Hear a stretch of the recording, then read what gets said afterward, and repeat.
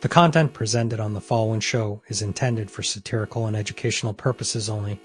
The views, opinions, and statements expressed by panelists and guests are their own and do not necessarily reflect those of the host, production team, or channel. Additionally, any third-party content featured in this program is used in compliance with fair use under United States copyright law, which allows for commentary, criticism, news report, teaching, and research. Viewer discretion is advised, and we encourage independent thought and discussion.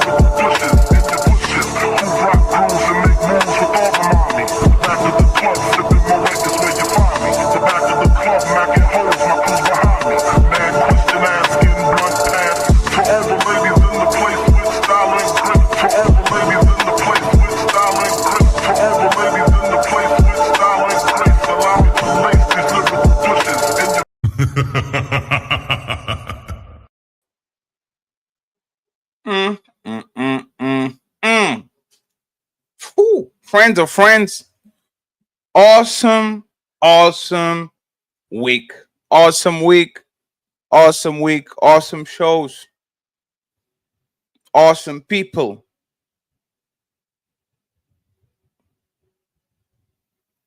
We got 9,000 subscribers. Shout out to the Untouchable Empire, baby.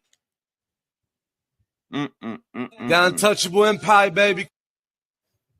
And we already have 9,200 because one of our videos is going viral. Going back to what I said originally, which you did not answer, if you believe that gender roles are bull, then why the hell are so many of you on the internet right now crying for men to operate the way they did when the only thing that mattered was gender roles?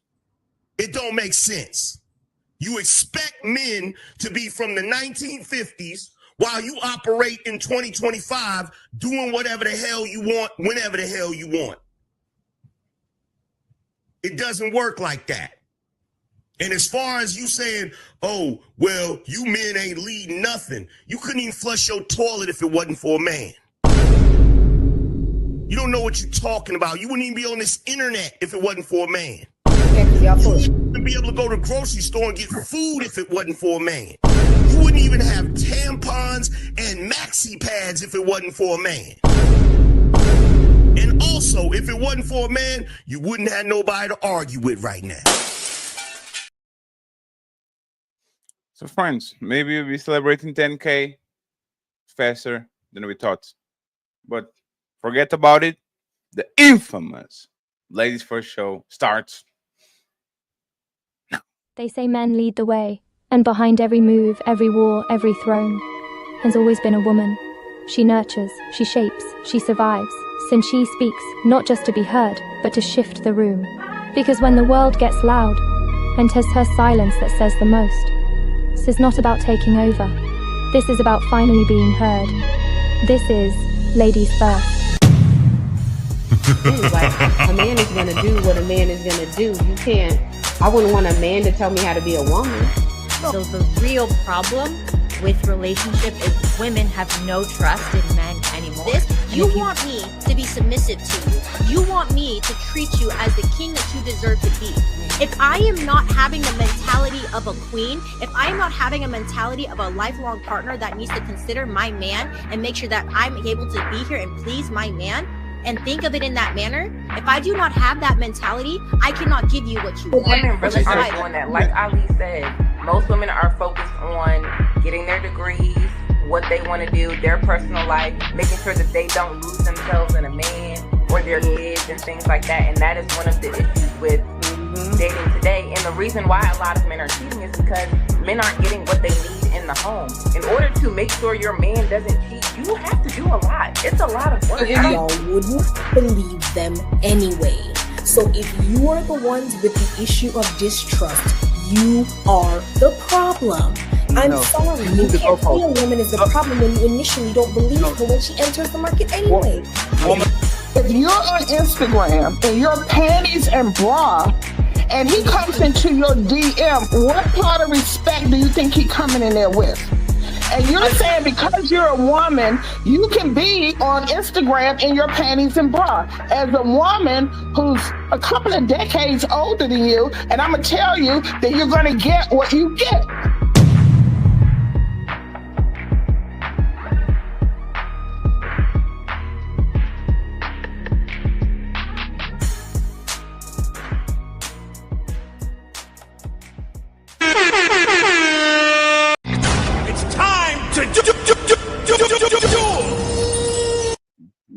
Once again, friends, welcome. Please, on your way in, like the video. Shout out to my boy, Chef Chopinho. It's his birthday. He says, spending my birthday with the fam and my little brother, Fatty. Chef, muitas felicidades.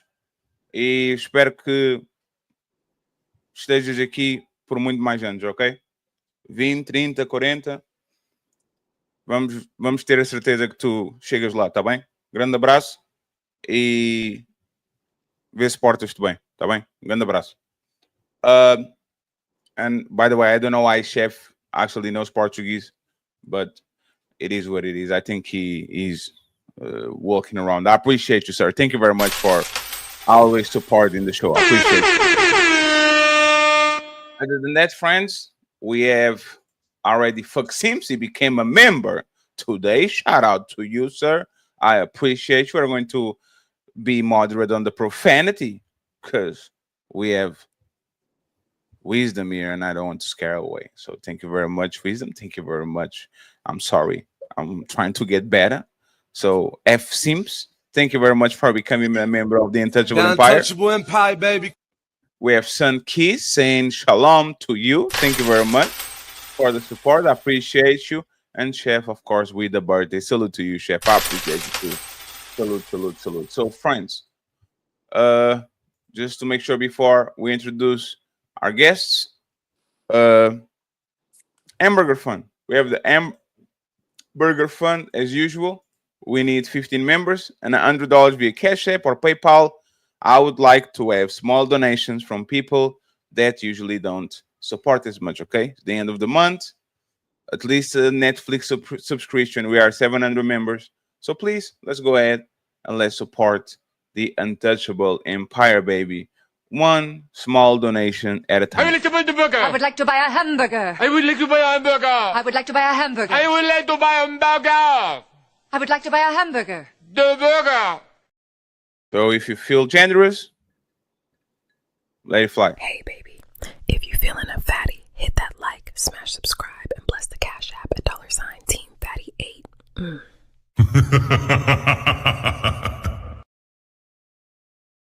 Let's start the festivities first. Fan favorite. She's back. The lovely Melanin Legacy. She is in the building.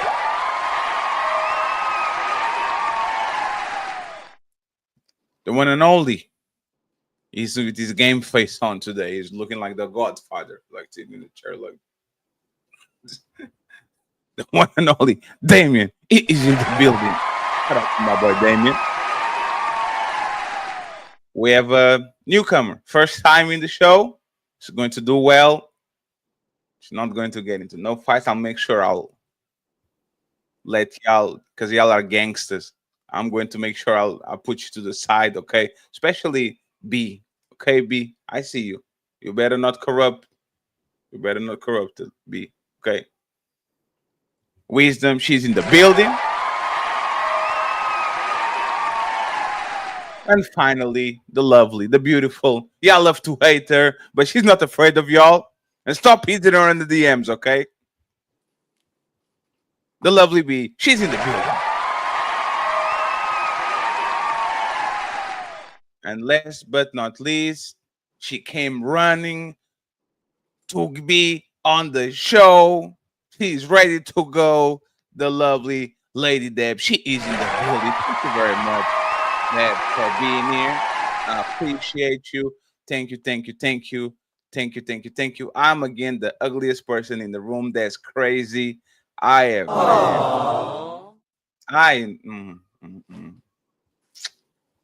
That's why they never put me on thumbnails when they clip me. That's crazy. You reviewers, I hate y'all. You're not ugly.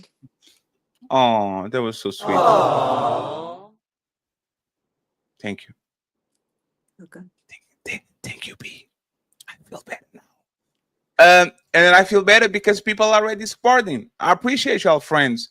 Mr. Leonard in the building, salute to you. I appreciate. Oh no, it was Luanda. It was not them. It's froze. Shout out to Luanda Land for the $5. I appreciate you. And shout out for my boy Shadow Dragon TV with the $20 starting the festivities. Thank you very much, friends. I appreciate y'all. Here you go, sir. $20. Get yourself some food to eat. If by food you mean drugs, then hell yeah, bitch. I'm about to get fucked up. Thank you very much. I appreciate you, Luanda. And thank you very much, Shadow Dragon TV, for the YouTube dollars. I truly appreciate y'all. So thank you once again very much for all the love and support. So friends, let's start the show. It's time to do. Let's start the show. Let's start the show. Let's start the show. I have a couple of videos for y'all, icebreakers, and then we go from there. Okay, and then we go from there.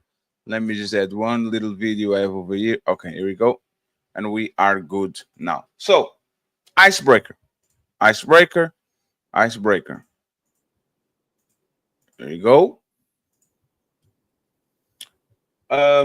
Let's go with these two videos. Okay, I'm going to play them in succession.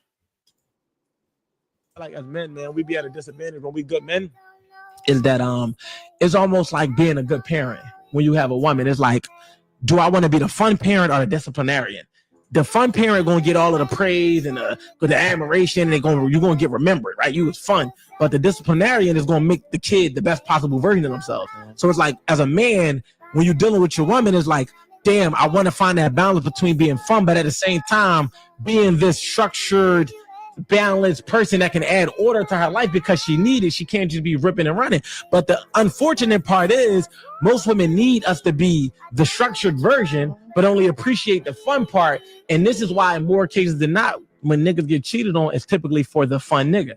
And that's typically the one that women can't let go of. And this is why men will most rather be the fun nigga. Like, nah, I ain't getting in a relationship. I just be the side nigga because I don't have to deal with none of the responsibilities that come with you. And I'm your most funnest experience. And you giving me your best side of you because I'm bringing up the fun side of you. Where though you got a man that's going to do everything under the sun to make sure you happy, but you're going to disrespect him. You're going to talk to him crazy and you're not going to appreciate him because he reminds you of all the areas you have to improve. So it's like, as a man, being a good guy and being when I say good, I mean by way of intentions and with integrity and just leading and doing what you got to do, is almost unfortunate when you have a lot of structure and order because you do face that. But this is why I'm encouraging you, if you're watching this and you are that guy.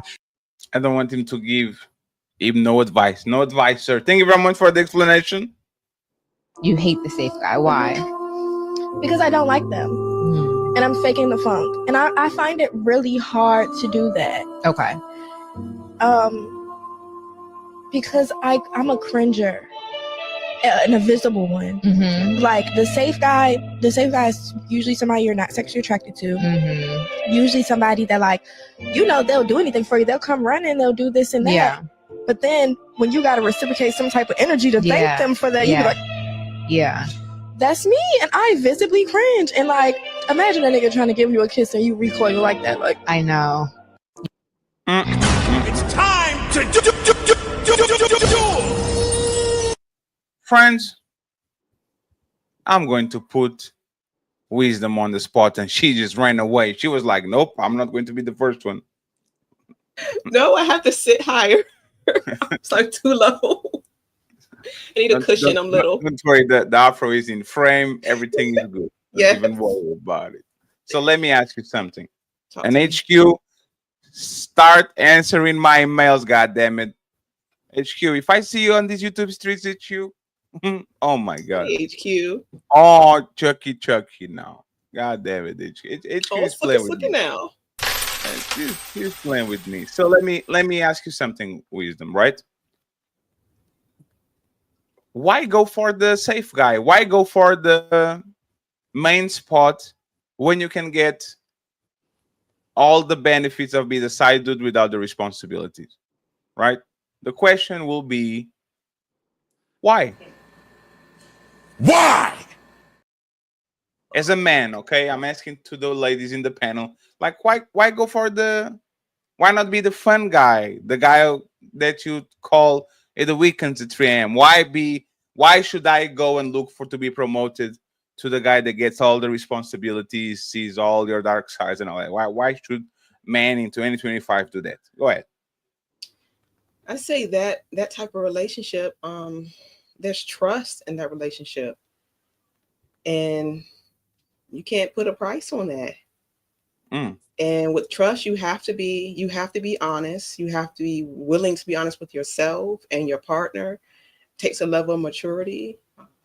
So, yeah, I think at the end of the day, that's what we all want. We all want someone to catch us, to know that person will catch us if we were to fall. And you need trust for that. So you got to be honest. It's not going to be fun all the time.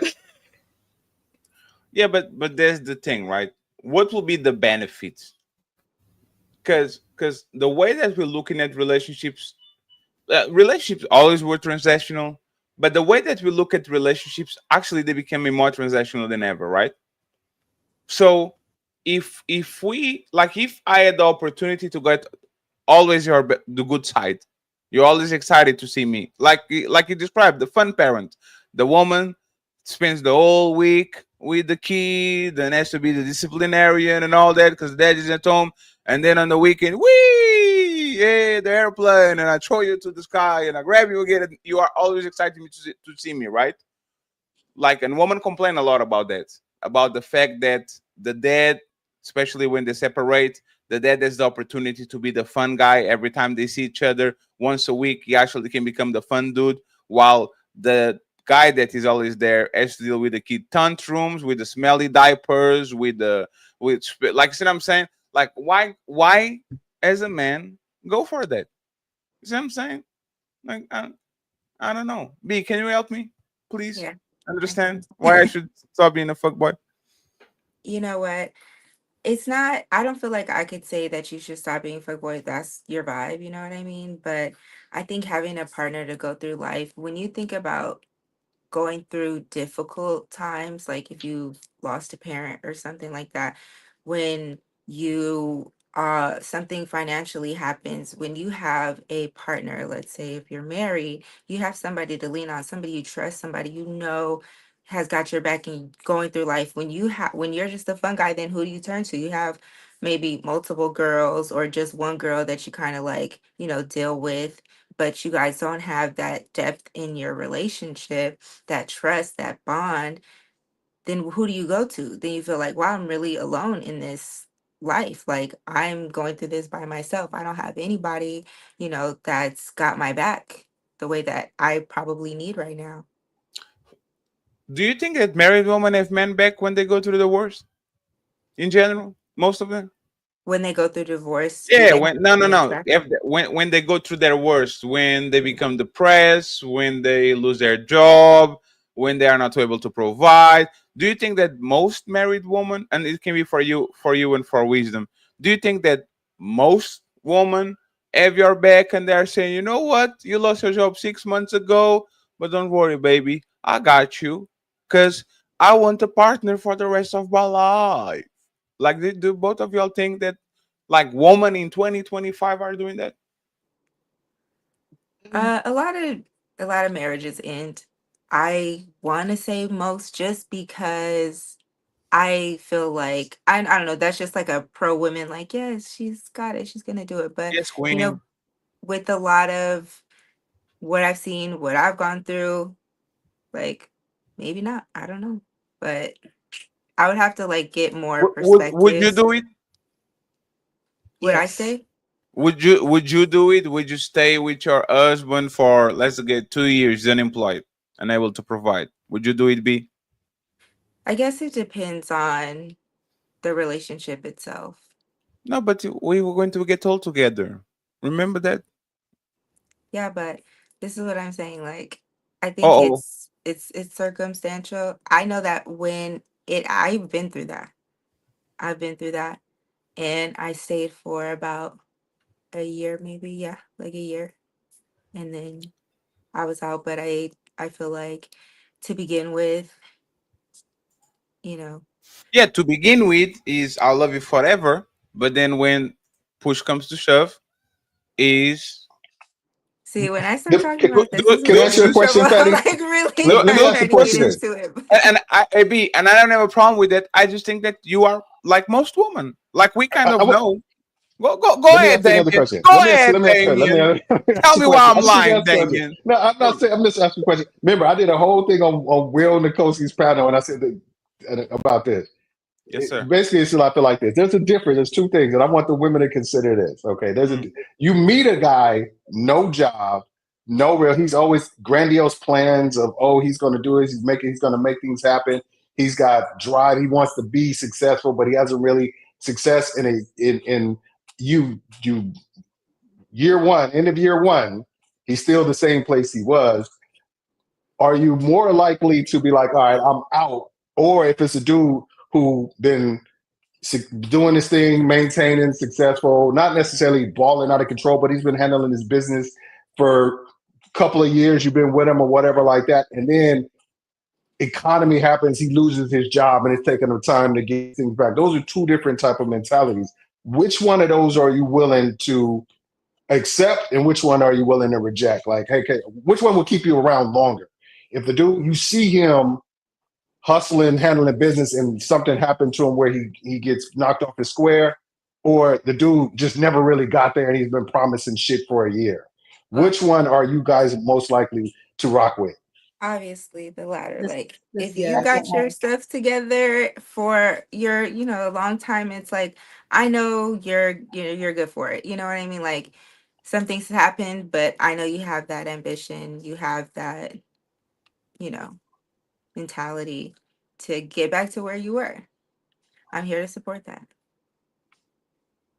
Yeah, the mercy, ladies. second guy, the one that was, I guess, consistently living his purpose.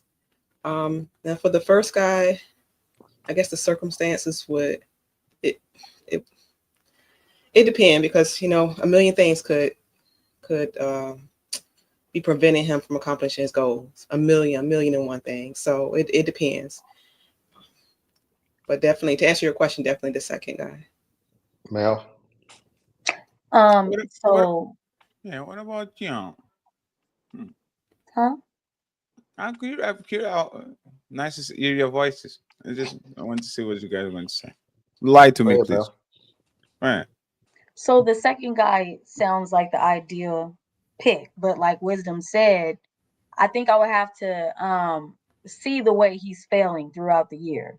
Kind of like it might be the circumstances like Wisdom said, but to answer you, it would be the second guy.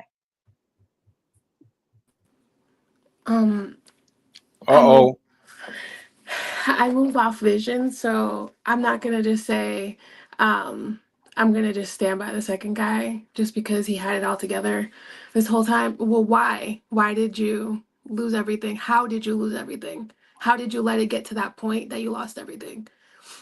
Now how he recovers, okay, like everyone said, ideally it would be 2, but the person that's been promising for a year, sometimes you just need someone to help you elevate to get there.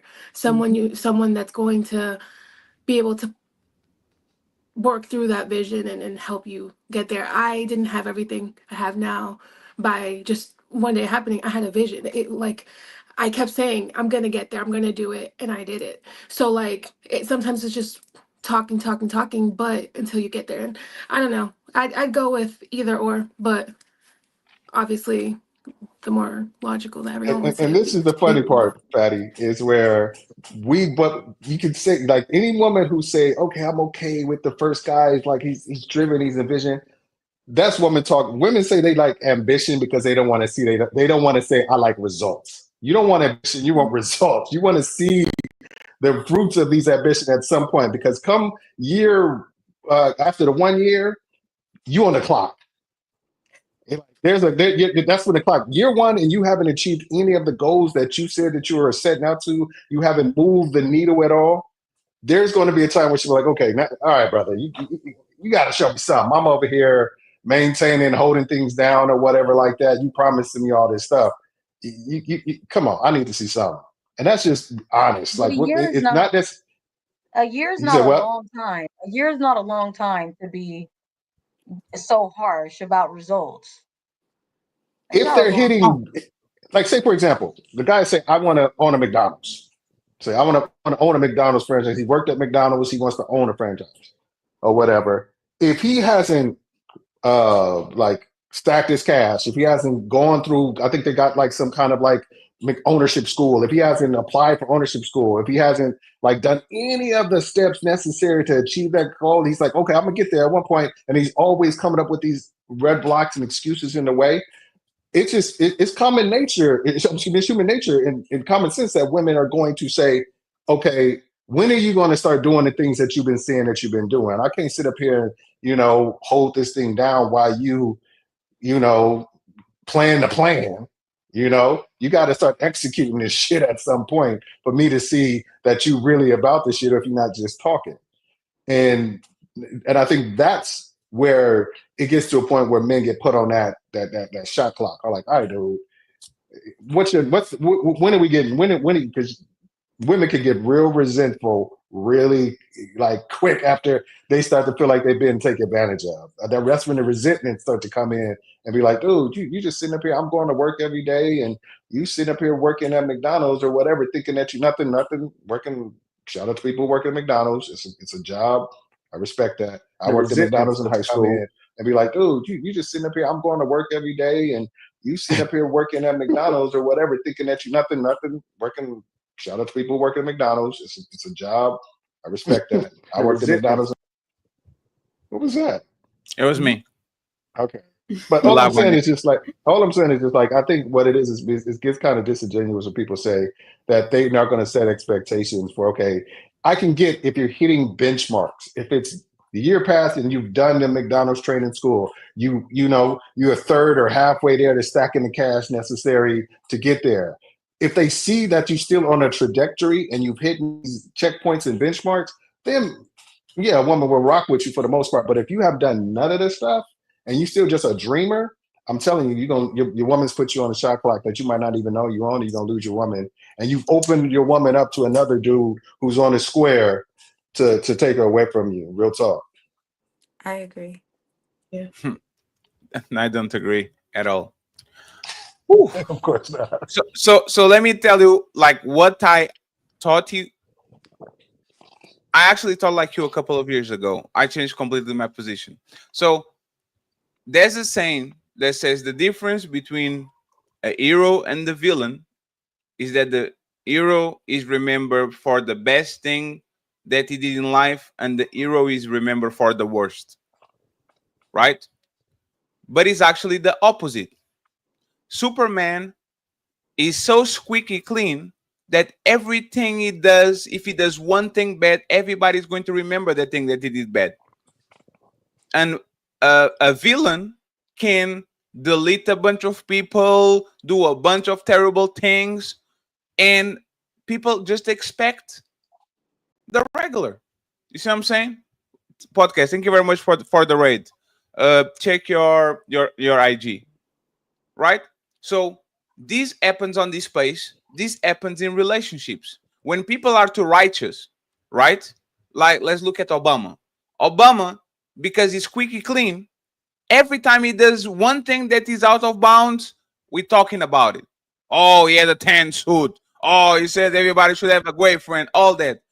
If you are Trump, you can do 3,000 lies and nothing sticks to you because people are expecting you to lie. So it is what it is.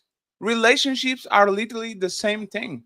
It's about expectations. When these women meet this guy that are down bad, their expectations are so low that they are the dick delivery guy, right? They come around, you fuck them, you have fun, you drink, you smoke, you watch a Game of Thrones, you chilling. Is always some spark. Is always fun.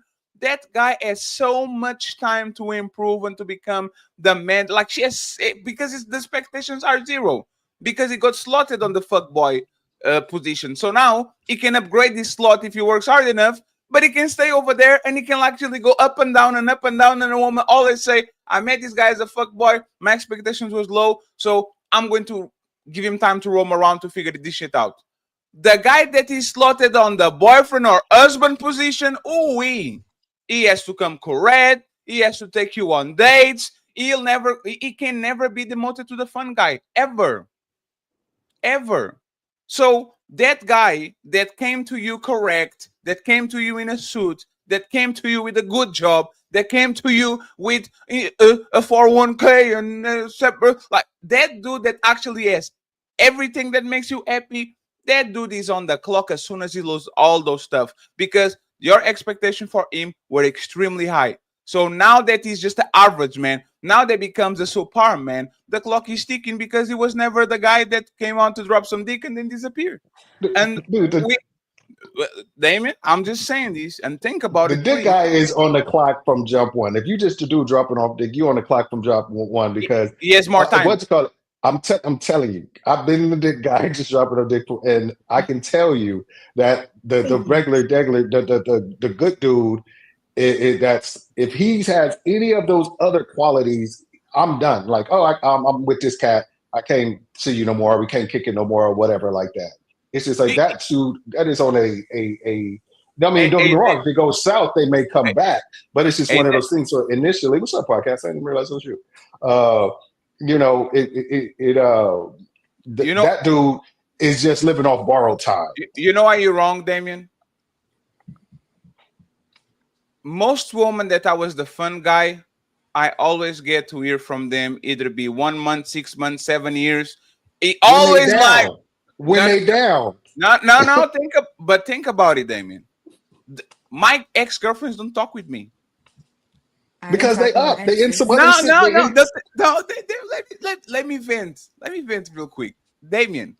Every person, like, because I think I'm unfit to have long-term relationships because I'm the one leaving. I'm the one getting bored. I'm the one saying, "What the fuck am I doing here?" Like I'm saying, I want to have more. So all the people that actually took serious for whatever reason, they I know they watch me, right? Because like friend of a friend, all of that, they kind of like keeping tabs on you, but the communication is done. All the girls that it was fun, it might take 3 years, 4 years, 5 years. They always find a way of coming back because once again, I can be promoted from fuckboy to husband like this. If I decide to actually come through right, if I decide to say, "Hey, we had fun before, but let's actually take this serious," I can always get them to actually upgrade me. I don't know. The other thing, it doesn't work the other way around. It doesn't. Dude, I'm gonna tell you something, man. I'm gonna bust a whole dude's lot of Lie bubbles. to us If again, that's a baby. You got situation it. when women are coming back and stuff like that, I hate to say it, you're a soft place to land, brother. You're a rebound section. You what we used to call back in the day a rest haven. Yes. You are a place where they can come, have zero expectations, enjoy all the fun they want. And then when they're really about to, they don't look at you as potential as something that's going to help elevate or going to be long term. You just a fun place to have fun. You Disneyland. Hey, you Damon, Club Med for the time that they back in the situation. I just want to say this real quick. Hey, Damien. Now they want something serious with me. Remember, I'm 36 years old. The woman that I'm remember, Damien, I'm 36 years old. The woman that I used to date now are 31, 33, 34. And you know what changed? I got money.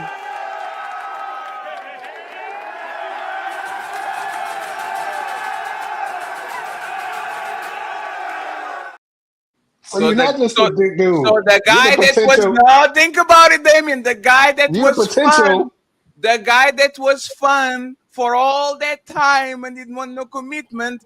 Now all of a sudden they come into the same guy and saying, "Fatty, we are getting old, and what is your plans? And I know you getting and this is what I'm talking about, David. I can always. He's like a motherfucking cockroach.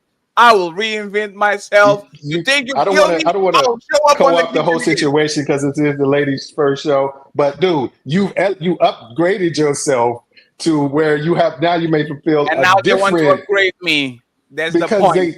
I can want always the money. be There's a reborn. difference. You didn't stay where you are. It's just the drop off dick dude. Now you can be the drop off dick dude and take him to a nice meal, take him to Spain. So you agree with me? No, but what I'm saying is, I was saying you can't stay in the same place and think you're gonna upgrade. That's what I was saying. Damn it, I'm going to be upgraded to the status. You agreed with me. You literally said, "Oh, now you leveled up, so now you can be both." I agree. I agree. I agree with that point. If I started as the boyfriend, I could never be relegated to fuckboy. You know how a man gets relegated to the fuckboy position? By cheating on them, not wanting to take care of their kids, by being avoidant, by having another woman. Now she says, "Man, every time you drop off the kid, let me have some fun with him." But for the most part, you're not going to get that on a regular. Let me just thank Mr. Podcast for being in the building. Long time with you, sir. He doesn't have glasses today, so he's come here not to have an intellectual conversation, the intellectual standard. And let me bring somebody with glasses straight from the UK that we all ate together. Mr. Little Black Book is in the building.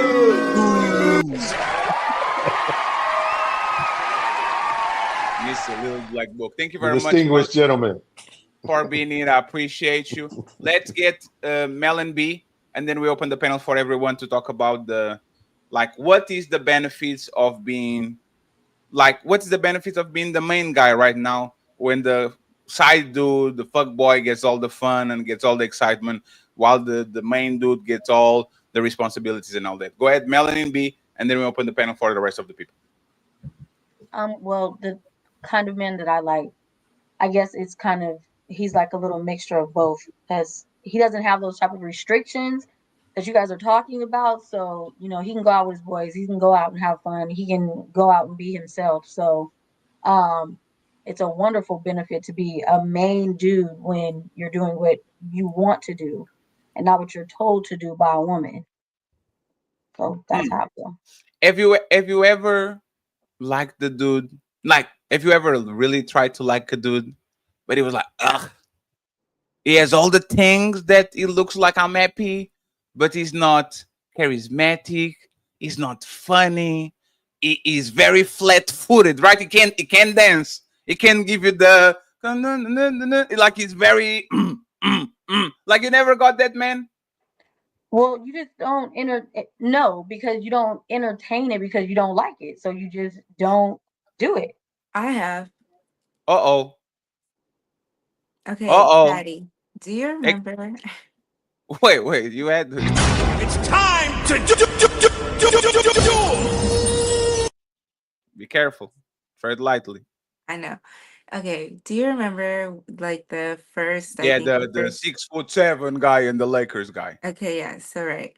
I had these two guys that I was dating, but the one I ended up in a relationship with wasn't the one that was more attractive, but he was more stable in his life, right? Yes. He took really good care of me. So I feel like I say this because you think, oh, the fun guy or the guy who has the bells and whistles, that's what they want. That's what and for me, it's absolutely not. B, I remember the stats of both. One was a 6 foot something, 6'7", 5. He was 6'5". 6'5", 3 baby mamas, something like that. Right. Living A outside of your he had state. fun with a lot of girls, actually. No, but think about it, right? A guy that is 6'5", lives out of your state, has 3 baby mamas, Oh, he can lived here. compete. Oh, he lives there? Yeah. that dude can compete with the guy that is treating you right, taking you to places, wants to cuff you, as all that. This is what I'm talking about. That dude can be promoted if you want to. If he plays his pieces correctly, if he come in and says, "Oh, baby, you know, those are our mistakes, but I really love you and give you all the sweet dreams. I want you to be the mother of my kids and all that." That dude can actually jog from position, and if it doesn't work, he go back to fuckboy. The guy that came correct, I don't the go guy back to that nothing. I don't go back to nothing. so you never went back to nobody. No. So you never had fun with somebody, and then you were scrolling, saw a story of them, and says, "You know what? I don't want another body. Let me go back to that like over there." Like never happened to you? Can I play video? Please. Somebody lying. Now somebody, I don't know who, but I'm telling you, somebody's lying. B. There's woman 101. I don't want to wreck up bodies, so let me go to that fun dude that I had like 7 years ago, so I can stay like right over here. There's a regular, and this is what I'm talking. Like I rather be that dude than actually come correct, treat you well, tell you to go, and you will never like me like you like that person. I'm not You know going what? to anybody just to have sex. I can please myself just fine. So No. when I'm Oh, B. dealing with somebody, it's because I am trying to like be with them. You know what I mean? So I don't have to. How? Just like recycle men B, for any reason. Did you give access to the 6'5" dude with 3 baby mamas? Did I give what? Oh no. Access. No. You didn't? No. No, and I told you that on the show. Oh, absolutely. People tell me a lot of things. You're telling me that he's local. You were decided between one and the other, and you are telling that you didn't taste two like ice creams and see which one tastes better. No, I didn't. I'm actually dating people now, and I'm not having sex with any of them. Be last question, okay? Don't answer. Say pineapple. You don't have casual sex. That's what you're telling me. Yeah. The answer was wrong. I will not dig down. I will absolutely believe you. Yes, but remember, we had you on the show once, and you were defending rotations. So I'm going to leave it at that. I wasn't sleeping my with memory these is people. my memory. Again. Hey, my memory is not podcast level, but it's very pristine. If I date and I'm multiple telling people, to me that's a rotation. I don't know what it means to other people. No, but that's I'm not, called like, that's called a friend.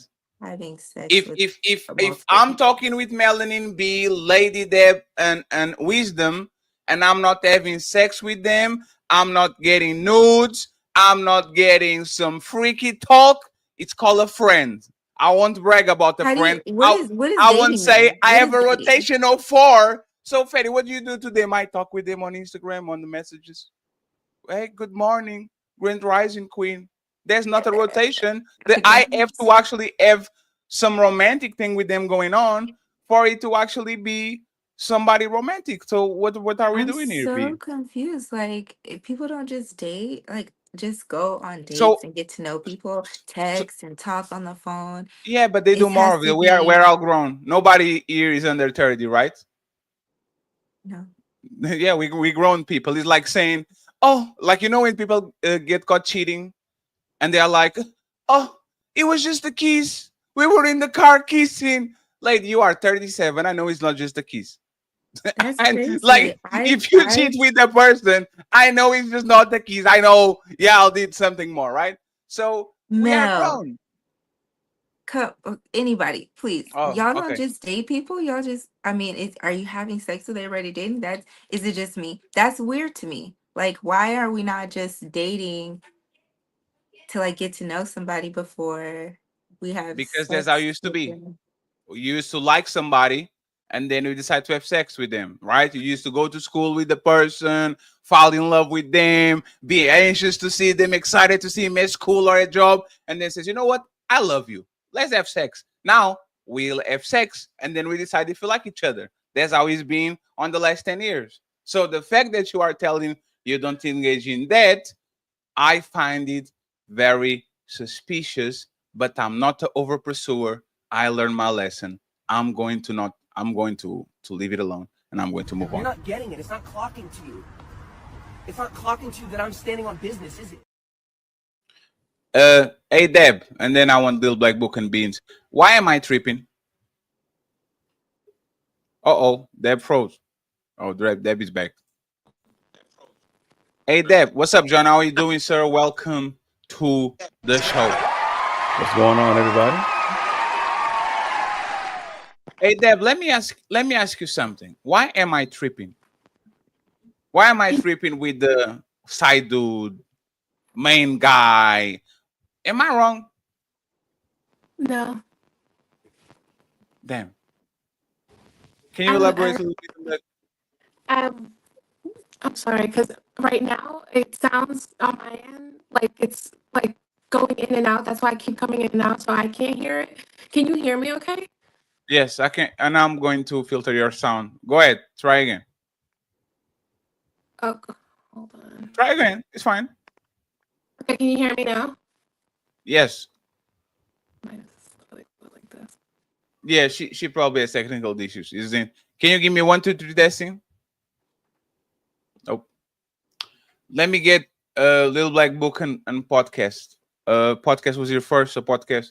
Like side dude or main dude. What are the benefits of us going for the pole position when the dude that is the fun dude always gets the best part of the woman?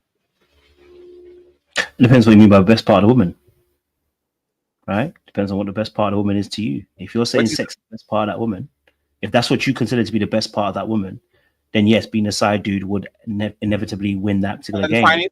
Can I define it?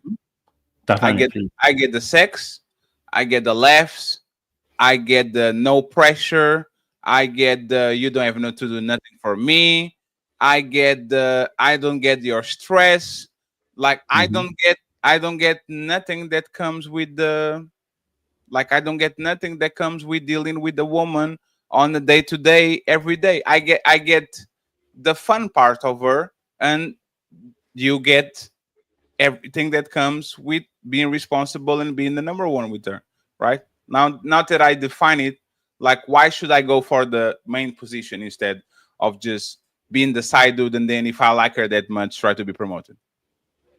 Yeah, well, side listen, dude or fun dude. I'm sorry, side dude or fun dude. Of course, when it comes to being the fun dude, some of us have been there, so we know exactly what it is, right? If you're not looking for anything long term, right, you're not looking to maintain anything, you're not looking to be responsible for anything, then of course, being the side dude works because it comes with no expectations and all the frills, right? You'll get the best of that particular person. But for me personally, right, I'm not looking for that, so that doesn't apply to me. You know what I'm saying to you? Now, if I'm trying to be the side dude, I'm not trying to ask for all the extra trimmings. And yes, you get what we call it, you get a temporary representation of that person. You get that person when they can operate on their best level because they know they're never ever committing to you. The moment they commit to you, it becomes a high stakes game. So it's like we used to, okay, for instance, you play online gaming, right? If you don't care about the game, you play your best game because you have nothing on the line. You're calm, you're relaxed. There's no stakes. The moment we add stakes to the situations, the moment people become nervous. You know what I'm saying? There's no weight to it. You know what I mean? So for me personally, here's the benefit of this. I don't like a woman just because of sex. I don't like you just because you're on your best day. I like somebody who's gonna be loyal with me, who can run the course, the race, who can run the course of the race, right? And I understand that there's gonna be some ups, there's gonna be downs. If I need somebody that's gonna be able to accept me when I'm down and when I'm up. And that comes with somebody else who I'm also going to accept when they're down and they're up. That's the benefit of being in that situation. Now, if you're only going to be up, which you're never going to be, fatty, you're not going to always be up, right?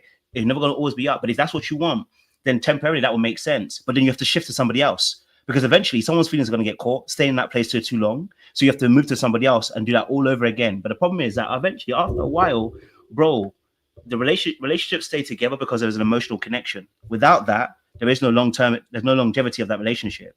So you lose out because actually you will not have the loyalty of somebody that you actually need.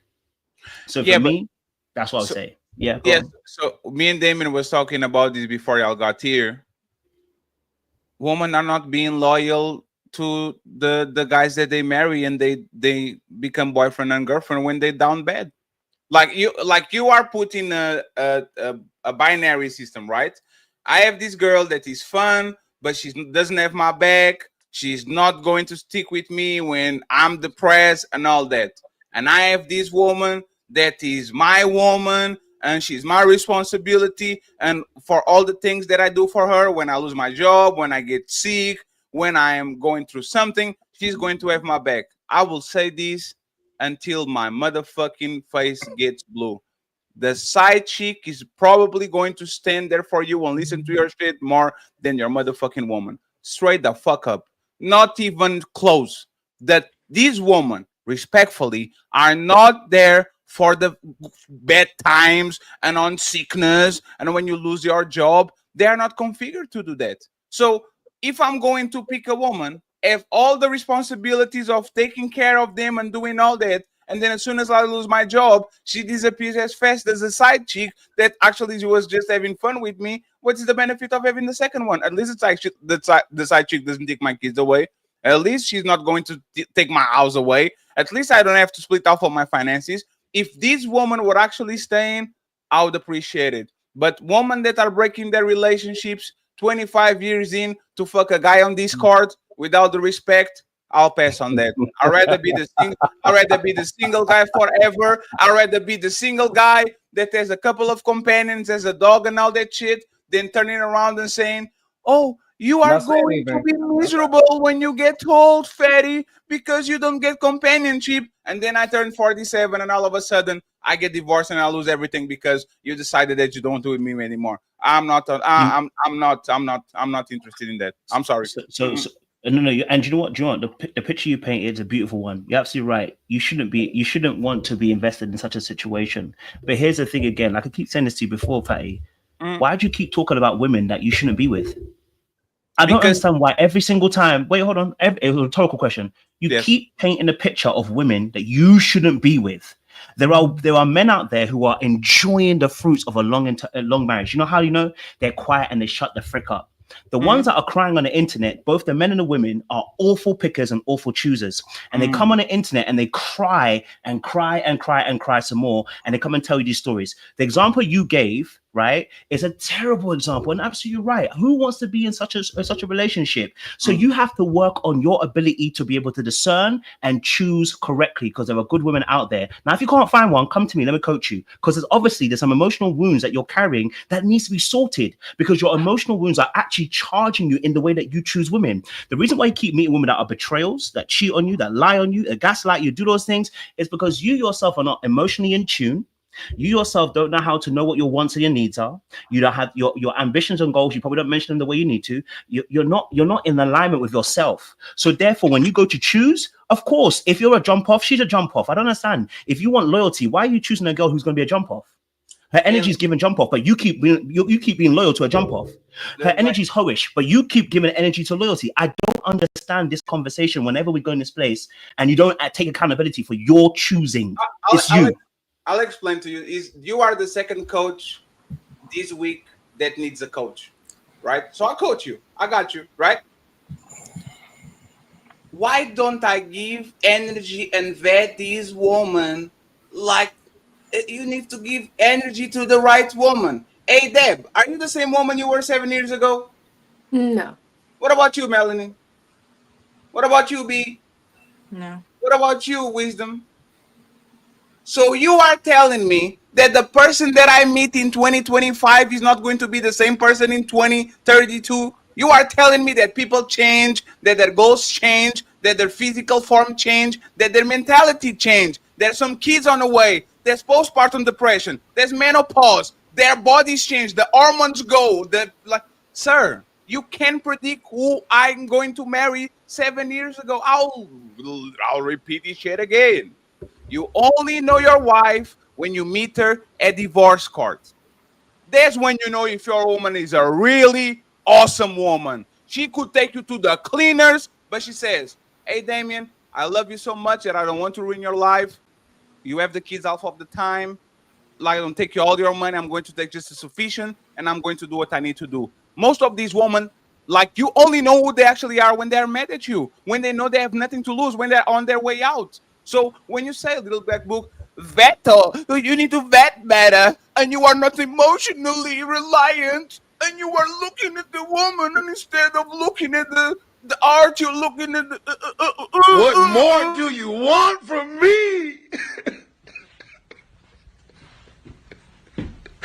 Oh my God.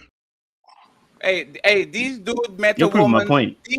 This dude met a woman that signed a prenup, said, I don't want nothing from you. I'm going to marry you. You can like do everything to protect yourself. Then she divorced him, told him she wants $18,000 per month in child support, went ahead to YouTube. Now she's a famous YouTube dating coach, and she's asking Tyrese to pay $500 in legal fees when she chose two of the most expensive lawyers in the city, and there was a clause on the prenup saying, if you fight me, you have to pay your own lawyers.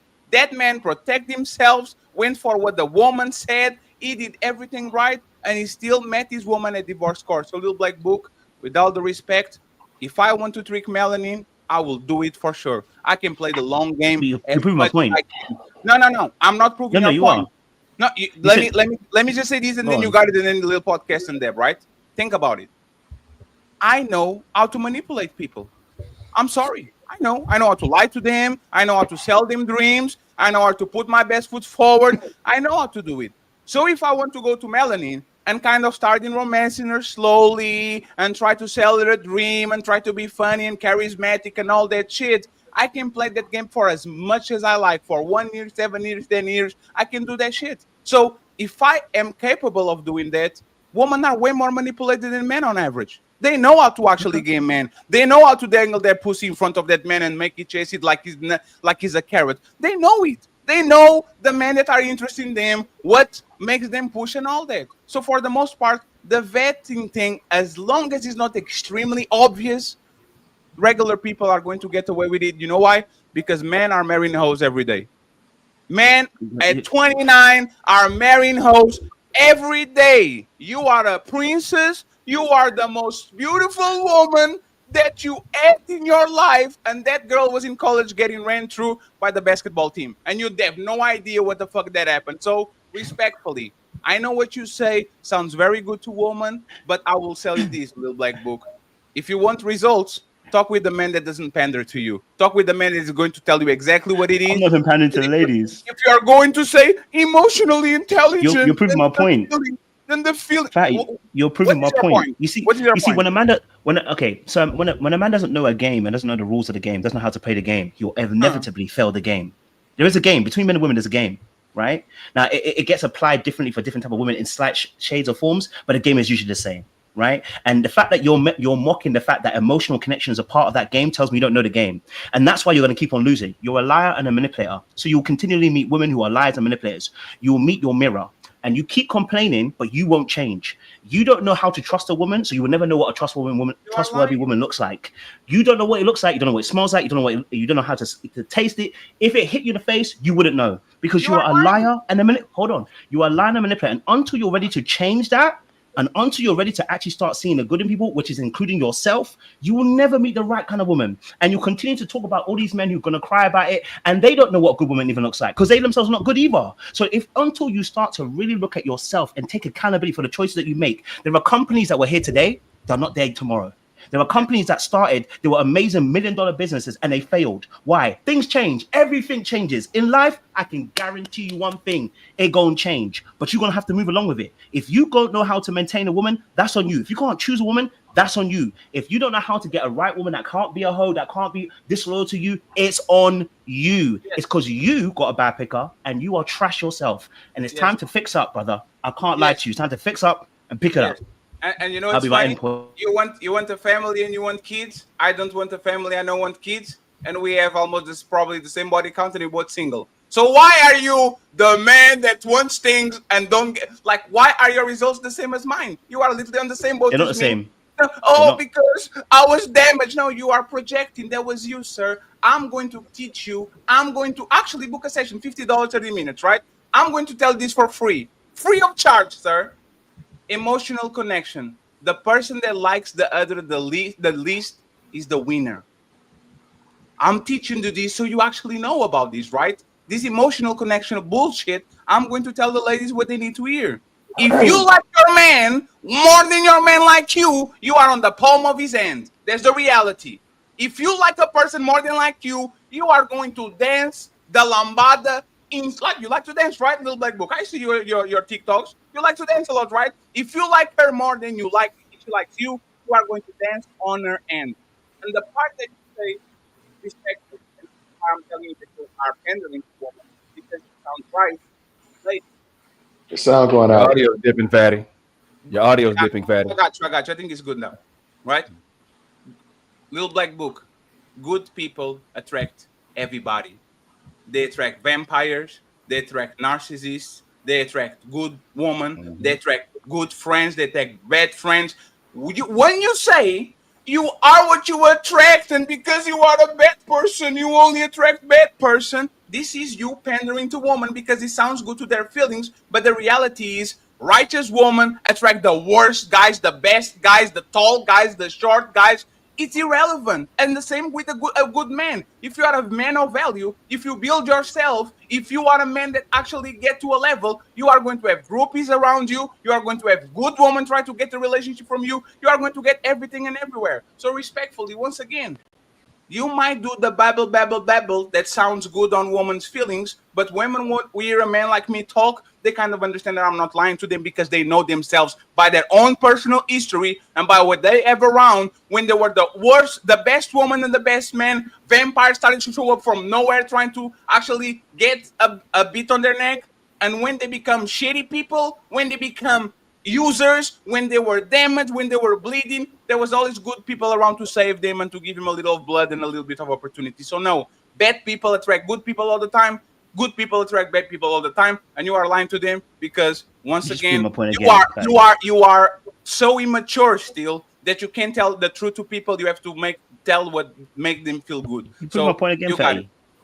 Oh, all I said is one thing. All I said was one thing. All I'm gonna say is one thing. You said people will attract bad people. You're absolutely right. Did I say do you have to choose them? Is that not on you? Oh, they are going is that to not play, on you? No, hold on. If you attract, we all attract bad or good. Hey, look, who told you to choose that one? Who told you? No. Wait, hold on. You said it. You said we attract bad or good. I agree with you. Something. Did you watch told Sinners? You to choose them? Did you watch the movie Sinners?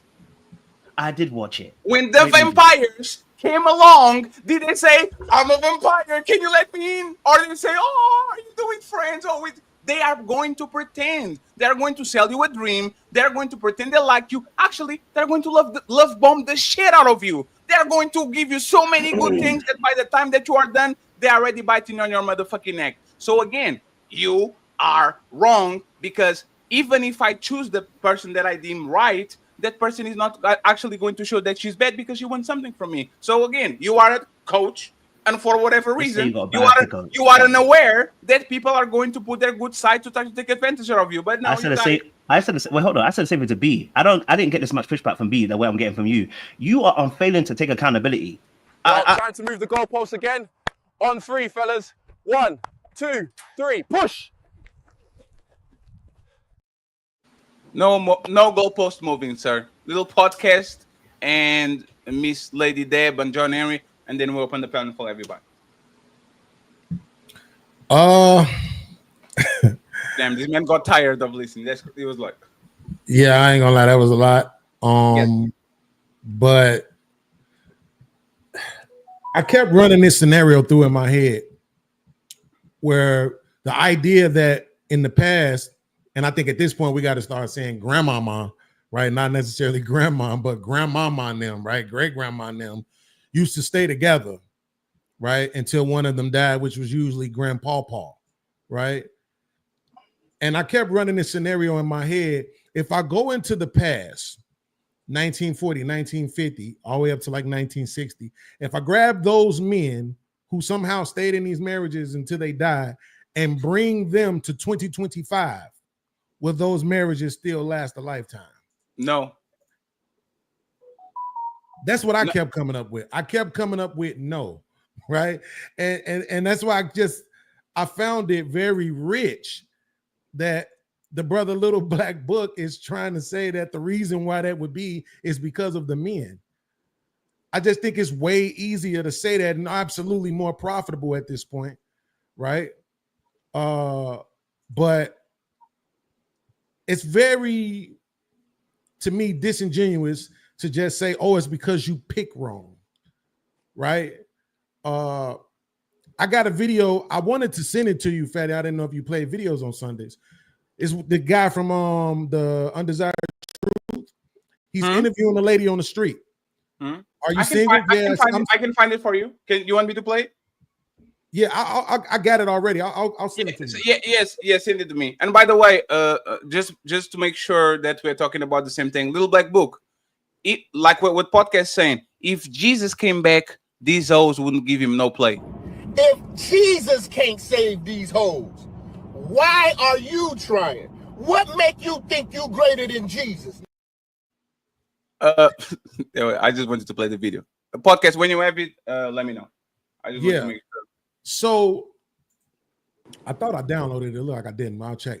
But basically, the woman was married for 8 years. And when he asked her, what made you leave your marriage? She said, oh, because I just started feeling like we were going in different directions. Like he wasn't on the same path as me as far as loyalty.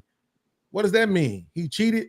No, he never cheated on me or nothing like that. It's just when his family said stuff about me, he didn't defend me.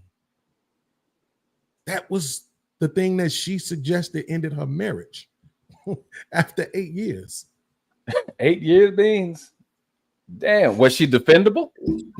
Did they have that conversation? That's a symptom of a bigger issue. That's just one thing. That was, I don't know. But it's irrelevant, right? If I leave my woman, she cheated on me. I'm coming and you asking me questions. What happened? She cheated on me. I'm not going to tell you the smallest thing I could find if it was really that bad. The fact of the matter is women today are just not in it for the long haul.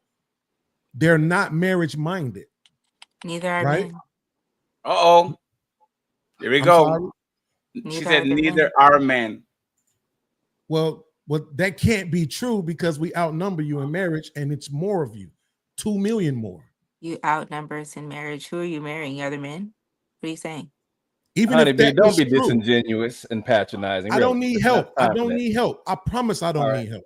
Go ahead, Even if that was true, we'd still be married more than you. We would still be marriage-minded. Okay, so you through? Okay. So I disagree, but continue. Okay, make an argument. I mean, honestly, like, how are you saying that? And when these men are marrying women, right? No? Absolutely.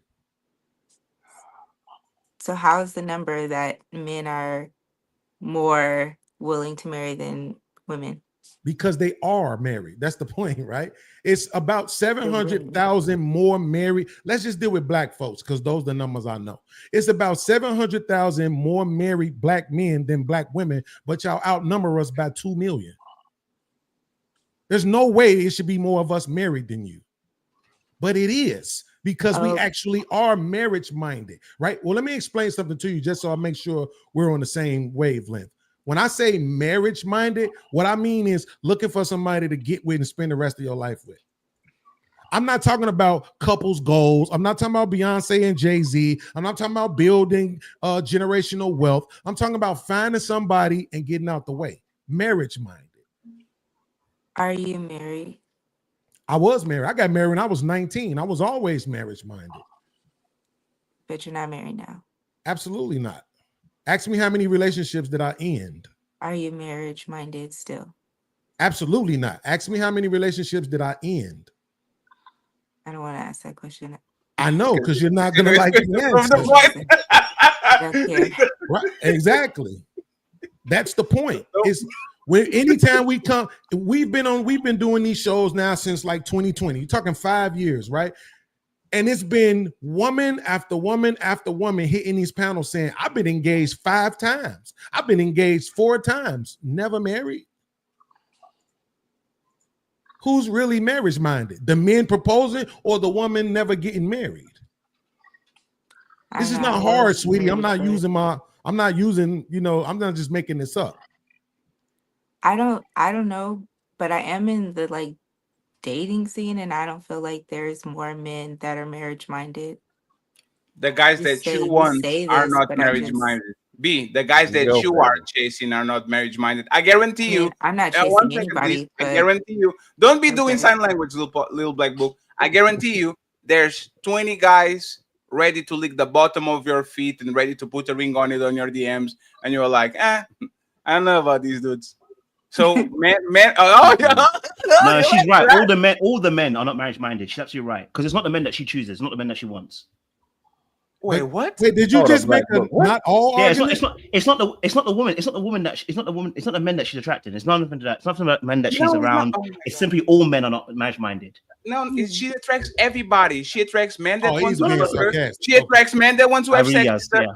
Hey, a little black book. Respect. Because you made a point that was my point, which is what you're doing. No, that was not the point. Tell you. Little black book. Why would you quiet?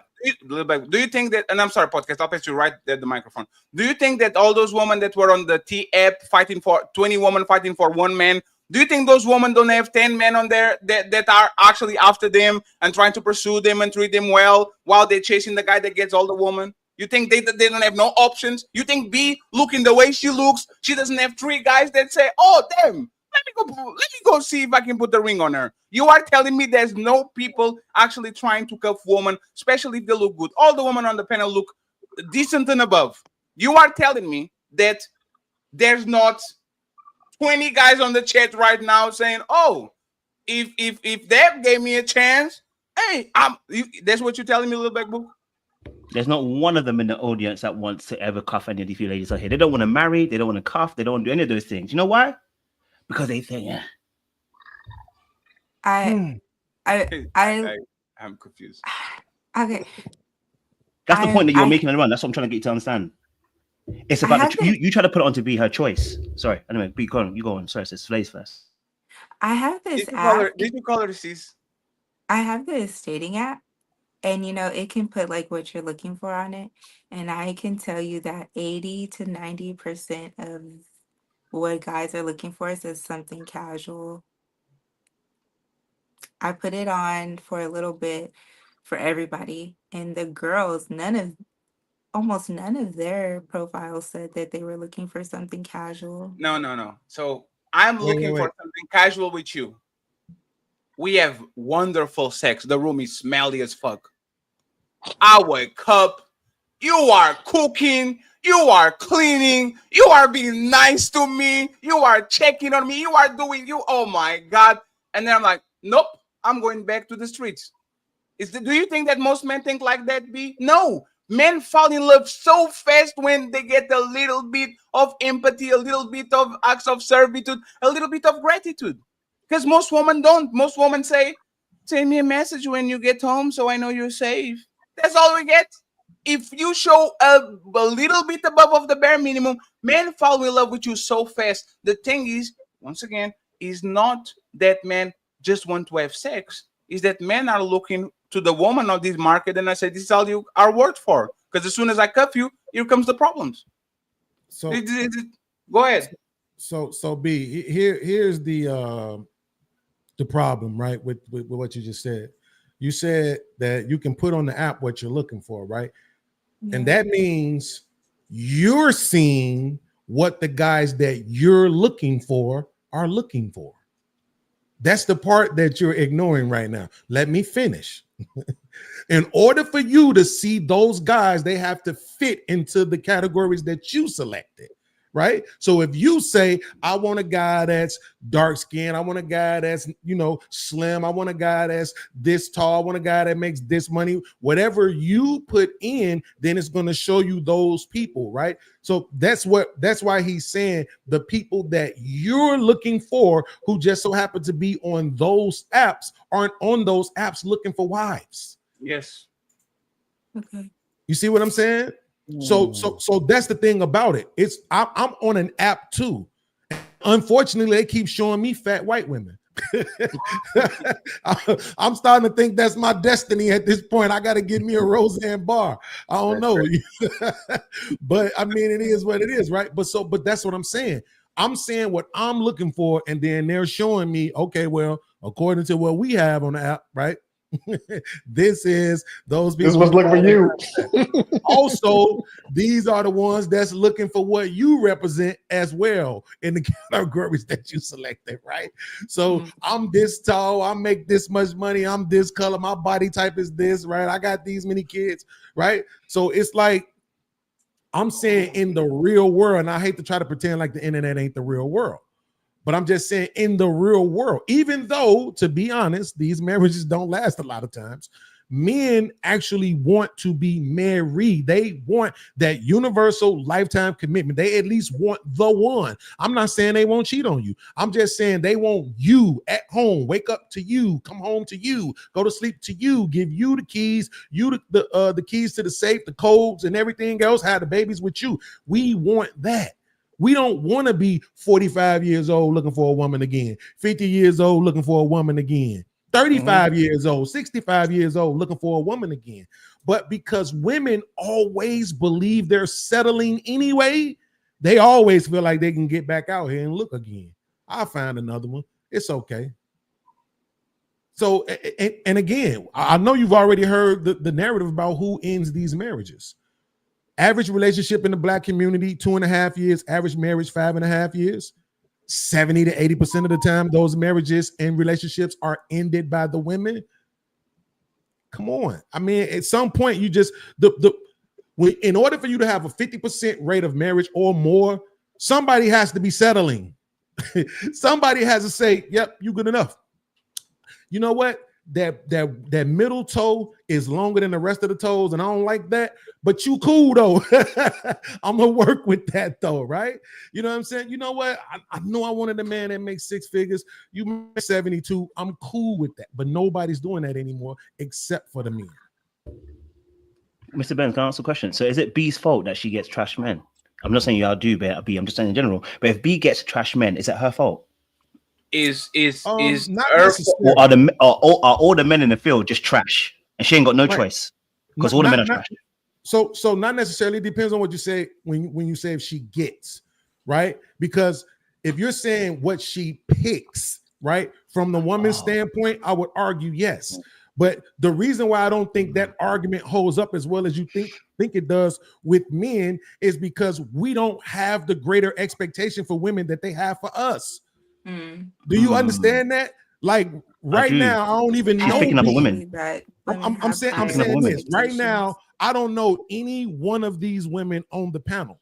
Visually, right now, if any one of them said, "Beans, you know what? You're such a nice guy. Let's try to do a relationship. I think we should work on getting married and all of that." I'm game. Now, actually, that same shit about me. You're not marriage minded. You said though. Yeah, no, I'm not. No, I'm not marriage minded at this point. No, I'm not. But that's what I'm saying. People who are not marriage minded, I'm not trying to change your mind. Yeah. I don't even want to go down a path where I feel like, well, maybe I can be the girl that just changes his mind and then he's gonna want to marry. Like, I'm not even. If you are marriage minded, wait, real quick. Why are you on a dating app? Wait, just so you know. Wait, fine. I know you're not saying anything. Just so you know, if she's marriage minded, why she's on the dating app? Wait. Hold on. It doesn't matter. Please, just 1 second. 1 second, please. B, just so you know, when I say I'm not marriage minded, I'm talking about the paperwork. I am get with one woman and be together for the rest of my life. I'm that, yeah, because I don't like condoms and I don't want to have to go outside, yo, baby, yo, for the rest of my life. I want one woman and it's us exclusive having sex for the rest of our lives until we can't have sex no more. I do want that, but piece of paper, hell no, that shit is a divorce waiting to happen every time at this point, it seems like. So that's what I mean when I say I'm not marriage minded. I can understand your perspective. Yeah, but you are though. You want the paperwork, right? Hard to say. I can't say. So, but I want to be married more for like, I feel like, you know, you can find your life partner and not be married. Like, I understand that. Like, I feel like that is a true thing. But I think because of my religious background, I feel like it would be pleasing to God to find a husband. So you So rather here we go have with a God wedding in the those church are than a the wedding two by the things that state? like battle in my mind. I'm gonna just say that's just a thing that I, What think religion is about. this? BTB. What is your religion? Are you Christian? Yeah. So you rather have a marriage on the church and no papers than the papers and no church? I think the papers are a part of it. I even biblically, it's like a contractual thing. No, they're Absolutely not. not. No, they're I not. didn't write The, the Bible. the papers, the I'm not papers. here to argue the Bible with you Now, guys. being So the you can have papers is the whatever that state is. But guaranteeing that if you leave the relationship, you are taken care of. The religion part, the church thing, and all that is just a contract with you, the man and God. No, Right? you're wrong about okay, the none of that papers is my don't. point. The All my papers point does not is mean. that for me, because I am a person of faith, I do want to get married. I understand that there is a world where you can be in a partnership, a long partnership for a long time, have a life partner and never actually have that contractual paperwork. Like I understand. Yes, your religion. That's what we're trying to explain to you. But Your I don't want to religion get provides that. twisted. The paperwork does not mean that. Does not mean like you taking care of the shit worked out. That's not what being married is about. That's not the legal benefits of being married. Like I said, there's all kinds of legal benefits. Number one, it's a healthcare backstop. Something happened to you, you've got somebody who can make decisions in your best interest on what have you. Most people, I'm 50, I don't talk to my mama about what's going to happen. If I was out and single or whatever, I don't talk to nobody. My wife knows exactly what happens if I want to be hooked up to 50,000 ventilators or whatever, or there needs to be some kind of thing done to make sure I'm okay or whatever. There's all kinds of legal ramifications, there's financial ramifications, tax ramifications for getting married and stuff like that. And let's just, if you want to be religious, I'm not a religious person. If you want to be religious, what you're doing, if you strongly believe and you follow the tenets of the Bible and God and what have you, you are making a pledge to God that you are going to honor this person. And because God sees marriage as a good thing, you're saying, I am going to honor you by honoring a situation that you value and you show is in the best interest of your people. That's what you're doing. You can do what's like I said. I didn't get married for religious reasons. I'm not, but I'm just saying all those other beneficials in the military. There's all kind of benefits there. Like if I get sick, she knows what's up. If tax wise, it was beneficial and what have you. And matter of fact, I just didn't want to have bastard kids. No, not what's this is just me. I just didn't want to have kids out of wedlock where my mom, they mama, and they got different last names than their mama. I mean, I just didn't. That's just not something that was just weird to me. I just didn't want. Let me ask a question real quick before we pass to Deb and to John Henry. Hey, Damien, are religious people getting divorced as much as everybody else? Yeah. So well, no, I don't know. I don't know. Actually, I don't know. The numbers are literally on par. It doesn't change anything. Them and most of these is still by the woman that one day she decides. Well, I'm not talking about the outcome. I'm talking about the motivation. I'm not talking about what happens. Anything can happen in the relationship. Motivations, like either you do it for more religious reasons, you do it because you want protections from the government. Both of these marriages are getting the same demise. 40% in the marriages, and we have no idea what the hell is happening inside of the relationship on the 6 marriages that actually stay together, right? So for the most part, and once again, you get in with somebody doesn't mean that you're going to live with them and get older and die together. For the most part, your situation is going to end up between 7 years and 10 years. That's what it is. And like what said, on the black community is even lower. And I said this before, and I'll say this again, and John Henry got on me about this, but I'm going to say it, brother, is that in society, as a 45-year-old man, you forget what you call it, society looks like the 45-year-old married man with a family as the professionals of society. They look at the 45-year-old single guy, never had kids, as the amateurs of society. That's the way society looks at you. They look at married men taking care of a family, providing for a family with way more reverence than a single guy just kind of like doing his own thing. And that's just the way society. Absolutely. It comes into play in social interactions. It comes to play in job situations. It comes to play in all kinds of situations. You are viewed as more reliable and more valuable to in most cases. And people without tattoos are viewed as more safe and respectable and all that than people with tattoos and all these women fucking men with tattoos. You see what I'm talking about? Like the society shit is irrelevant, sir. Like the society thing. You know actually why it's irrelevant? Because people that have degrees are more educated and respectful, and all these billionaires are college dropouts for whatever reason. Half of them are college dropouts. They never graduated. Maybe 4 college dropout billionaires, and the other 150 million, 150 of them have college degrees. I never heard somebody that said, I'm not going to do business with Jeff Bezos because he has a bunch of baby mamas. I never heard, I'm not going because to do he has the results. No, sorry, not Jeff Bezos, Elon Musk. I never saw somebody says, I was going to do business with Bill Gates, but now that he's divorced, I don't know if I'm doing business with him anymore. Like all of these, Damien, is performative. It's for people to show. It's for everybody to see, because you know what happens? These CEOs are married. The exception is not the rule, buddy. The exception is not the rule. Let me finish. These CEOs. No, let me finish. The richest person in the world. Of course, let me get this straight. Nobody will not do the business with the richest person in the world. That's not what I'm trying to say. Or the top 10 richest person. No. What I'm trying to say is that people are actually catching up to it. That is performative, because these CEOs and these people with tremendous amount of power are going to be very, very, very, very, very, very squeaky clean and all that shit, and then they will be on the Coldplay motherfucking shit, looking just like this.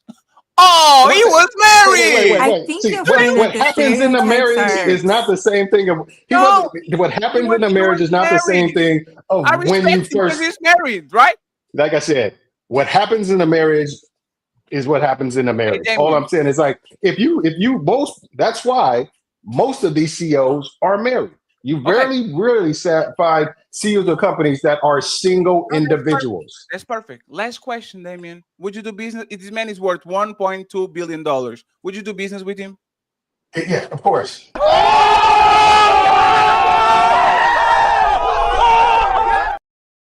And he's a cheater. He literally cheated on his wife. He probably can cheat on you too. And you still. I didn't know you were saying. I didn't know. Hold on. I didn't know you were saying that guy you just showed the picture of. I thought you said this man, like a man that's worth of what's called. Would you do business with him? Like I'm just supposed to like something. No. Don't. I don't like dudes who. Hold. Let me finish. I would hesitate to do business with a guy who cheated on his wife. Who cheats on his wife regularly. But he's supposed to be valuable, remember? But no.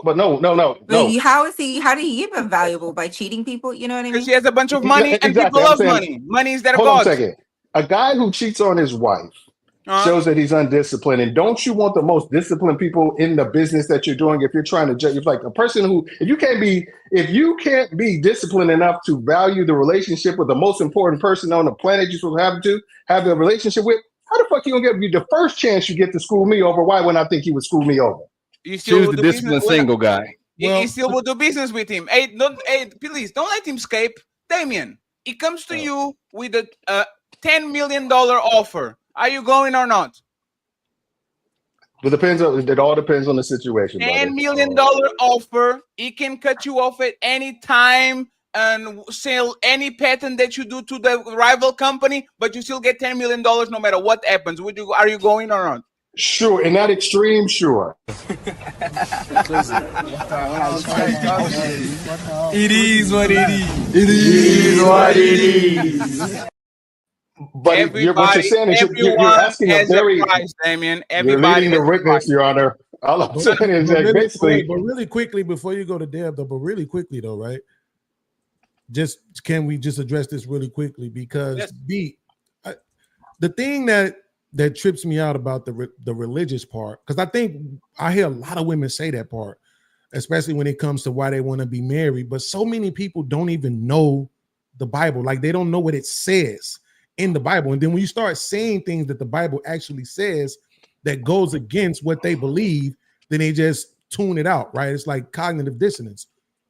But when you hear the words that the Bible does not tell you're required to have a feast, a ceremony, or a contract for marriage. Genesis 2, shall a man leave his mother and father and cling to his wife, and the two flesh shall become one. That's sex. That's consummation of marriage. That's literally it. But how did a woman becomes a wife without a ceremony? I just leave to his wow. wife. No, so once you have sex with her, that's your wife. Absolutely. Like I said, you may more. I'm sure you know way more than the I Bible. think times are different now How many than wives they you were got? before. I mean, obviously there are times where they like had meetings with families where it was like, okay, you're gonna be her husband, you're gonna take care of her, like, you know what I mean? They had those type of things to we had to define do the who was responsibility. married. Yes, but you're not doing that. You see, you're picking on your own, right? You're not going through your father and No, having him vet a man. so now for me right? to be married is like, okay, we go, you know, to get those papers signed and things like that. Like whatever the tradition is, because at this point it's just a tradition, perhaps. Then you're gonna do that to be married, right? No, I'm but not gonna have a sit down with my family and they're gonna be like, okay, such and such. You know what I mean? Those things changed with the times, so I can't look at, oh well, there was no written paperwork back when Jesus walked. You know but what I that mean? makes I it can't. not biblical. Do you And then understand just that say part? like, well, then these contractual marriages that we have now are null and void. You know what I mean? Like that's not the same. You know, that's not fair. It's When you not. got married, The paperwork is literally you making a covenant with the state and not God. because Which is why people who are non-religious can get married with paperwork. Do you understand that? I do. So then, but you made the argument that you wanted to be married because of your What marriage religion. is now, the process is what it Mhm. is. So why wouldn't I go through the process of what it is? Because that process is man. Then the Because that process process is now, man's process. I'm just because the Bible said, you shouldn't wear cotton and silk together like that. I'm not going to do that now. You know what I mean? Like, Why not? I have to live into this world You that we don't live now. though. You can literally buy products that are 100% cotton. You literally can do that. That's a law that has been passed I don't anyway. have So this is what we're to. doing. You know We're what I shifting mean? Wait, goalposts. but why not? Because if you're saying, Because it's if not a you're law bringing now. up the religion and you're bringing up the Bible to say this is how I'm living, why not? Because God said that didn't have to be anymore. No, In the New Testament, in the New Testament, that law has. See what you're not doing, because I know the Bible very well. So what I you're got doing, you. Little by little, let me ask you a question. Is the If- tattoos Old Testament or New Testament? It is Old Testament. It's a part of certain type of laws, right? Because there were actually 300. It was actually 307 laws. And I just want all to of make those. sure. And didn't Yeah. Jesus came in and says, "I didn't come in to replace the Old Testament, but to add on it"?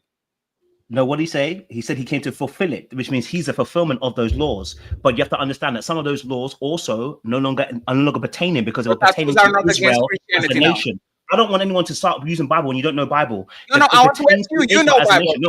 I know. That's I'm answering it. Because what ends up happening is we're trying to use it against B, and you don't even know it yourself. Don't do that. Look, first and foremost, right? Some of the laws were attainable specifically to a theocratic nation, a nation that follows God. Some of those laws were attainable to them, and there were some laws that have continued onwards, such as the 10 Commandments. Right? They've continued onwards. So when we start trying to use about marriage process, the Bible says actually to follow the laws of the land. So she would actually be correct if she was deciding to go with a white wedding. There'd be nothing wrong with it. And if she decided she wanted to do an African traditional wild style of doing it, she'd also be correct. There is no shifting. What Ben's is trying to do. Hey, little black book, hold on. Little black book, wait, one question. Hold on. Let me land it. Just one question. One question. I'm not taking the mic. Just one question.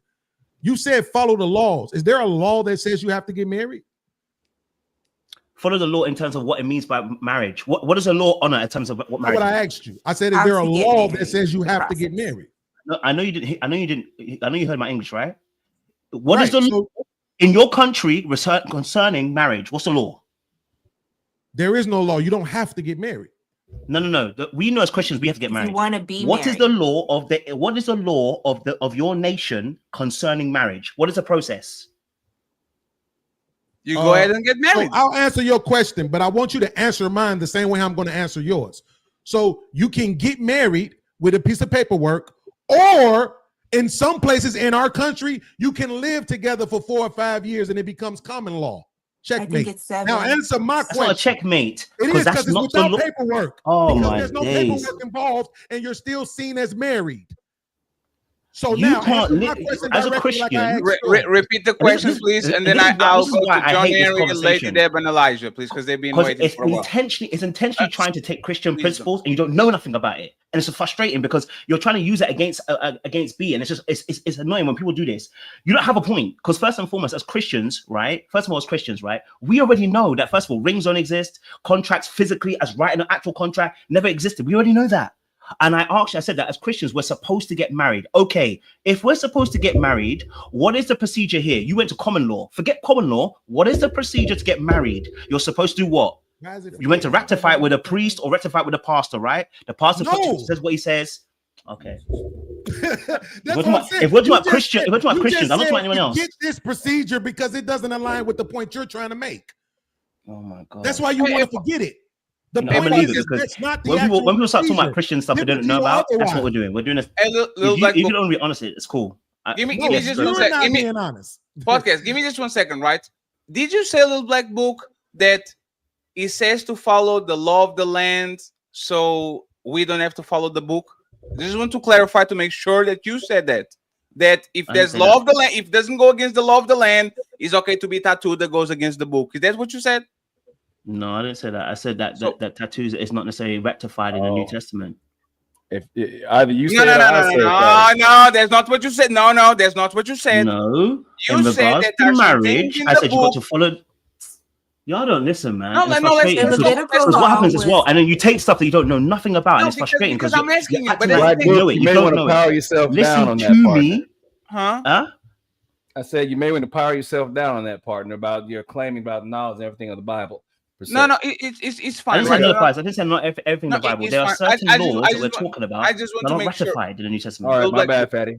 Go ahead. No, it's fine because I'll like I don't want to stick on the religion part. I just want to make sure that, for example, having sex before marriage, is that goes against the Bible or because it's not a it would go against that. Yes, it would. It would go against it, right? Yes. The thing that podcast is pointing out to once again is these irrelevant claims about religion. B literally said, "I'm not living like that. I'm living on these new times." Why the fuck you claiming Bible? If you fucking before marriage, if you're living because you're unhappy, okay, B, you were a virgin before you got married too, right? We're going to do this. No, that's what we're doing now, B. No. Okay, so if you're having sex before marriage, if you're living a life like a secular person, and then we turn around and says, "Hallelujah, Hallelujah, oh Lord," like what are we doing? And Little Black Book, you are another one. Little Black Book, you are another one. You are the UK Punisher, going on parties, dancing, getting all the woman, and all of a sudden you are delivered and you are looking for a wife to get married. But there's the same thing. If y'all whether you know it or not, you're proving my point again. How do you guys keep saying you're proving my point when there's point to be at? Wait, let me ask because you don't listen. That's why, because you don't listen. If you listen, you actually get it. One second. Let me just say this. Podcast and Little Black Book. 3 minutes, please. We're freezing the ladies too much. Today's ladies first. We're going to press the microphone, and then we go to the main event, ladies. So don't worry about it. Don't fall asleep too. Go ahead. Titus, Little Black Book. Titus 2:3-5. Right? Is that it's not law? Is it relevant or not? I don't know what the scripture is. So you want to read it out so we can talk about it. Yes. Well, but you're making an argument between the Old Testament and the New Testament. You're making an argument between Jesus fulfilling the law and when he hadn't, right? So Titus is after the law was fulfilled, right? But Titus 2:3-5 talks about how women are supposed to live. So should they follow that? Yes or no? What is the scripture so I know exactly what you're talking about? I don't know what's is it the words that talk about like the beauty or like don't adorn yourselves? 3-5. No, not that one. It's the one that says I'm glad that you're letting us know that you know that one too, which is another one that you're obviously ignoring, right? But you want to hold men to the one about being married, which is I'm not obviously ignoring anything, but go ahead. It's the one that says you should stone your wife. So here's the scripture. Little Black Book. The aged women likewise, that they be in behavior is becoming holiness, right? Not false accusers, not giving too much wine, teachers of good things, that they may teach the young women to be sober, to love their husbands, to love their children, to be discreet, chaste, keepers at home, good, obedient to their husbands. So yes or no, should the women follow that? Yes. Yeah, they should. But it's after the fulfillment of the law. Wait. It's New Testament is what you're saying, right? Wait. Which Yes. is, yes, we should follow the New Testament. So they should follow it.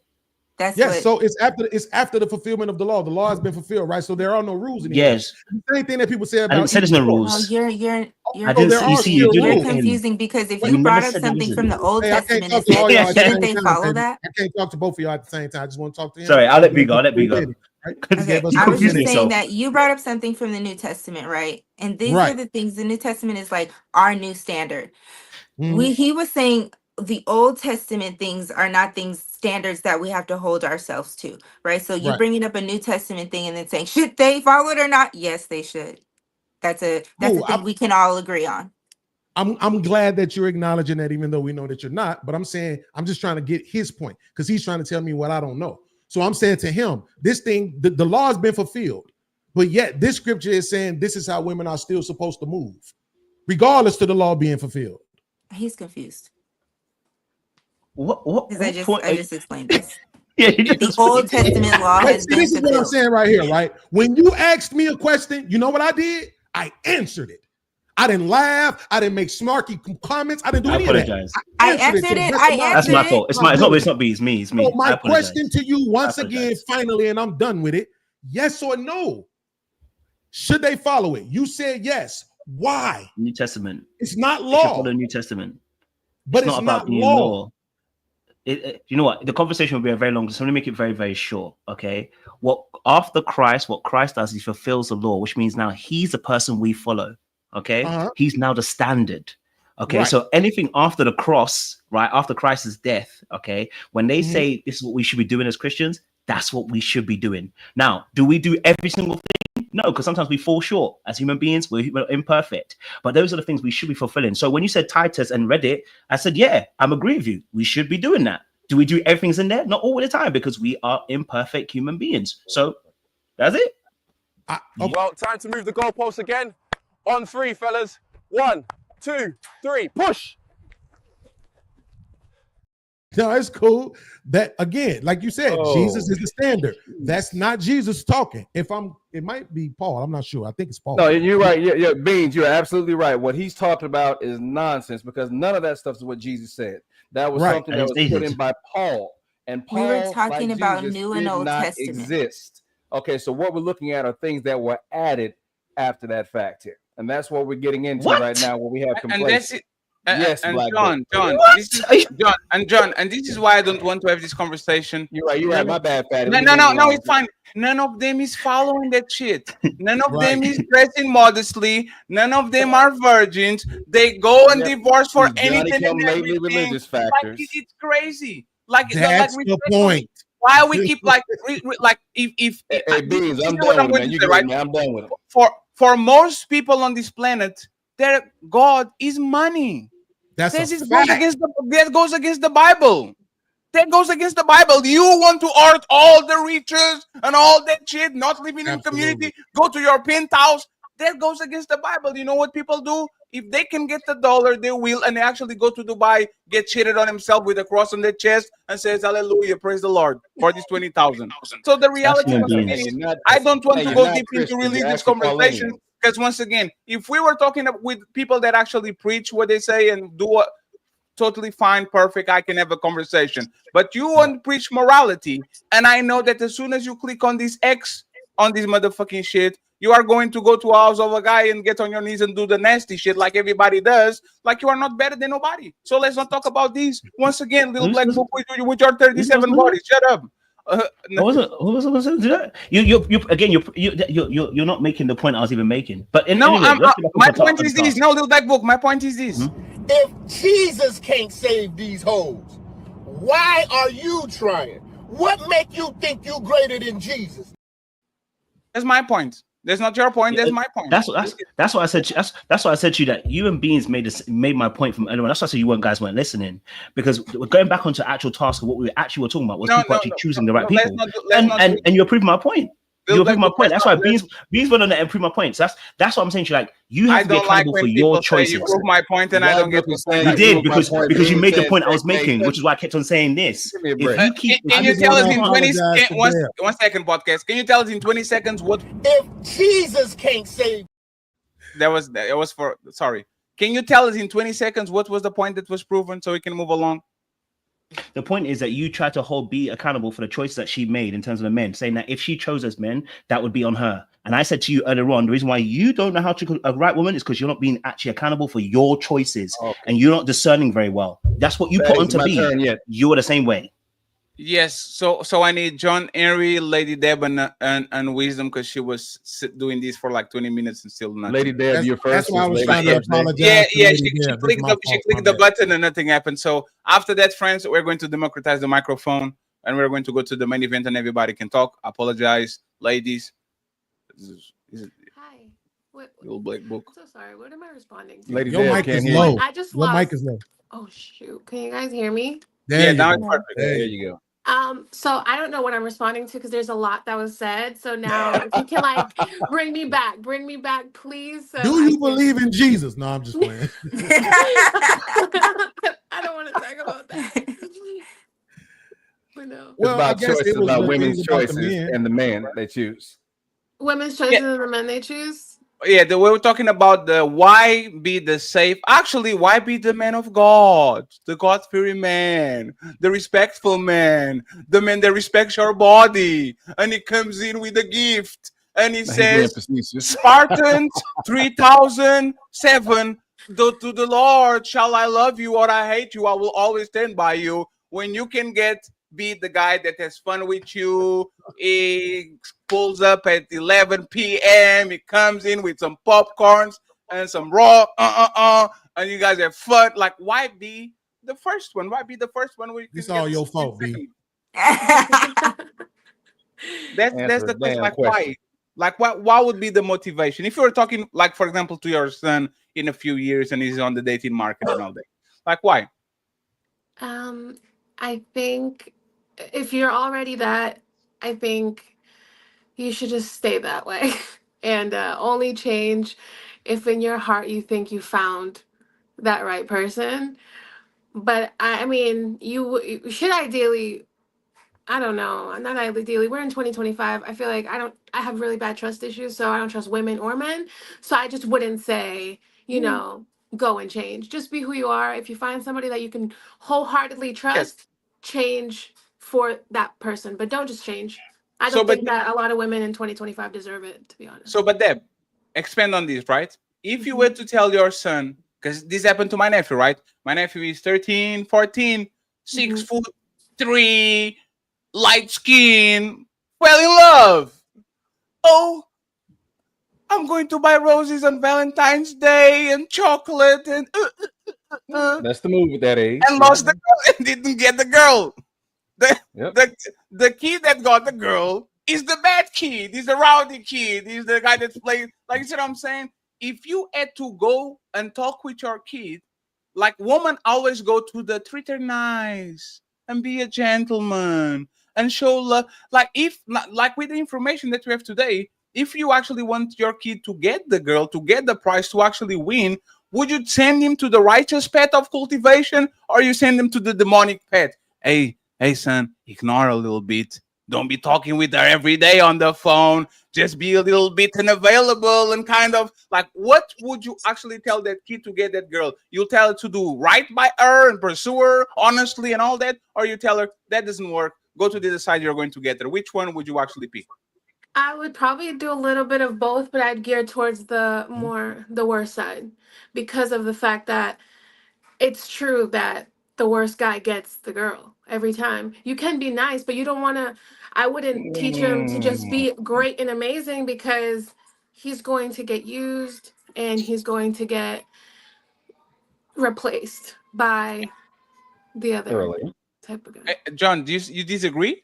That's crazy. I do, because Let me just say something, John. You disagree that the nice guy, the righteous guy, dries woman up, while the bad guy, the mysterious guy, for whatever reason, getting pouring like is a Niagara Falls. Like, you really think that the good guy, the responsible guy, the respectful guy, the guy that sings, "Oh, this song is about you, baby, I love you." Like, do you think that dude is the guy that is getting the woman and getting That her? is so. Here, so allow me to use my words here, nobody else's. Let me be clear about that. See? I was saying that I disagree with that. That guy we're talking about loses all the time, because you seem to keep forgetting that the woman plays a part in this also. Men chase, but women choose. But if you are her type, she can be persuaded.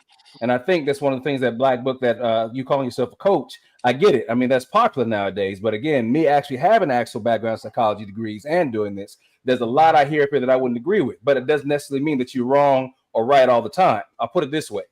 A woman knows who she's looking for when she gets out of bed in the morning. And if you happen to get her time, you're either the guy she's looking for or an acceptable alternative until what she really wants comes along. But even though she may choose you, that doesn't necessarily mean you'll be the guy, because we see guys going 25 years or so in a marriage, and then all of a sudden you end up by yourself and you don't know what happened. All right, those are facts of the matter. But the other thing here is that as a man, I can't take what's hers for the most part. I cannot take that from her because she knows what she has to give. A woman will never be cold, broke, or lonely unless she chooses to, but she can be cold, broke, and lonely based on how she chooses to behave. But then when you go back and put it into perspective again, men chase, but women choose. But you have to remember that she has a factor to play in this also. So we talk about the good guy and the bad boy. What was that? The side dude? The fun dude. The side dude. So the question is... No. Let's not do it side. Let's do respectful dude, honest dude with means, and the fun guy. The guy that is actually the guy that makes her laugh. The guy that is kind of more of her type. The guy that she's happy to see.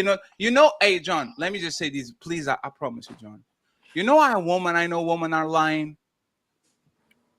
Like, I'm dating a little bit more than I should lately, right? Do you see, like, I see when a woman gets something and a notification from a guy that she likes, and when a woman gets a notification from the guy that she doesn't like, her face like, oh my God, why are you sending me messages again? Like, you can see it. And the guys are extra nice. They're extra available. I'm not denying that. See what I'm saying, John? So, like, which one should you actually try to be? The guy that is, like you said, the guy that might be picked because you have resources, you are responsible, she needs another man in the house, somebody to take care of her, or the guy that every time she sees her notification, like, her face glows up and she's hyper excited to have a conversation with you because she actually likes you like that. Like, which one should we be? See, it's not about which one do I want to be, is which one does she want to have.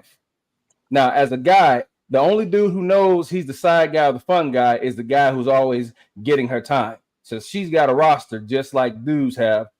And because of the fact she's got a roster, she knows who's going to be her Monday, her Wednesday, or her Friday. You may be that dude who may get a call every now and then. But as you being the good guy, you don't know that you're not the dude.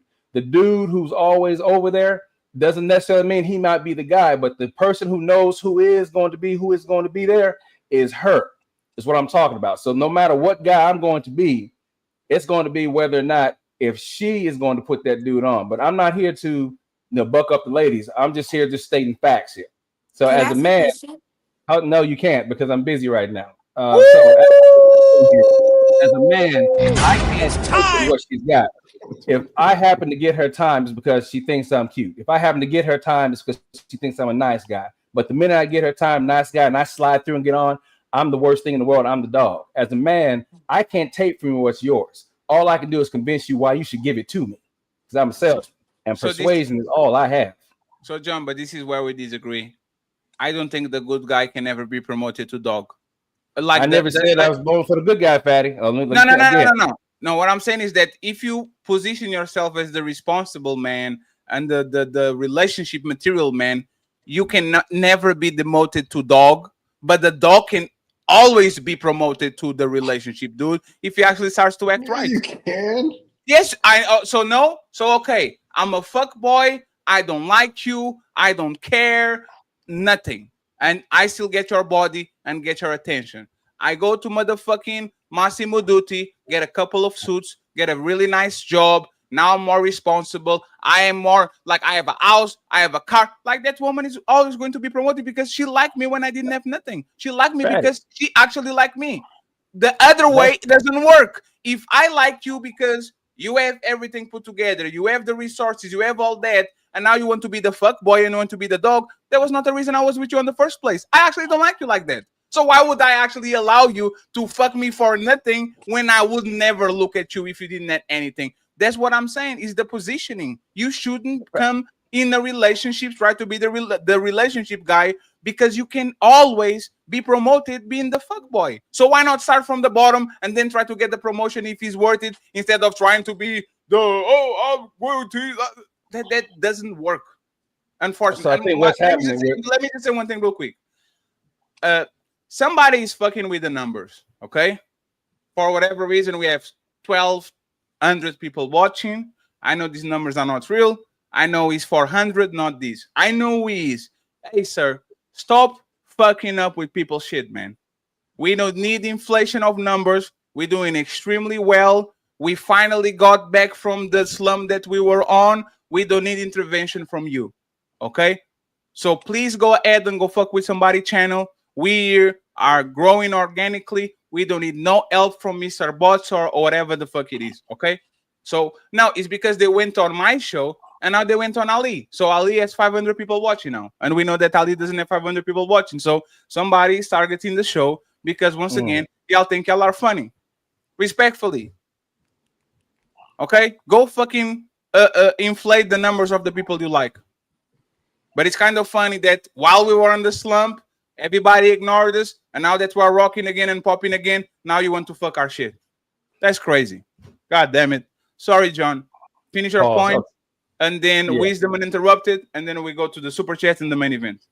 Yeah, so Delana, what I'm saying is what you are kind of talking past each other. What I'm saying is that she is going to be the game in the middle that decides that. All I can do is come in and do what I'm looking to do. And if I get her time, like I said before, I'm either who she's looking for or an acceptable alternative. But in the end, remember now, if you got the guy who's making money and you got the guy who's a bum, but he's fun, they're both still hitting because of whatever mood she happens to be in. Because it's still going to be choice from either him or her. I'll land it right there. Hey, Fatty, I put that link in the back. I know I'm late as hell, though. I just found it. Yes, I'll play it after Wisdom. Yeah, so let that cook for a second, Fatty. What did you say? So, as I said when Beans dropped the chat, I said again that regardless of how we look at it, no matter how I come in, who I think I am, or the other dude comes in and thinks he is, she is the piece sitting in the middle. And she will determine who gets the time, because the fact is, even I'm making money or he's a bum, depending upon her mood is who gets her attention. So we just need to be who we're going to be. Uninterrupted, please. Wisdom Uninterrupted. And then we open the panel for the ladies once again. Sorry, ladies, for freezing you out, but we had something to solve. Go ahead, Wisdom. Thank you. Can you all hear me well? Yes. Absolutely. Thank you. So I'm moving the goalpost. I'm going back to Beans's point earlier. For those of us looking for someone to spend the rest of our lives with, removing religion, removing the government, so no legal marriage, no paperwork. How would we protect ourselves, man and woman? How would we protect ourselves if that person were to, because we all change, it changed to someone that we don't particularly agree with? So for a man, you don't get married. For a woman, you get married. That's literally what? For a man, yeah. For a man to protect yourself, you don't get married. You have all the leverage. For a woman, you definitely get married, and especially go get all those papers. Go get a prenup that is very beneficial. Actually, do like Bruiser wife did. Put the infidelity clause in there just in case. just in case shit goes left. Go ahead and go the extra mile. Like, I would never lie to woman just for men to get the upper end. I say to woman, hold it as much as possible. Don't fuck that dude. Dangle that shit around his face so much, make him invest so much that by the time that he invested, now he's mad, like, I'm not going to leave because I invested so much. And for the man, go get it as fast as possible. Because once you get it, now we can have an honest conversation about what we want from each other. So it's kind of effed up that the best advice for both sides are literally conflicting, and it's a zero-sum game. If I marry you, I'm in trouble now. If I don't marry you, you are in trouble, because if I leave you, hey, you are my girlfriend. We're not girlfriends anymore. You just go ahead and move on. So yeah, so that's generalized, right? I think if you look at it from the way that she phrased the question, and because from what I got from it was that the woman is moving the exact same way, which is, I want this life companion, but I don't want the paperwork and all this other stuff as well, right? You should always have it. You should always have it. So for me, I would have to ask you a question. What are you trying to protect yourself from? And I hate to do this where people ask a question and then say something, right? But I just want you to understand the reason why I'm saying that is because one of the things that married people, ironically, try to shame folks who are just in relationships about is, we can't just leave each other because we got paperwork involved. So it ain't easy for us to just walk away. It's hard for us, but y'all could just leave. Yeah, stupid. That's the point. It's not gonna be no big deal. We don't gotta go fight in court and pay lawyers and all this other stuff to get the hell away from each other when we don't like each other no more. Right? No we fault can just divorce. get the hell on, right? Okay, but that's what I'm saying. Protect yourself from what, though, specifically? Being tied to that person legally, everything being tied to that person, whereas you can't move on. Yeah, but wisdom, what would you lose exactly? Because women usually date up, kind of, or level or up. If you tie your finances with somebody that has more money than you, right? He's the one in danger. It's not you. You're good. You're Gucci. You go and smile into the car. Say, "Oh, hey, we are tied up together." Wisdom is looking like that's not her case. It's not. So can you be more specific? Because we kind of like what's podcast saying, like what other than losing your time and your giving your body away, maybe somebody that doesn't deserve it. Like what will be the downside? Can I ask a couple more questions? Wait. I can answer what she just presented. Yes. Wisdom. Don't live in a common law state. That's it. Make sure you don't live in a common law state, and you don't have to worry about that. Don't live in even with common law marriages, you still have to do stuff. You still have to show a history of financial enmeshment in order to get half of what they got. Avoid that, though, is the that's point. what I'm saying. You know what I'm saying? So I'm saying. So I think what Wisdom is trying to do, she's trying to tell her situation without telling her situation. Thank you. So basically, to protect yourself, number one, do not get financially enmeshed in somebody else. Don't buy houses with them. Don't get on leases with them. Don't buy houses, don't lease. If you want it, want somebody to move in with you, you guys have don't put their name on leases. Don't finance cars for them. Don't do none of this stuff. Don't do zero financial enmeshment in order to protect yourself. If you got a guy, he's like, oh, my car broken down. Can you help me co-sign on the car? You put yourself in a situation where you're financially responsible. If he's like, oh, we should get a place, but you pay all the bills and I'm or vice versa. Men, if she said we should get a place and you pay all the bills, you put yourself in a financially messed situation. Avoid any financial ties and realistically, don't have no kids with them. Because that's gonna put you in another financial investment situation. If you go around and you want to protect yourself, the first way to fuck yourself over is having kids with somebody you may not be 100% sure of. Because you got some kind of financial tie to them whatsoever, whether or not they trying to get stuff from you or you trying to get stuff from them. That's the quickest way to put yourself in long-term financial enmeshment with somebody you might not be rocking with. Don't have anything. But Dave, the original premise, correct me if I'm wrong, Wisdom, the original premise of the question is that I'm looking for the long term. Yeah. Yeah, but I'm saying, but her question is how to protect yourself. Unfortunately, you may not like answers, but the answer is don't have kids, don't have stuff with them. Don't go half on stuff with them. I think I just realized why women get offended by prenups. Yeah. What's that? What? Like for half a second, I think I just realized, because if you're telling me what if I said this? And I really want to know what B would say to this. What if I said this? What if I said we could, not marriage, right? Not a marriage license, but we could sign a contract that says we are going to be together forever, period, point blank. Who enforces that contract? Wait a minute. The state, of course, but I'm just saying, wait a minute. So, but here's the premise. You cannot leave me. Like we could put in there cheating, right? As long as I don't cheat on you or beat on you, you can't leave me. If my dick stop working, you can't go nowhere.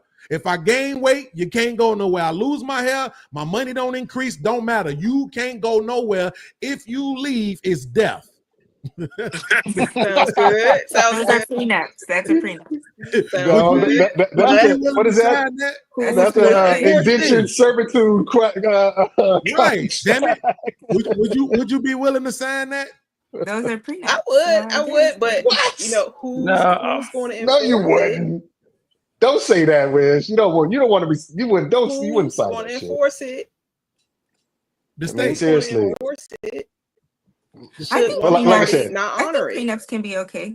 And Wiz, I just want to ask a question. Are you asking questions proactively or reactively to something that's been happening? Are you trying to protect yourself because you're in a situation or something that happened and you're like, damn, what should I have done? Why are you asking this question? What's your motivation behind it? You trying to prevent something? Or you trying to experiences? Okay, like I said, don't enter any type of long-term contractual agreement where both of you are responsible, and including having a baby. That's how you protect yourself. Now, different side of that would be, go ahead, Bean. Do that. That's like that. I don't get that at all. Like, especially if I'm saying forever.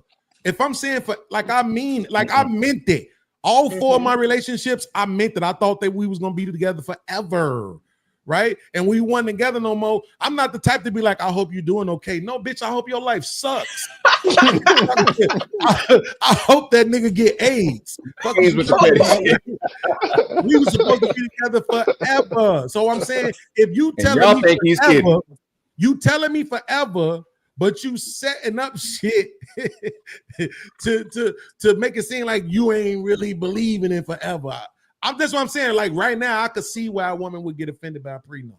In this, like I said, Bean, for the first time ever in my life, I get it. It goes back to what I was saying, Beans, by who chases and chooses. But remember now, it still comes down to setting boundaries and choice. But even if you do that 25 or 50 or 40 years down the road, that doesn't mean people will change. This goes back to what we were trying to tell Dane before, or I might have been Little Book, Black Book, one of the two. But the thing here is that you can marry somebody in 1990, become 2025, all of a sudden, the kids are out of the house, you got the grandbabies, you're grown, it's just the two of you, and then one day, I just want a divorce. And he's like, what's this all about? Well, it's just because I just want to do some things in my life. I want to do more than just walk the dog or go to the park. And this stuff does happen, because there's an article I was getting ready to share where a woman left her husband of 40 years just because she thought, well, the kids are gone, I want to do something with my life. But wait a minute, when you got married to this guy, that was you saying you were going to do something with your life with him. She decided that she just didn't want to be in the marriage anymore. And that's not saying that against anyone up here, but I'm just simply saying that the person you marry in the beginning, if you're together long enough, if there is no communication, all right, if the boundary has been set, but then when the game starts changing, somebody needs to be clued in when the plays start happening. And what you have is situation where people wake up one day, well, who's this dude you just met over here in the chat? Or who's this dude from the Discord? Or who's this guy on the dating site that you were on that you were saying you were just helping a friend? Now you and this cat have hooked up. So that can all change this period of 40 years unless you marry somebody who wants to marry you. But even if you do, there's no guarantee that person might take a turn. But that goes against, in my opinion. Can the married guy talk who didn't know what's going on? I just want to. Really quickly. Okay, go ahead. Little Black Book earlier was blaming us for he was saying you're a bad picker. And that's why I had a problem with the bad picker part. The example that you just use is the reason why. I know if I pick an apple today, at some point it's going to turn rotten. Does that make me a bad picker? Because the damn apple been rotten? No. I'm with you, Beans. If we know apples go rotten, you can't blame me. I'm with you, Beans. Right? If we know apples go rotten, you can't blame me when this bitch go rotten. Okay, hold on. All I'm saying is this. It's like, this is my view on marriage. I said, number one, I don't think anybody should be married before the age of 28. I think there's too much changing that. There's too much where you're trying to find out who you are and what your values are and what have you. And then, yeah, so I always feel that if you marry on values, if you meet somebody, you get with somebody that your long-term values are alive. Somebody could be religion, some could be family, some could be, because certain people really feel like if I'm only getting married once because I don't believe in divorce, so I'm gonna work my ass off throughout the entirety of the relationship or what have you to make sure I never even put myself in a situation where I want to leave this person. If you marry on value, because I think anything before 28, 30, that's all preference. I want a fat ass. I want her to make a certain amount of money. I want this height. I want this dick size. I want this booty size. All that, all that is preference. Hold on a second. But I think as you get older, you really start to figure out the things that matter for the long haul. It's like you can still like those things, but they shouldn't lead what your preference should lead. Preference should lead to what you're actually pursuing and how you're moving in a relationship. It should be that, like I said, how the marriage is structured and what happens.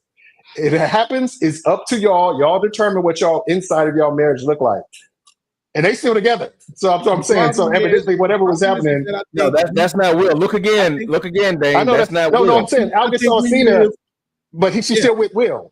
I think we live. I think a lot, and I'm gonna talk about this tomorrow. I think unfortunately a lot of us still live in 1980, bro. Like, I was on the panel the other day having a debate about this. I don't know who y'all think women are. This argument that everybody keep trying to make that the women are losing, y'all are out of y'all damn minds. 100%. The wall. There. One day nobody's going to look at them. Are you serious? I don't know what y'all talking about. Okay, like, listen, what you're saying now, values and all of that shit, is phony. And look, I'm not trying to attack B, so I'm gonna move from B and just say if anybody else was saying the same thing, I would have had the same response. Don't come to me and say that you want to be married because of the Bible when there's all this other shit in the Bible that you ignoring.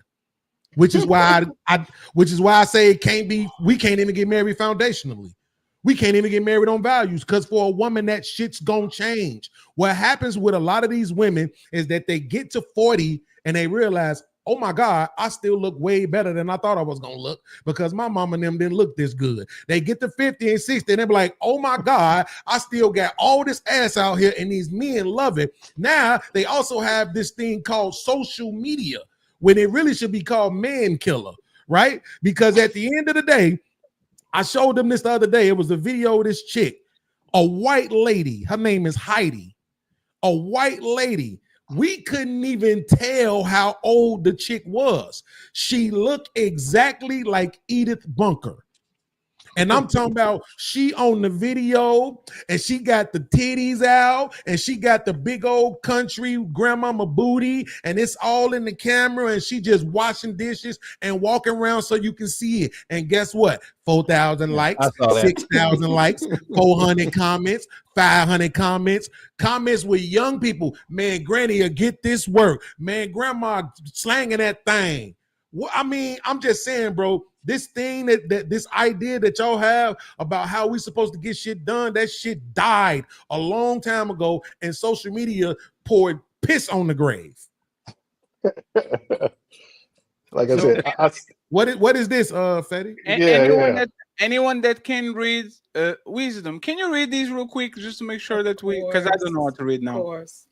NC Kingpin, who's in jail on was it murder charges, is now being accused of impregnating 2 correctional officers and a correctional nurse. Should I read the chat as well? No, don't read the whole thing. Oh, he got long hair. Are we surprised? My point proven. I say again, my point proven. It's going to be the female who decides. It doesn't matter if you think you're the guy who's up, who's down. A dude in jail is still getting it because she decided.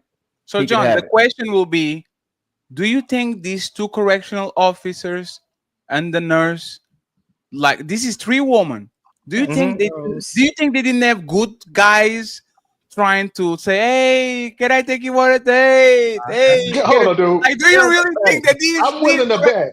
Hey, check this out. I'm willing to bet. I'm willing to bet $1 million that these women, no disrespect, look like battle beasts. That money they know. That money they know. That's not. Hey, do you saw the woman? Hey, Damien, do you saw the woman on the United Kingdom that the husband was getting rented? Literally, she was expelled from the correctional office. I mean, she was trying to get celebrity. She was trying to do something for her OnlyFans or something like that. She was trying to. That was a money grab. It doesn't matter. For the record, I got 10 on it. I bet they wasn't. Bro, $10. Okay. I put another 5 on it podcast. I have 5 on it. And if they wasn't, what you put 10 on, Beans? What you got 10 on? From what you described, I don't think I've ever seen that in a correctional officer. I swear. Ah, man, what correctional officer you been around, man? I mean, seriously. I'm just telling you. I'm not saying they all fine in the face. Hold on. If they weren't, he's a drug kingpin that probably was breading these chicks out. I'm willing to bet. If he wasn't breading them out, they look like battle beasts. Damn, you're throwing too many factors into it. The only thing that we need to understand is that it was a woman who made the choice of what she was going to go with. Doesn't matter if she's a battle beast or one of the fine ones who happened to be working in the correctional facility. It was a woman who made a decision. And let it go. That's where it is. Don't forget the part where they had options and they chose that. Yep. Like I said, they had access to something that they saw value, whether it's a better looking guy than they could get on their own because or access to some paper that he was willing to pay for. No, listen, I don't blame her. You're adding stuff to it, Dame. You're adding stuff to it. A lot of guys I'm just saying, go to jail. It's not her fault. Jail and become their most healthiest selves. So it's not her. You can't blame her. That's all she had to work with. Hey, You can't blame her. That's all she had to work with. Real quick before I play the video, right? I'm sorry. Wisdom and Lady Deb, because y'all on camera. Oh, the Wisdom, Kathleen, did she finish her question? Wisdom, you finished your question? Yes, thank you. Okay, we want to take over. Next time, Wisdom. No, you're good, John. So the question will be, what makes this woman gravitate towards the worst of us? Right? Before we go to the video and all that, like what makes woman gravitate towards the worst of us? If I'm Genghis Khan and I'm killing 1,000 men a day, immaturity. Yes. Can I change him? No. Can you focus that energy to my benefit? Can I use him as my guard dog? Damien, it's their turn. It's my turn. You told me it was my turn. You can talk all that you want to, yell and scream. You lost. It is my turn. You lost the game. It's my turn. It's their turn. We're going to talk after the super chats again. Okay, it's the ladies first. From now on until the end of the show. Sorry, late. Okay? On you. And B2, what makes, like when this story with the kingpin and all that, what makes woman go and be so in love and chase like the worst of us, like the not just the bad boy. You're talking about the full-blown criminal. Like what makes women actually gravitate towards them at some point of their lives? Because if even the good woman at some point of their lives, they love these men. So what actually makes them fall in love with them and all those other stuff? Like what happens there? You know, I have a theory. Oh, go ahead. No, you can go because you started. So you're okay. I just have a theory that this has to do with their fathers. I just feel like that. Like that nobody else loved them, you know, that there wasn't a man that loved them when they were coming up, you know, outside of like people in relationships. But that's just Hello? Yeah, is this Every Kiss Begins with K? Yeah, cancel that ring that I ordered for B. Yeah, I don't need it no more. It's It's 1975. Yeah, we're gonna give you your logic back. Did you just blame men again for women's choices? Come on, B. Holy shit. But daddy issues is a real thing. How is she blaming men when if a dad is not involved, women are going to inherently act different? Like they're Why are not. you assuming that her issue is about a dad? See, that's a But common I'm trope not that we go assuming. through. I just said I have a theory about things. They asked, why is she picking these people? And I am allowed to answer that the way I see fit. That's not a theory, all right? That's a hypothetical. A theory can something that you can prove. Wait, 1 I second. mean, it can be proven. I'm are we sure need there are to- studies out there about women and how the men they choose is a reflection of how they were, Right, that perhaps is, raised but your without a statement that you're father or making. Were you ever like that, B? what? Chasing the worst man around, man, that like, were you ever like that in your life? No. No. Did I you was have your attracted father? to that kind of man Yeah. when I was a My dad You teenager. had your dad? My dad is married to my mother 32 years. 30, Let's go. 34, sorry. No, 35 years. Let's And Did you he's follow the best suit? man in the world, I swear. Damn. You Can we didn't get ask wisdom? me, right? Can we Well, get he's the wisdom real best quick? father. Okay. Good husband. Oh, he's the Good, best good father father. and He's not husband. without his flaws and his faults. So And he's not the best husband? I don't expect any man to be perfect because I see an imperfect man do the And the best that he father of your can. children are they good also? Are my children good? No, you're the fathers of your husband. I I mean, is only he a have good father also? okay. My children, I have one baby father. And I think he has some things that he's got to work on. Is he a great father like your dad? No. Okay. Mm-mm-mm. Oh my So it's God. good to have Yeah, a we're good not with, going. but not We're not. married. Let That the ladies go. We're gonna get into. I was think a Deb good before go. question. We're not going to dig into that. I apologize. No, I'm but quiet. Thank you. Because I was We're about going to say, to Patty, we're you going to wrong. move along. We're going to move along. Miss Wisdom, you were saying? Oh, that I was attracted to that kind of man when I was a kid, a teenager. But then And why do you think that people, like women especially, are gravitate towards this type of I man? think that's primal. I think that's primal and just lust. But then, as I matured, I realized that kind of man was nothing but trouble. You become Now an I see adult. why your name is Wisdom. So basically, you are saying that, Oh, thank you. like, on your DNA, you crave that man, but then you know better, so you kind of try to reprogram your brain to like the man that you should love. Like, but let me just say one thing, Wisdom. Aren't we supposed to be evolving? No. It's not better? that Wisdom, because he's on your DNA, because it's primal. I don't think that ever goes out of your system. It's like me liking big titties. I like big titties. I like big titties. I like big titties. I'm going to get married and be serious about my woman. I don't care about big titties. I might like it. I might suppress it in front, like consciously, but unconsciously, that shit is still there. Saying like the Hulk. Remember those old Hulk movies, like the original ones, when the Hulk was like, "Let me out! I can help you. Let me out!" Right? I think he's the bad guy for a woman. He's the Hulk. He's always there. You can be Dr. Banner and be a scientist and try to do the best for the world. But the bad boy that you crave, the woman with the big titties and a fat ass, is always on the back of your head trying to say. You look for that Jekyll and Hyde. Yeah, but there's the thing. Is it maturity? Is it maturity when you can get rid of it, or like you're talking about suppressing it, right? And should I be comfortable knowing that my woman, what she really desires on the reptilian brain is something that is not like me? Should I be secure and comfortable saying I'm going to be with Deb, and Deb is wants an honest and righteous man, but it's always on the back of her head that she gets like wet by the type of dude that I have nothing to do with? Like, should I? Well, she should also be secure and comfortable that you're looking for certain measurements or other physical attributes in a woman that she may not have. Yeah, but you didn't answer my question. Yes, yes. To answer your question, you should be comfortable with it. Yes.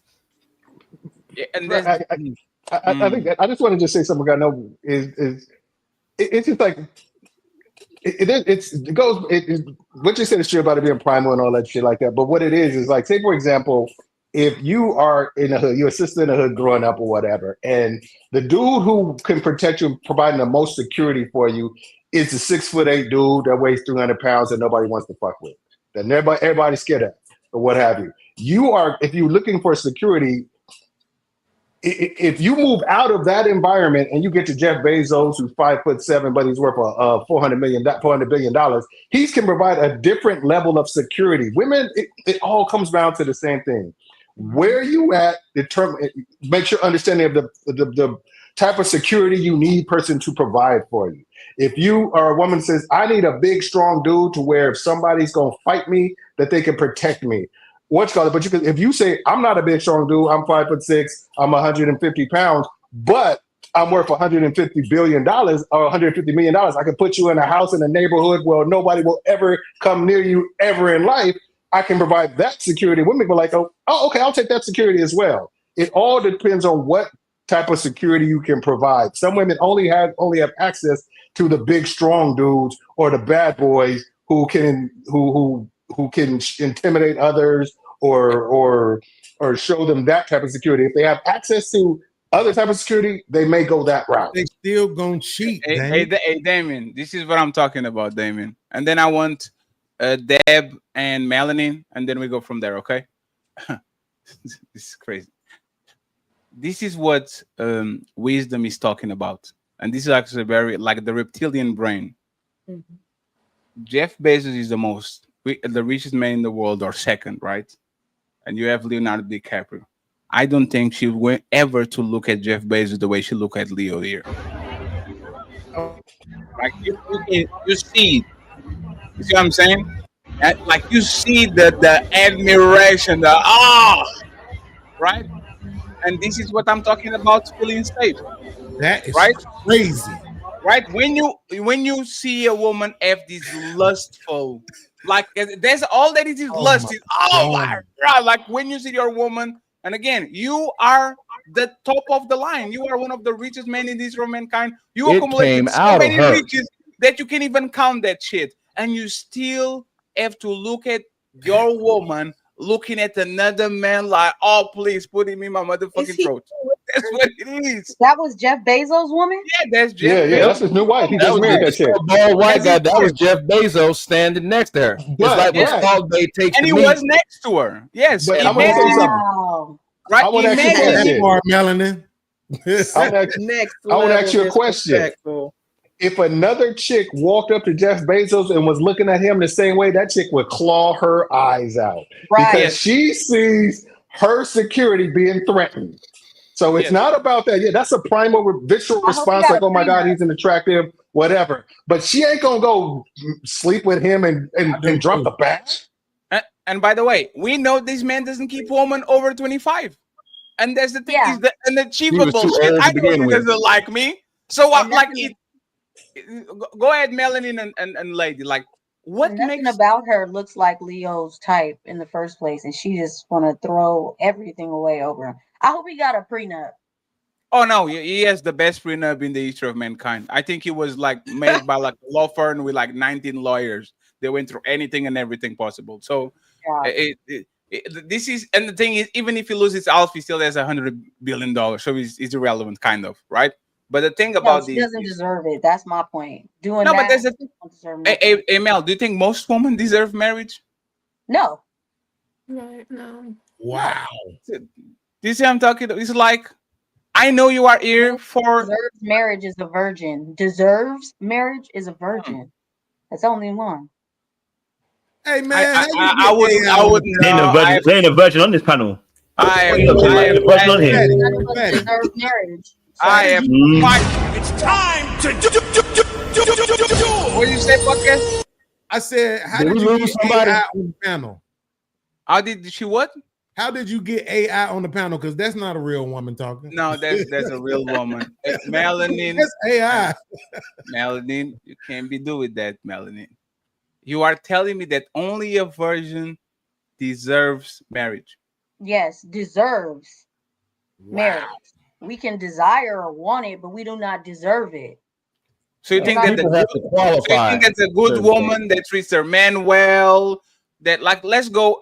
I'm going to be very generous, right? We are all grown here. I believe that most women have between 20 and 40 bodies by the time they are 30. Straight up. Not even joking. Y'all are not going to convince me otherwise.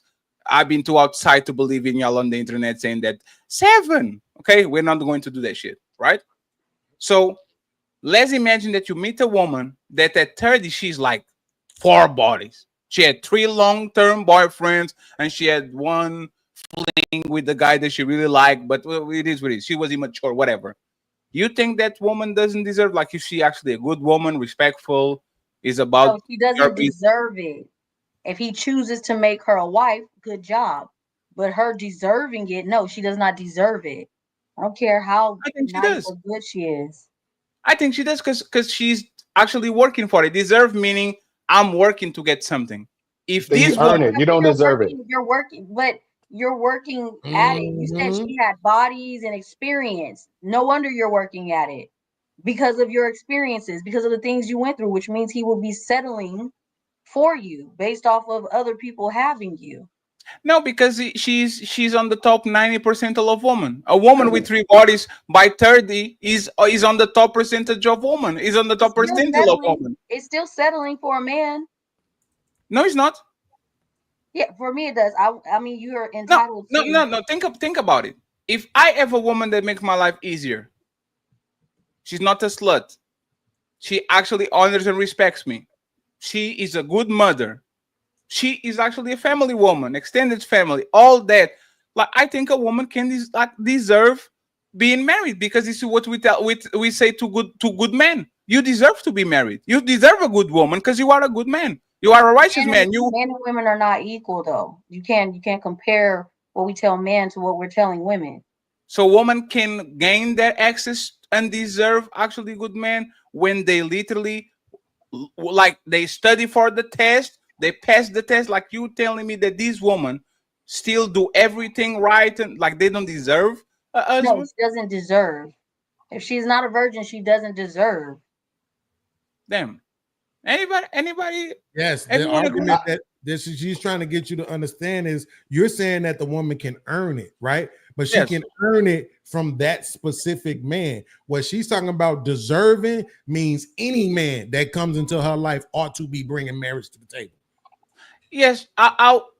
So this is That's the what the talking virgin point. deserves. Yeah, but this is Any what the man talking coming point. to the table should be bringing. Yeah, that. but this is the talking point that you say, like, they want traditional man without being traditional woman. What if he's a modern man? What if he's a man that is not 100% provider? What if he's a man that he does household chores and he likes to be with the kids? Like, if he's not a traditional man, right, and she's actually doing everything on her power to be with him, even though she's not a virgin, which is something traditional, wouldn't she be not entitled, but she deserve by her behavior, man, right? Oh, 'cause we're still talking about the man. That's what I'm saying. We're talking about absent the man. We're just talking about what that herself, right? Absent the man. And she's saying virgin equate to marriage. That is the thing you ought to be bringing to the table to me, regardless. Every man, any man on earth approaching me ought to be coming with marriage because that is what I deserve because of my status. You're saying that if this woman who isn't that, she can still do things to earn the marriage from the specific guy, and that's particularly fine. But that's her earning from a specific man. It's not something that she should command or demand from every man. I completely disagree. If I am a man doing what's right for you, treating you well and all that shit, I definitely demand, hey, we're going to be together. I'm not going to just be your friends with benefits. I think I deserve a relationship because of what I'm doing for you. This is very clear. When I'm on your emotional tampon, when I'm sending you money, when I'm making sure that you are okay, when we are fucking, when we're having kids, when I put my life, or put your life over mine, I deserve that shit. And I know nobody deserves nothing, kind of, right? See what I'm saying? But it's like, if you put in enough job, if you put in enough work, you should get a promotion at the end of the day because you are the one that actually put in the work. So when you it comes keep to saying it, relationship- Fatty, right there. You keep saying it right there. You keep saying if you're putting in the work. What she's saying is the virgin woman don't have to put in no work. She doesn't have to do anything at all. Her status as a virgin alone requires that you bring marriage to the table. So Yeah, you know you the can't the compare same what way you're I doing said. as a man. Hmm? You can't compare the things that you're doing as a man to reach that peak. Of course, you deserve whatever you're asking for from Yes. said woman, but she's born with her value.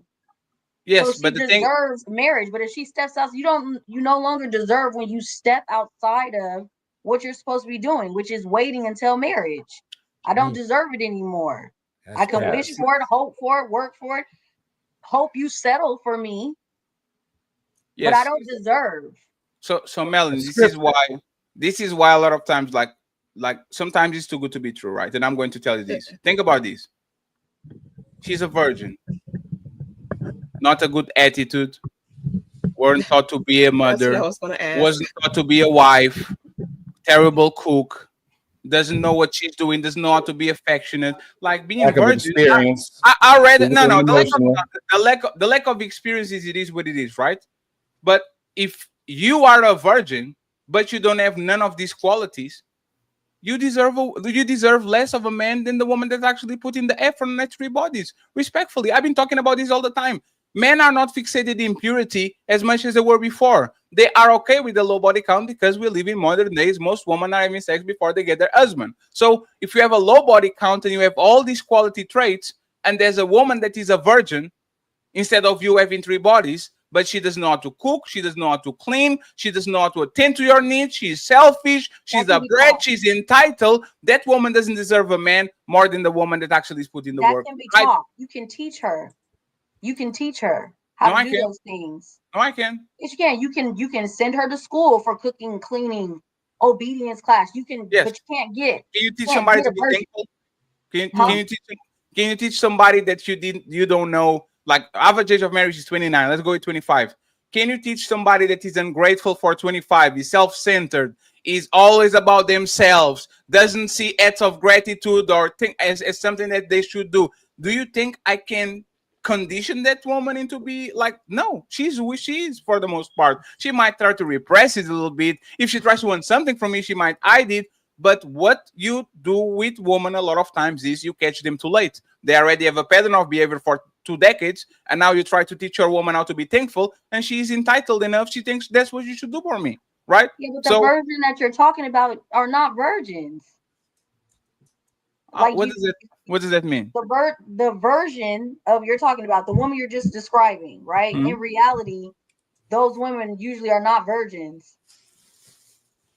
You have to explain that to me a little bit. Like you're saying, she's unruly, she doesn't listen, like all the negative things that you just said, those are usually not tied to a virgin. Well, but even if it was though, right? Even if, let's just say for the sake of argument, Melanie, that it was, right? To address this point. All you're saying, Fatty, is that she's disqualifying herself. She's a virgin who ends up disqualifying herself because of her behavior and her mindset. But we're saying in general, best case scenario, the virgin absolutely deserves and should require marriage. Absolutely. Yeah, but this is what we're talking about. They all say these, right? Actions are better than words. Mm-hmm. I keep saying this all the time. Love is actions. Love is I send you a message and I'll pull it up. It's not saying, Fatty, I love you, I'm very proud of you, and every time I invite you, nope. I have some knitting to do. I'm going to climb the Mount Everest today. I can't make it, right? So if you are a woman that have been to Damien and through with Mr. Beans, but every time I call onto you, you respect me, you honor me, you check on me, you try to make me be a better person, right? You definitely deserve at least reciprocity, right? So I will tell this, and then we can go to the video and move on. I think we are being very simplistic when it comes to the value of woman. Because if all of these women were virgin and still had the same attitude they have right now, I think most men still wouldn't want to marry them like that. Like would be receptive to marry them, right? If they were virgin, if they know it's the only man that I'm, but they are ungrateful. All the time they're trying to look for the upper end. They try to get cash apps. They try to get flued out. They try to go to the best restaurant. Like your value is a little bit higher because you conserve your value when it comes to your body, but your brain is rotten, right? Your actions don't show that you actually value other people, because the only difference between you and these hoes is that you didn't let nobody inside of you. But your attitude, once again, is not conducive to a good relationship whatsoever. So I will give you that, Melanie. Most of these women that are virgins don't have these attitudes because they are very young. Gotta go. Peace, panel. I'll see you later, John Henry. But the reality is this. Do you know, for example, Lolo Jones and all these 30, 40-year-old virgins? Lolo Jones is a U.S. Olympic team, like beautiful, blonde, tall, dated Blake Griffin, dated a bunch of people. Like for whatever reason, she never got married. And when you actually hear her talk, even though hearing that she's a virgin, you can see she has the same tendencies as all the other women that we talk about, even though she didn't have sex with nobody. Probably, technically, that's at least that's what she claims, right? So what I was saying is, even if we look at what is going on and the woman being a virgin, to me, if you are a virgin at 30, respectfully, is a tremendous red flag. If you're virgin and single, like you see when we talk about cheeky, and they say, hey, cheeky, the person that you're looking for doesn't exist. The counterpart of you doesn't exist. Like the lucky kind, like happy-go-lucky kind are the. If this woman is a virgin at her age, there's definitely something wrong with her, because there's no way either they took her off the market or she doesn't have a problem with their mentality or something like that. So I kind of get what you're saying with the deserving shit. But if only virgins deserve marriages, I don't think none of y'all will be married. And even the women that are getting married virgins, you know what is happening now? They get into 27, 28 and says, I didn't live my life. I feel trapped. I didn't have no experiences. All my girls have experiences. So now I want to divorce to go see what is on the market. So I don't think that the virginity thing, for the most part, will qualify you or disqualify you. I think that a lot of times what you do with their virginity or without their virginity is actually what makes you deserve having a man. As it comes to a traditional man, virginity should be at top of the line. So you're probably right on that one. I'll give you that. So you think non-traditional men don't deserve a virgin? Absolutely not. Absolutely not. I will not be an hypocrite and say, why are you a modern man and you want a traditional woman? That makes no sense. If you are a traditional man, look for a traditional woman. If you are a traditional woman, if you are a modern man, look for a modern woman. You shouldn't just go around and think that you are going to be a modern man and then ask for a woman to cast and all that shit. And you know what's funny? Even guys, for example, like Andrew Tate, they're not marrying traditional women. They're marrying women of like secular woman, worldly woman. Like if you look at them, all of them look good. So you're telling me that these women were waiting for you for 30 years? No, he is cuffing every of them. He's discussing the Christian woman, the religious woman, the secular woman. He's putting kids in all of them. So the reality is, once again, even the men that are asking for traditional woman, a lot of them are getting bamboozled. They are getting the threat con. They are getting the woman that now is older and now all of a sudden she decides to be a Christian. They are getting the woman that is plain to be traditional because she wants to stay at home wife and she wants somebody to take care of her because she's lazy. So no, there's a lot. Isn't the problem that there's not enough virgin women around for them to select from? No, I think the problem is there's not enough women ready to marry early. I think that's the main problem, because if I marry at 21, now the birth rate is not 1.5, it's probably 3. because now we have time actually to have a bunch of kids. He's not 30. I have to have a kid fast so I can get, like, you see what I'm saying? Like, and even if we don't stay together, I think if we stay our 20s together, it's more probable that that man and that woman are on their kid's life, and the kid actually grows up at least with 10 years of the dad in the home, and they get better results than just putting a kid on you. And now you are 29, you already know better, so you move along with your life. So I don't think it's the lack of Christians. I don't think it's the lack of virgins. I think it's the lack of women that, one, are willing to get married early, and two, women that actually were taught by women how to treat men. And that shit is, to me, the most brutal shit ever. Is this man, every man is being conditioned to take care of women as soon as they see them, but a woman, every time she gets into the relationship, instead of saying, what can I do to make her life easier, is what can I get from you? So I would say that these two are more problematic than the virginity part. You see what I'm saying? I think is a little bit more problematic. But don't let the men on the manosphere gaslight you, Melanin, because these motherfuckers will literally tell you, oh, you are right, you are right. We don't want this woman, and then cuff a baby mom off too. So I promise you, what men support on this place and what they actually do is completely different, because I see time and time again, they come in and they say, we want virgins. We don't want, and then if your booty is big enough, if your face is pretty enough, you have two baby daddies and he wants to be the third. So yeah, but for me, it's not about speaking for the manosphere. It's about changing the way women choose to behave. Even if it can't be me or any of the women on the panel, we could take it back to those that are coming up and try to raise them differently, so we can have a different outcome that we say that we want. Yeah, but you can do it, because these women have no remorse, and they don't. It's not that they don't have no remorse. They don't have no notion of right or wrong.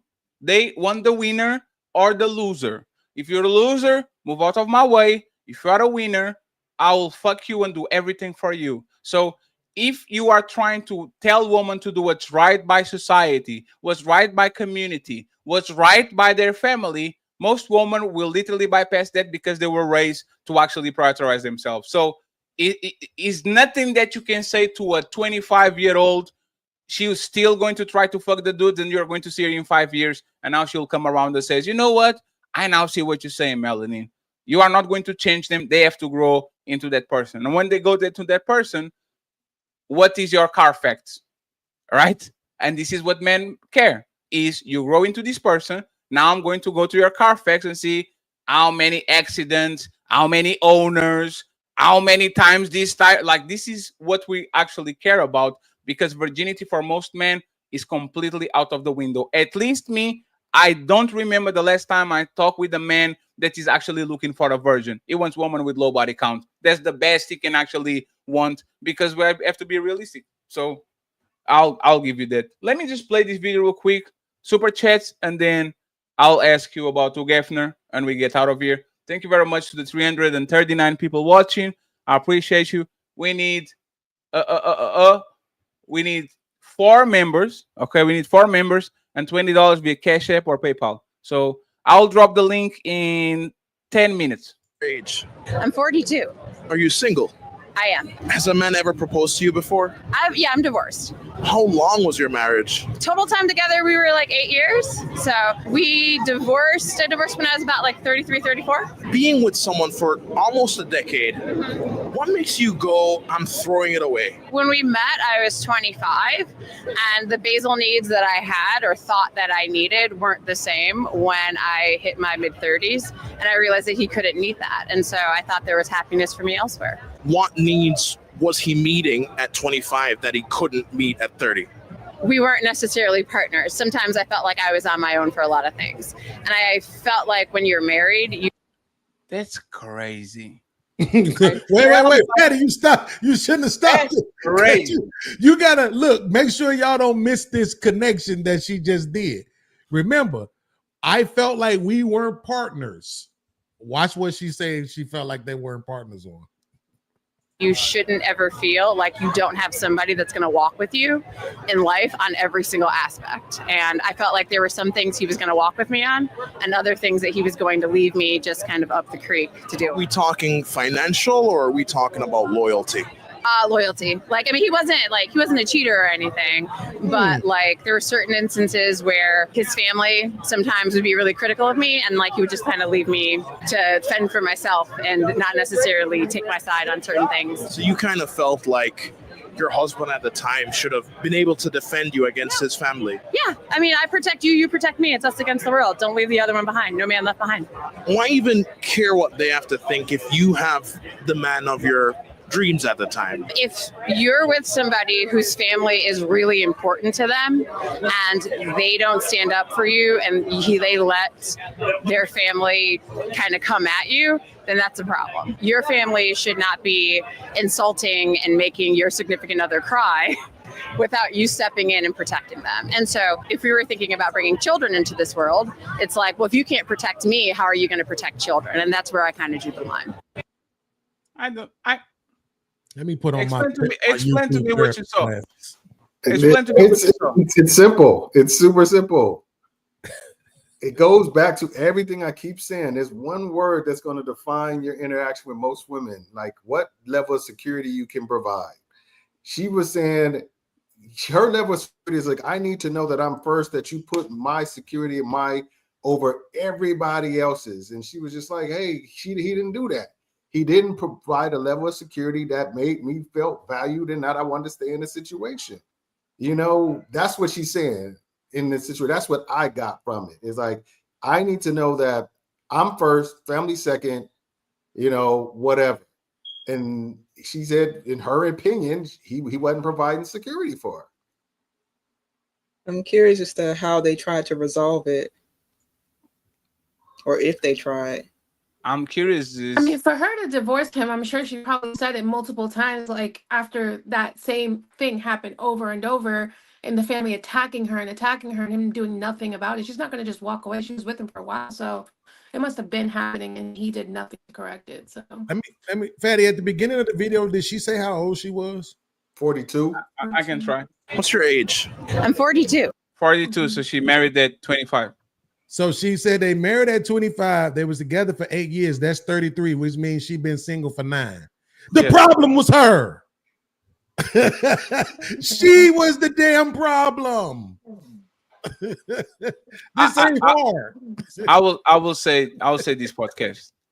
People will make excuses to leave you. We all been through people that broke up relationship with us, friendship relationships. They were looking for one excuse, like, oh, it's because you make me I will say this, right? To me, the red flag is how she started talking. She said, I was feeling lonely. Sometimes I was feeling lonely in the relationship. So you then become single for 10 years? If loneliness is what you like, sometimes you feel lonely and you live in a man that was with you on your prime years to be single for another decade. You are okay with loneliness, lady, because you'll be single for 10 years, kind of, right? Here's the truth, Patty. I'm gonna tell you what happened, and just so people won't have to wonder. Yes, this happened to me, and you can say I'm projecting if you want to, but I've seen it happen. I didn't ever think it was gonna happen to me, but it ended up happening to me. Women move like men nowadays. They don't move like women anymore. They move, think, act, feel everything, decisions like men. So you got these women out here, and they're working and they're grinding and they're doing their thing. And guess what? They're elevating too. And sometimes they're way more insecure early on in a relationship, right? And you love them so much that they start feeling more secure about themselves. You start getting them to do certain things with their looks, and they start realizing, oh man, I could do that. I do look good like this and then blah, blah, blah, blah, blah, right? And to the point where they start elevating and they get into rooms that they weren't usually in, and now they think they can do better than you. And then they want to go do that. And it's really that simple. Every time we trying to blame the man, it's some bull crap, bro. I would say that this woman actually wanted to taste the streets, and now she's absolutely. And now she's permanently there, because I will say this, right? I believe that you not having your wife back is bad if she's right. Right? Because I'm not going to chastise my mom and my dad when they are right. If they are seeing something and they are pointing and you are crying, oh, I can't believe you sided with my mom. I will side with you if my mom is wrong. But I can side against my family when they actually telling me something about you that is right. So I don't like this dude because like his questions are very like he's not like the what's the name of the dude, the white dude in Las Vegas podcast? It's complicated. Oh, it's It's complicated, right? That dude is awesome because he goes at like he actually digs in on a way that kind of disarms people, so people say what they need to say, right?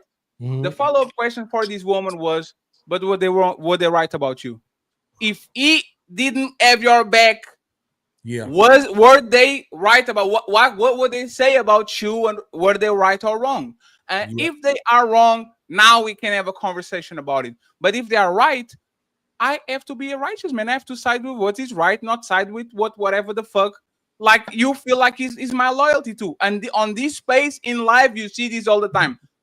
Blind loyalty. The person is completely wrong because they're their friends, because they have power, because they have money. Now you suck in their cleat because you don't want to lose access to them. So you can't even correct them and say, lady, you are wrong. What you did to that dude was clearly wrong. Or fella, right?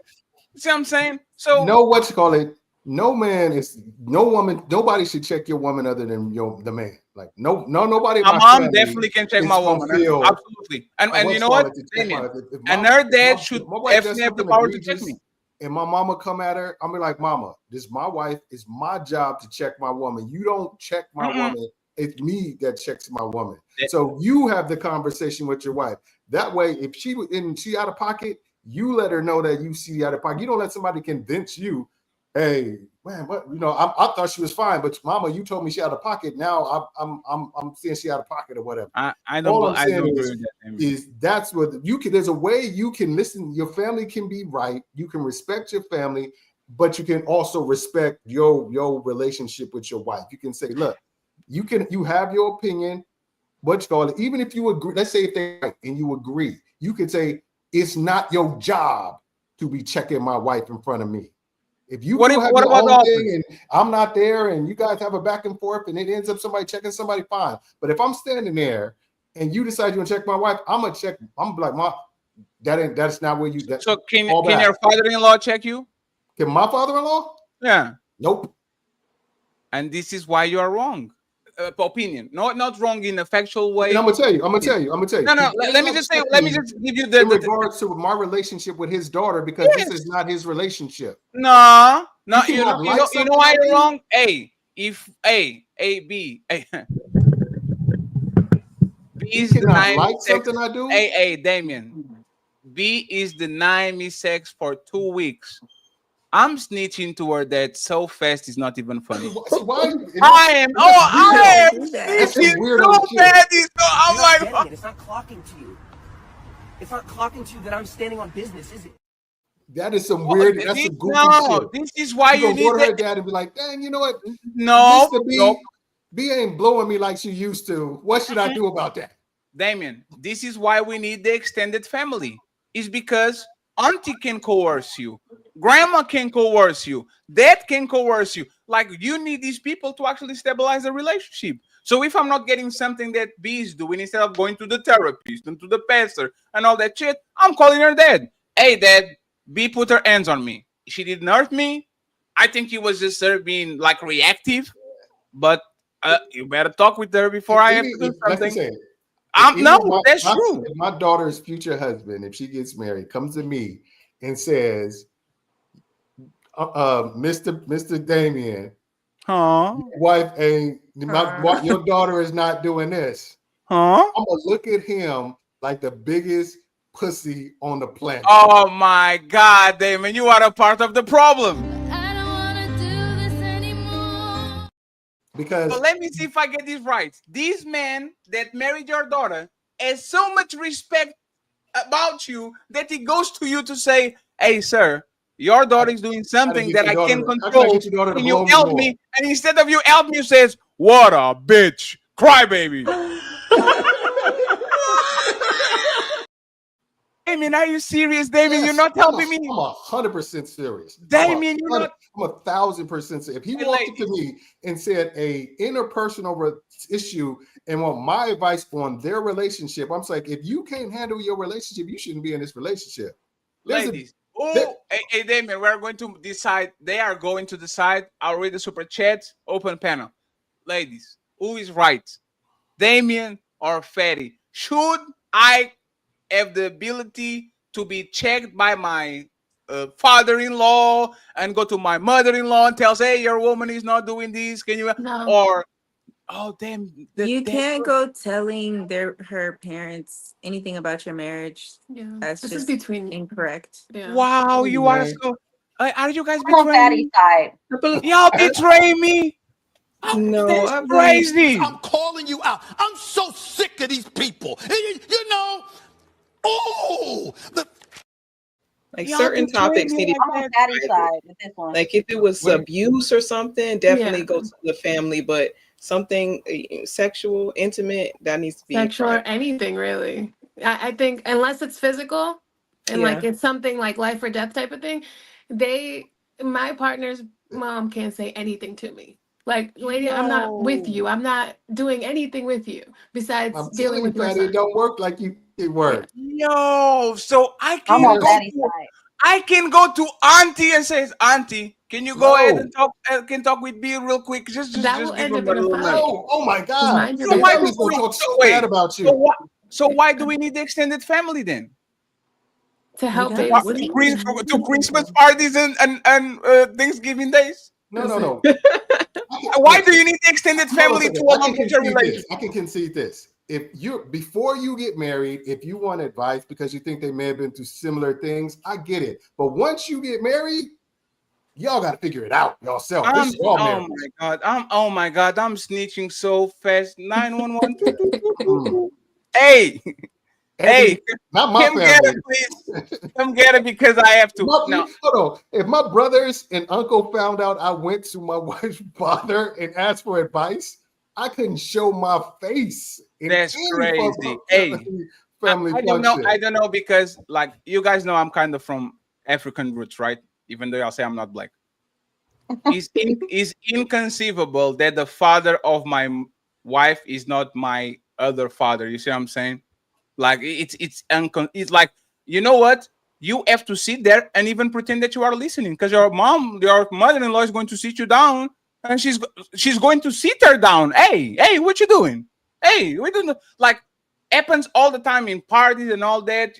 Men go to the kitchen and you can be on the kitchen. You go outside.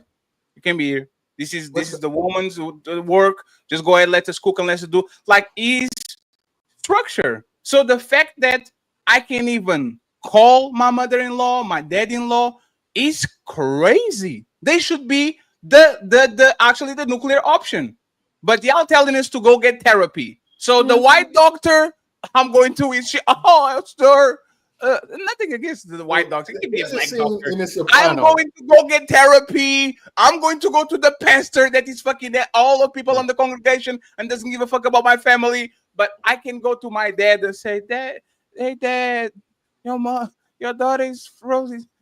I tell them, pass him the ball, pass him the ball. And she Do it doesn't just pass like me the that. ball. Do it just like that. Now you can't say it like that. Do it just like that.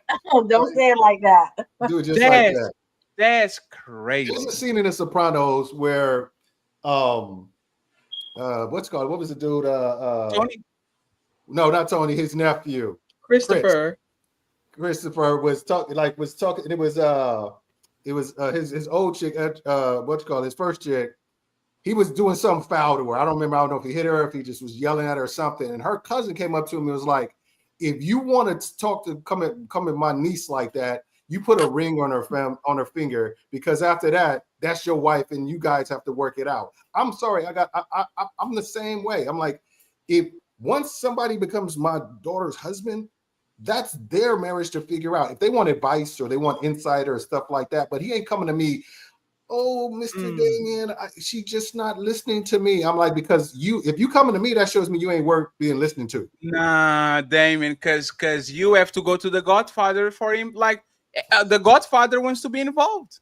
Like, especially if you're a man of power and you're giving your daughter away to somebody, you want an open line. Actually, in my opinion, I don't know why relationships are like that. You are the dad of a girl. Somebody is the dad of a boy. Y'all live in the same area, go to the same school and all that, and you start grooming them to date each other if they like each other in school, and you are on their life forever. So now when they have a problem, they don't leave the relationship. They call the other dad, the other mom. Hey, this is what's going on. Go ahead and check your son. Go ahead and check your daughter. I guarantee you, is less domestic violence. Is less everything. I think because people now, I'm not just breaking with you. I'm breaking up with everybody on this shit, right? So the fact that we have all these tools and you are not using them when there are women and men dying. Oh, please, can you give me a good family? Can you get me a man from a good family? Can you get me a woman from a good family? Like, people are literally starving to have a grandma, an auntie, a dad, a mom, and now all of a sudden you have it and you don't want to use it. I don't get. Well, no. And Melvin, I see you. Don't worry. People we are not saying, going to stay here for more than 30 minutes. People aren't saying they want to come from a good family because they want advice. They want to know the pedigree of the person that they're getting with. And I want guidance too. I want guidance too. Yeah, I don't know, baby. I want resources. I don't know if this I want to call your dad and says, hey, sir, we down bad this month. Can I get $15 real quick? I don't care. Hey, nah. That's exactly. Hey, if I have a daughter and she marries somebody, I want that dude to come to me for anything and everything. I'm not saying for the bare minimum, but if, for example, they are having friction on their relationship, wouldn't it be better she called me and now I deal with my son and says, hey, this is how women are. You better keep your hands to yourself. Make sure that this and this and this happen. Protect yourself. And I'm not going to let them just go ride. And then now I found my daughter in the river and the guy with the bullet on his head because he did something. That's extreme. That's a safety thing. But you said your first example was she's not having sex with you no more. Yeah, that's what you said. No, but then that was your first example. Then, you know what's funny? If I told my daughter that is inadmissible, as long as it's not a medical situation, of course you can deny here and there. But if I actually tell my daughter that if you marry this man, it's inconceivable that you let him drive for 3 weeks, 4 weeks, a month, I guarantee you she's going to have on the back of her head, I wasn't going to do it, but I know he's going to tell my dad, so I better chill. And with the man, it's exactly the same thing.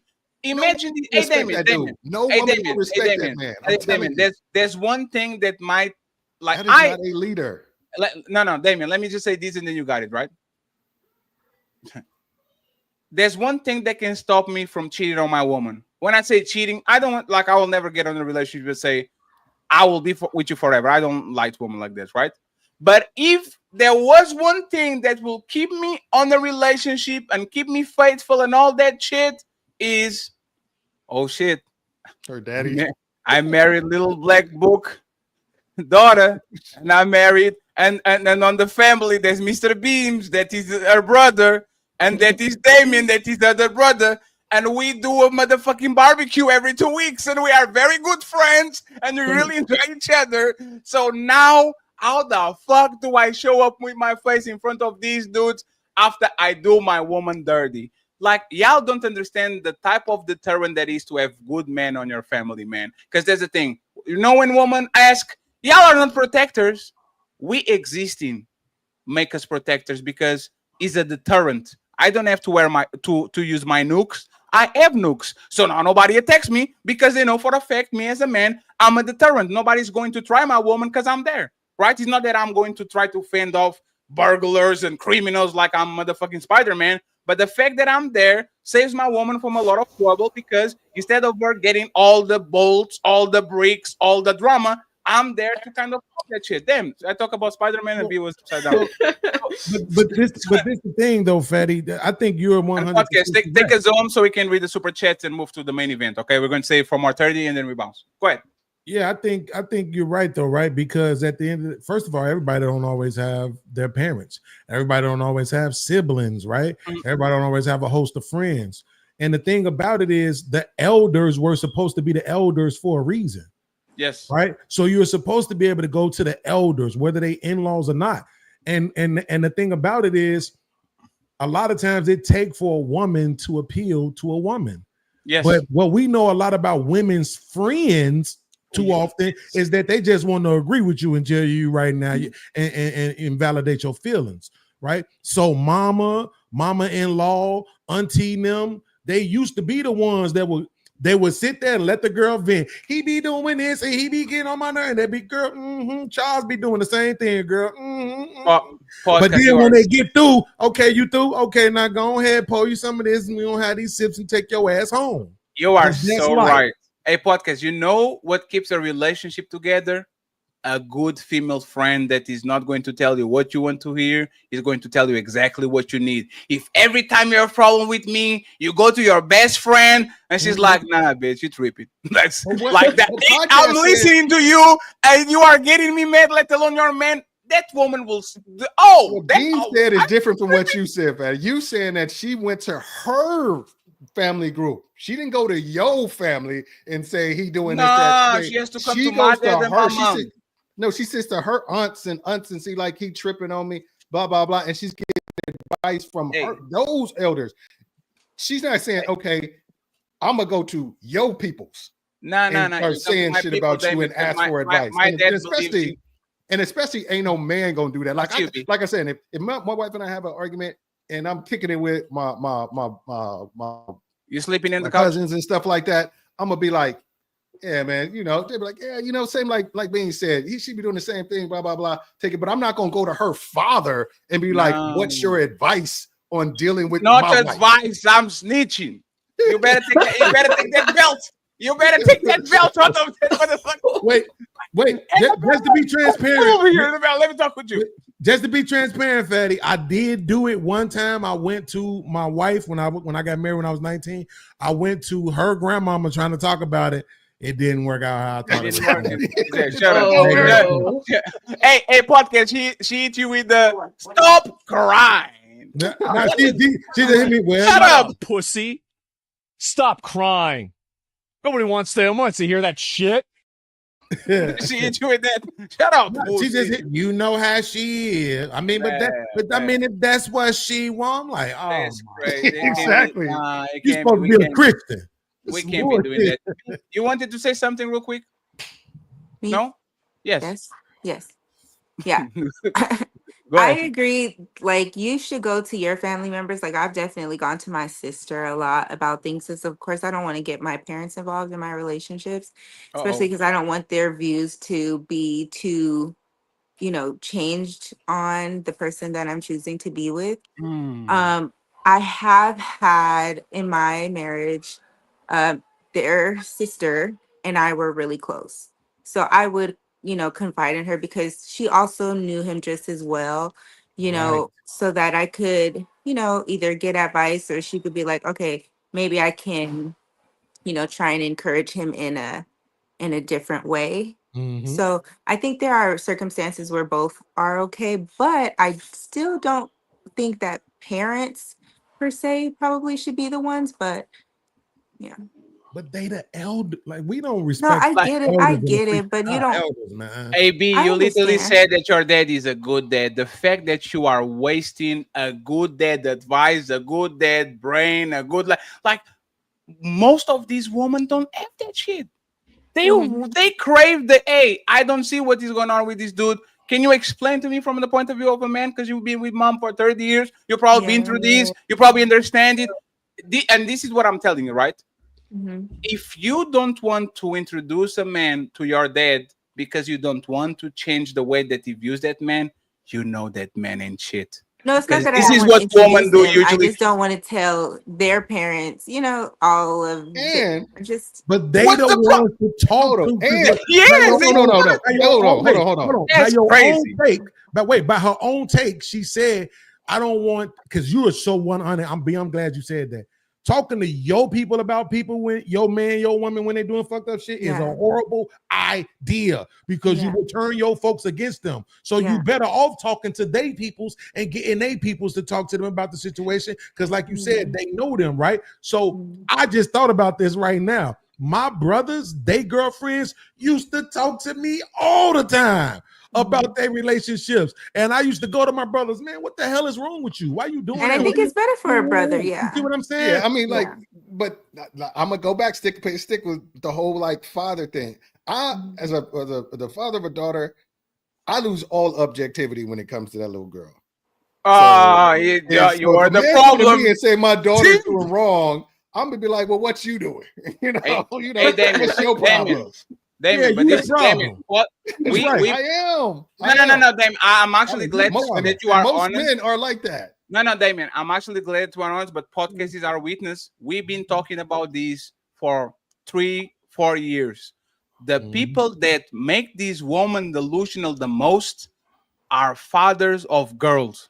Because you been calling her princess, you can call her the most beautiful woman in the world, which is the ugliest. You've been calling her, I love you, and she has a terrible attitude. She is selfish about her toys. She does, and then she gets to a man, and you know what she thinks? I'm a princess because my daddy told me I'm a princess. And now we are in trouble because I can't even go to the dad because if I ask, hey, sir, look at what this woman is doing to me. What you said about my princess? What you talking about my princess? I'm sorry. It's crazy.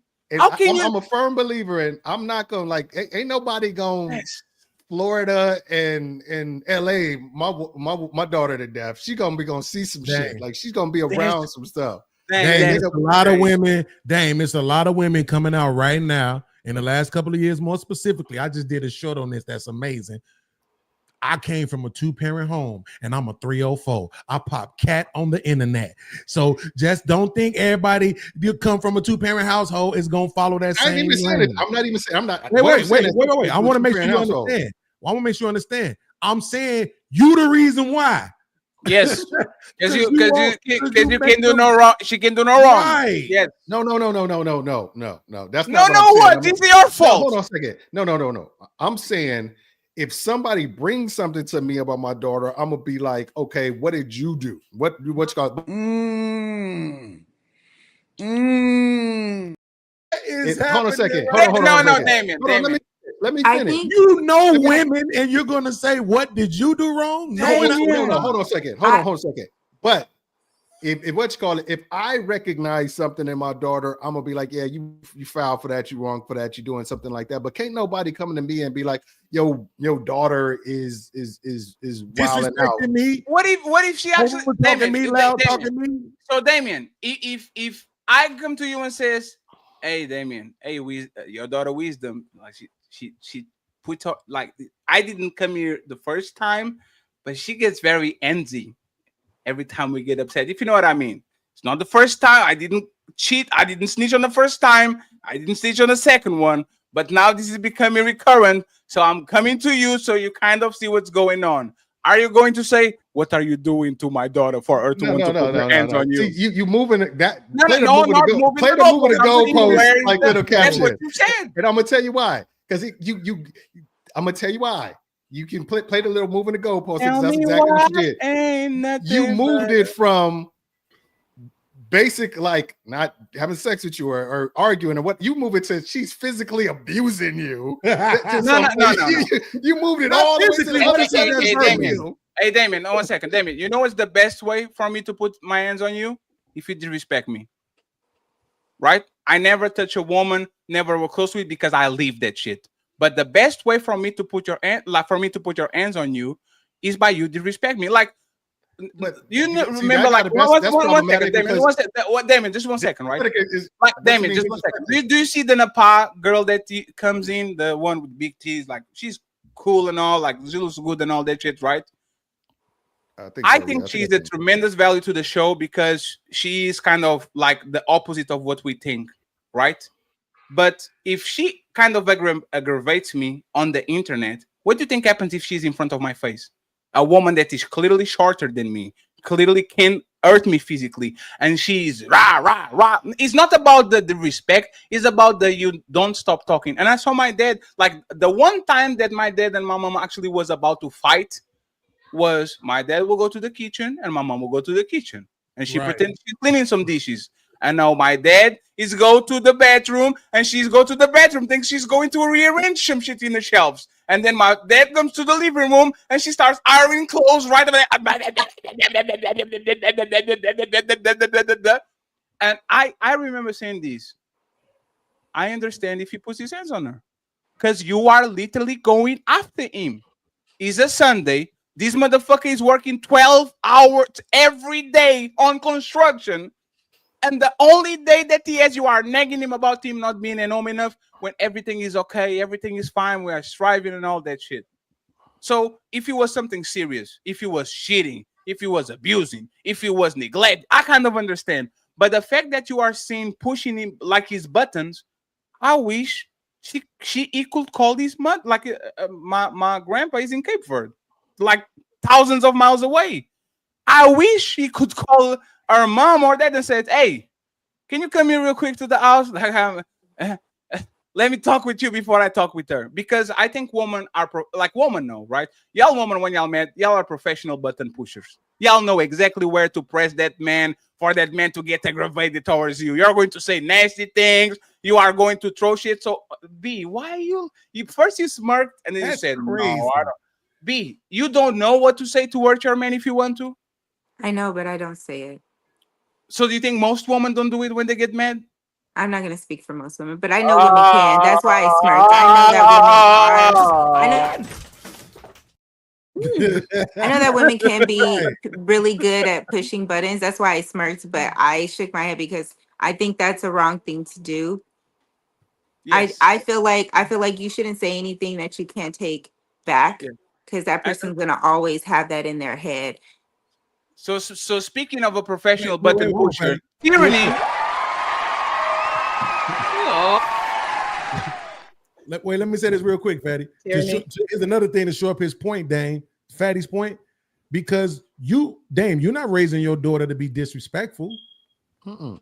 So he should definitely be coming to you and telling you if she start doing that. Because I would respect it. That's an if embarrassment somebody went on to my you. dad for sure. Hold on. Is that not an embarrassment on you? You not raising her to be that way? This is the thing that's being way too vague on. Okay. Disrespect in a relationship is subjective to based on what you find disrespectful. Like, for example, so you can't be like, if I'm raising her to like in a certain way that I feel is respectful, I'm bigger based on what I feel is respect. So use that. Use that. Hold on a second. But if she gets with a dude who thinks, you know what, that thing that your dad did is, I feel like that's disrespectful or whatever like that. That's on her to either be like, you know, I value or respect you enough to change that and make the change or whatever. Or she be like, well, I don't give a fuck. I don't value enough. I ain't changing shit. And then he needs to bounce on my daughter if she that kind of like obstinate to where she ain't willing to change.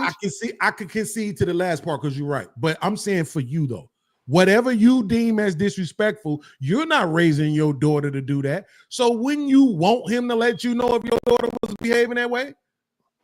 Yeah, like I said, it all depends on what he finds as disrespectful. I'm talking about what you think. This is what I'm saying. Not what he disrespectful. What you think is disrespectful. Yes. If he's saying your daughter is calling me a bitch every day and she walk in the door. No, not every day. Let's do it twice. She called you bitch twice. Yeah, That's no.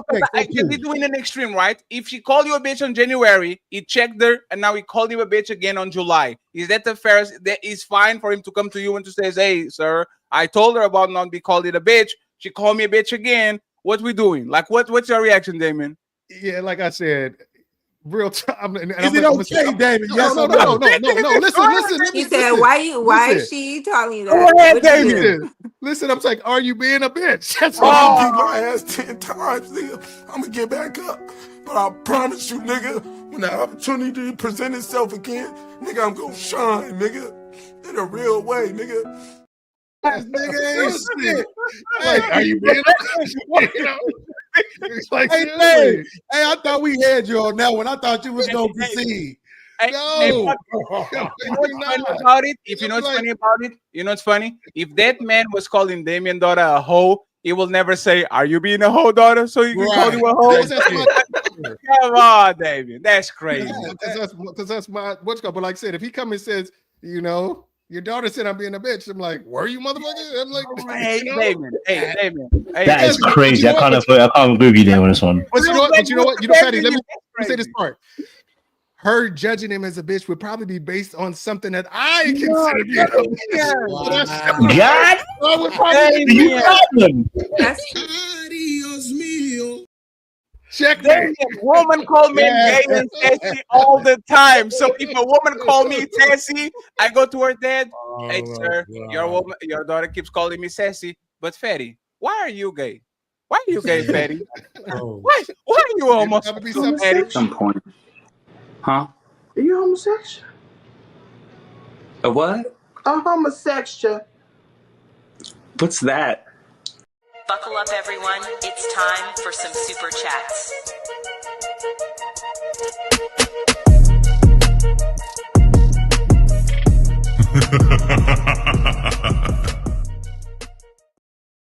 Y'all are wild, but this is why I like y'all. Okay, let me read the super chat real quick. Pass to Melanie first, and then we go to the rest. Thank you very much, Mr. Shadow Dragon TV, for the $20 cash app. I appreciate you, sir. Thank you. Thank you. Here Thank you you. go, sir. $20. Get yourself some food to eat. If by food you mean drugs, then hell yeah, bitch. I'm about to get fucked up. Luanda, thank you very much, Luanda, for supporting the show with $5. Thank you very much for supporting the Untouchable Empire. The Untouchable Empire, baby. Thank you very much. We have once again, of course, T.O. Amazing supporter. Salute to you, T.O. Inside and outside of the court. I appreciate you for the $30 ball. I appreciate you, T.O. Thank you very much.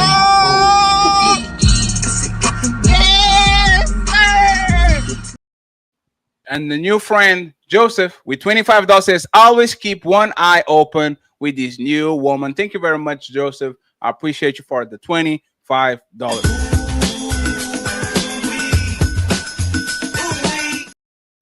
Friends, we need to complete the hamburger fund. We need $20, like the diversity today on the donation. So please go ahead. We need $20 to get the goals and 4 members. Okay. So on the other side, we have HQ. She's in the building, of course, talking shit from the chat as usual.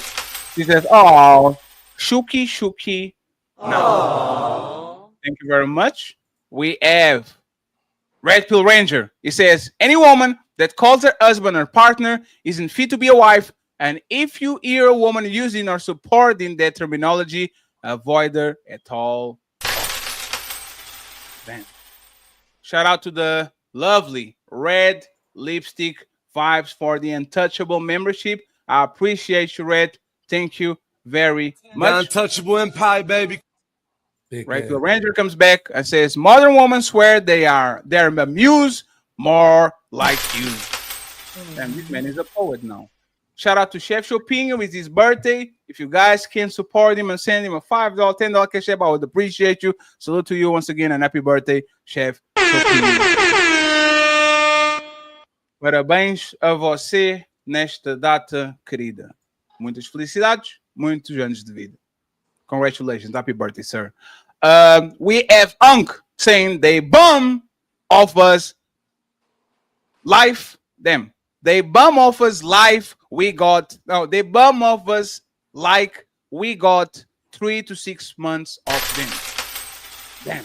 Thank you. I appreciate you. Salute to you. One Peel saying, how can someone resent you if you're choosing to be there?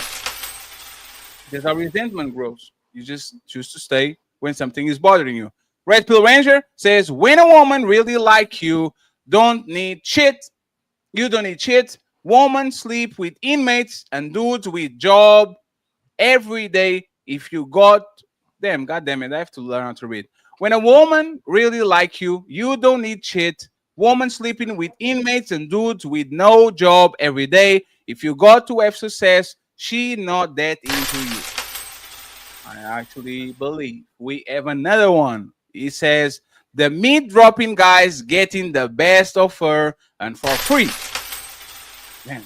John Henry in the building. He says, Damien, are you describing the majority of women past 50 years old without kids who have praising single life in their golden years?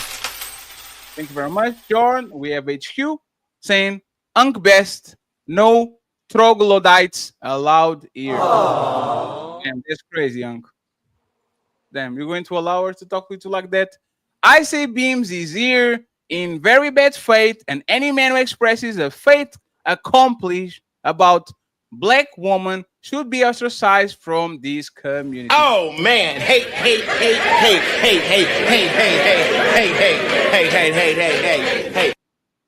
Zion 7Z, he says, shaking my head, basically they're giving the milk out for free, so why buy the cow, bro? It ain't that deep. You don't play sticker price for a 120K mile car.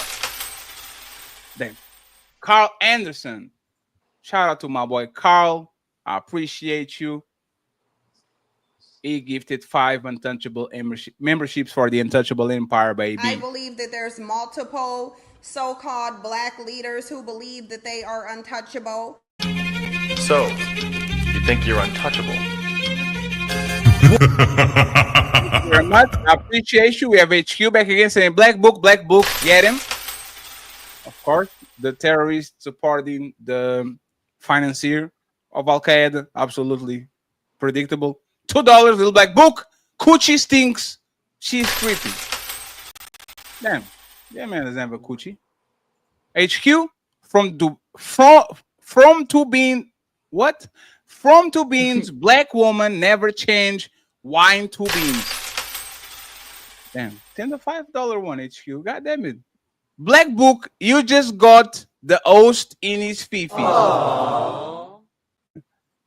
Hey, I'm going to your show on Monday. You're talking a little bit too much, HQ. We need to have a conversation. So now it's not us speaking wrong. What? We have more 10 to go.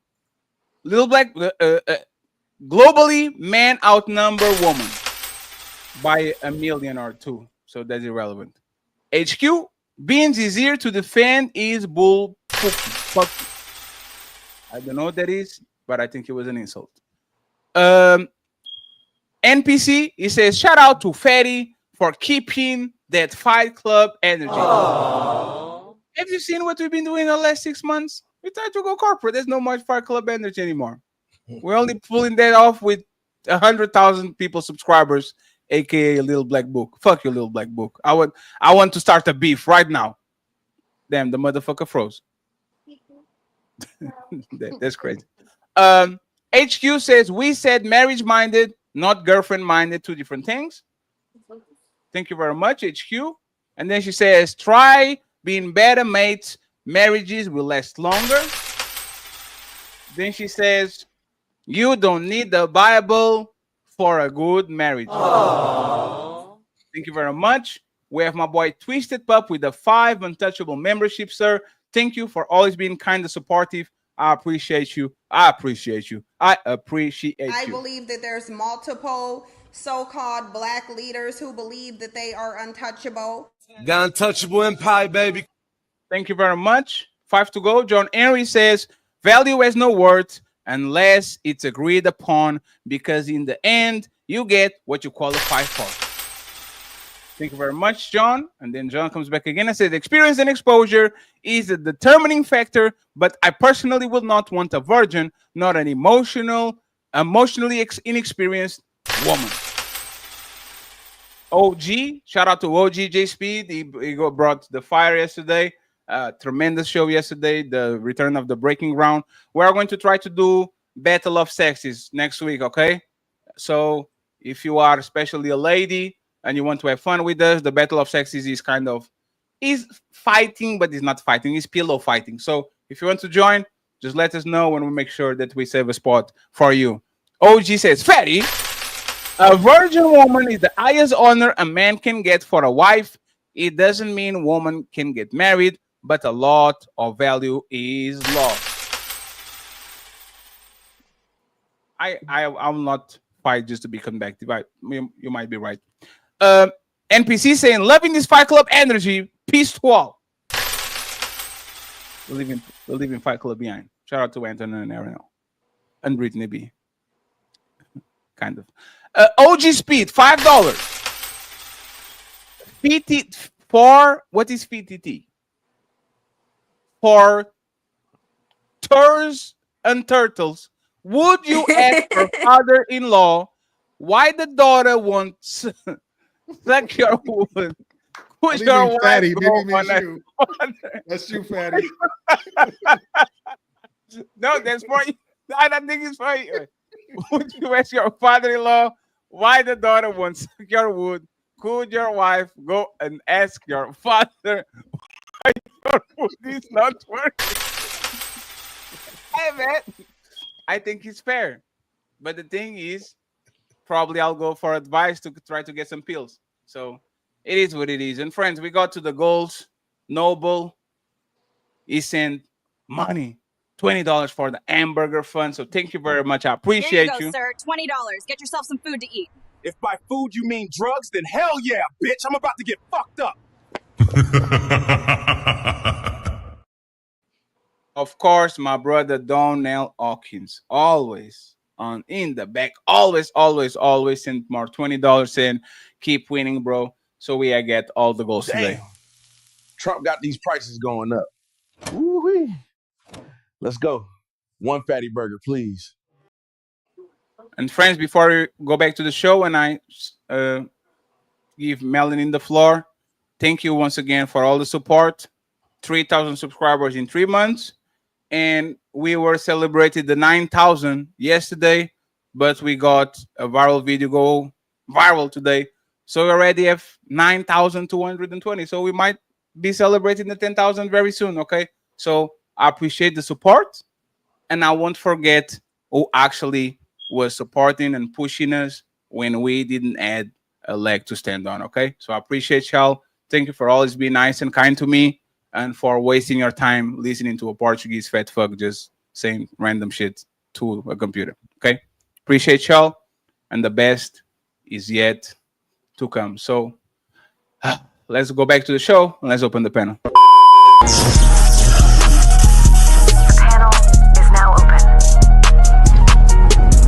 wait is over. The gates are open. All who seek the panel, enter now.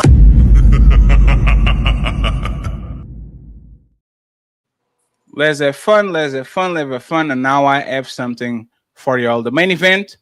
So let's see what we're talking about. It's time to do.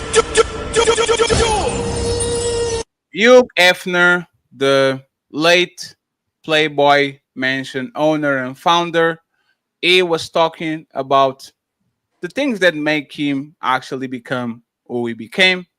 And he was talking about his wife. So let's hear from him, and then we go from there. We need 4 members, friends. So if you are ingrained in the chat, please become a member. We need 4 members to get all the goals completed. Let's go.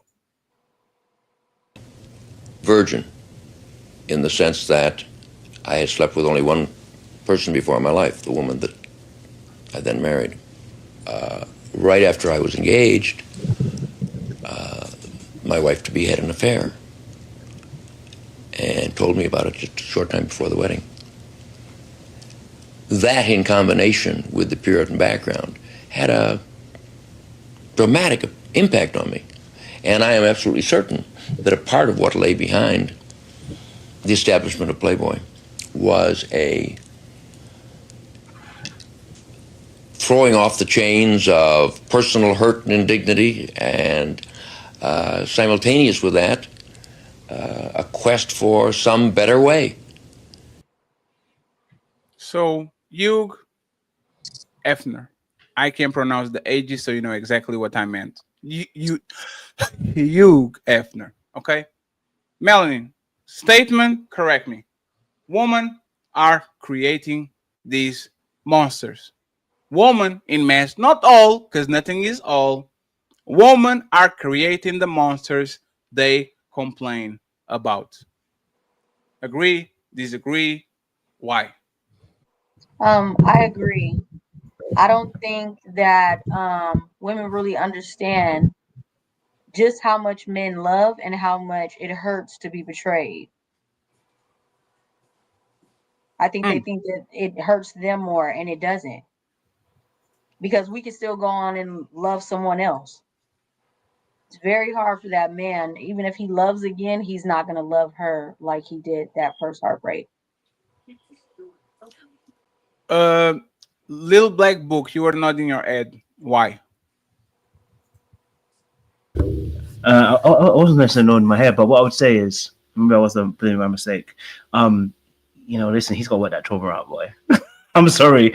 Listen, we all get hurt, bro. If you decide to go off and do a Playboy thing, you got to work it out on yourself. Listen, people get hurt both on men and women's side. So did he get hurt by a woman and that caused him to be like that? Yeah.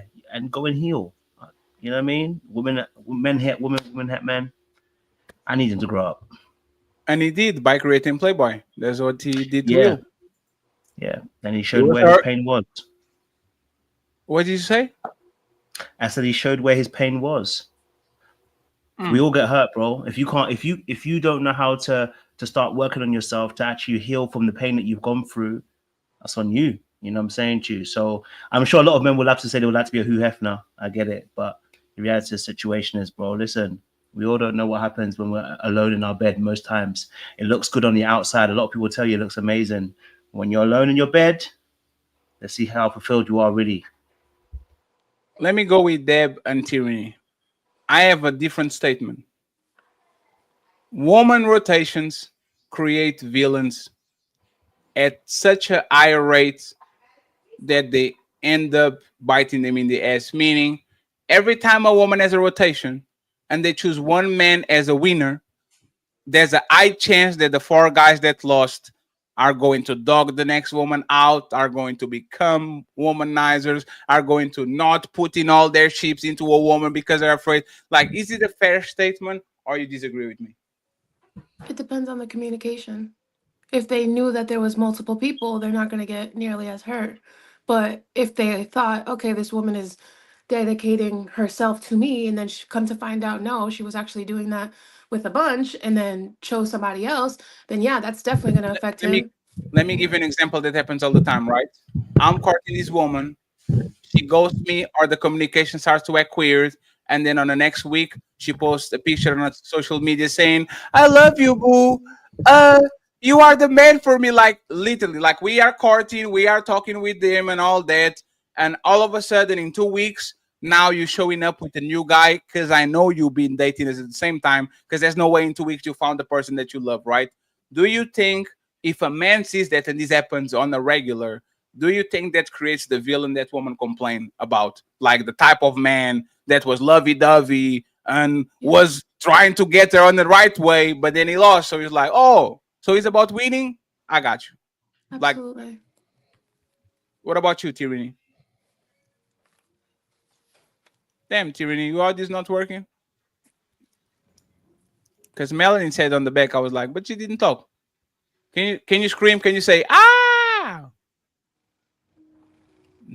Close your mouth, Tyranny. Better close your mouth. She will be back. B and Miss Wisdom. Are women creating villains in mass on this dating market? Yeah, probably. Why did you add probably? How many villains did you create? B? Here's what I think. I think it's just that men, I don't know, they get their feelings hurt, their ego and their pride hurts, and then they carry that into relationship after relationship, or not getting into relationships, and they start to punish other women for things that have happened in their past. And I think that women do a better job of compartmentalizing, you know what, that was this, and I'm gonna move on and be open and hopeful that I'm not gonna get hurt again. I'm gonna show up as my best self for the next person. Can I ask you a question, B? Who says this? I need to heal, and you have to respect my trauma. And like a woman comes into the relationship with the man, and as soon as there's problems, she starts to say that daddy hurt her, mama wasn't there, ex-boyfriend cheated on her. Like women are experts in bringing pre-existing conditions to relationships that they are currently. No, like it's always trauma. It's always something that they have to wield from. Like it's always something. So how can you say that women can actually compartmentalize shit better when, for the most part, all you see is woman bringing healing and finding yourself and all these things? Like how can Maybe you? it's just that they still keep trying, you know? Sure, they could take their traumas and now they're like, wait, this happened and so I'm like this. But men, they're like, they're not talking about, oh, you know, this is what happened and this is why, you know, I need this from a person or I need this. Then they just start dogging out girls, you know? Do you think you made any monster in your life? Or you No, make B? You no. have to stop giving me that smile. You look into the horizon, like please God, I had to cover think your ears. about who I've been with, but I don't think that I've made any monsters. Why? So you don't think that you broke a man heart so bad that the motherfucker said never again? I am the heartbreaker now. I'm never going through the I love you, I love you, I love you, and then like you never did it. I have. A B question, because this is we talk about when you told your husband that you cheated on him. How did he react? He was really pissed off. He said he wanted a divorce. Huh? And then he said, okay, like, what are we going to do? And so then we got counseling. Did he cry? Did he cry? Oh, He was really pissed. I don't think he cried. so he in was that moment. angry, not sad. Yeah. Do you think you left a scar on him? Sure. Yes.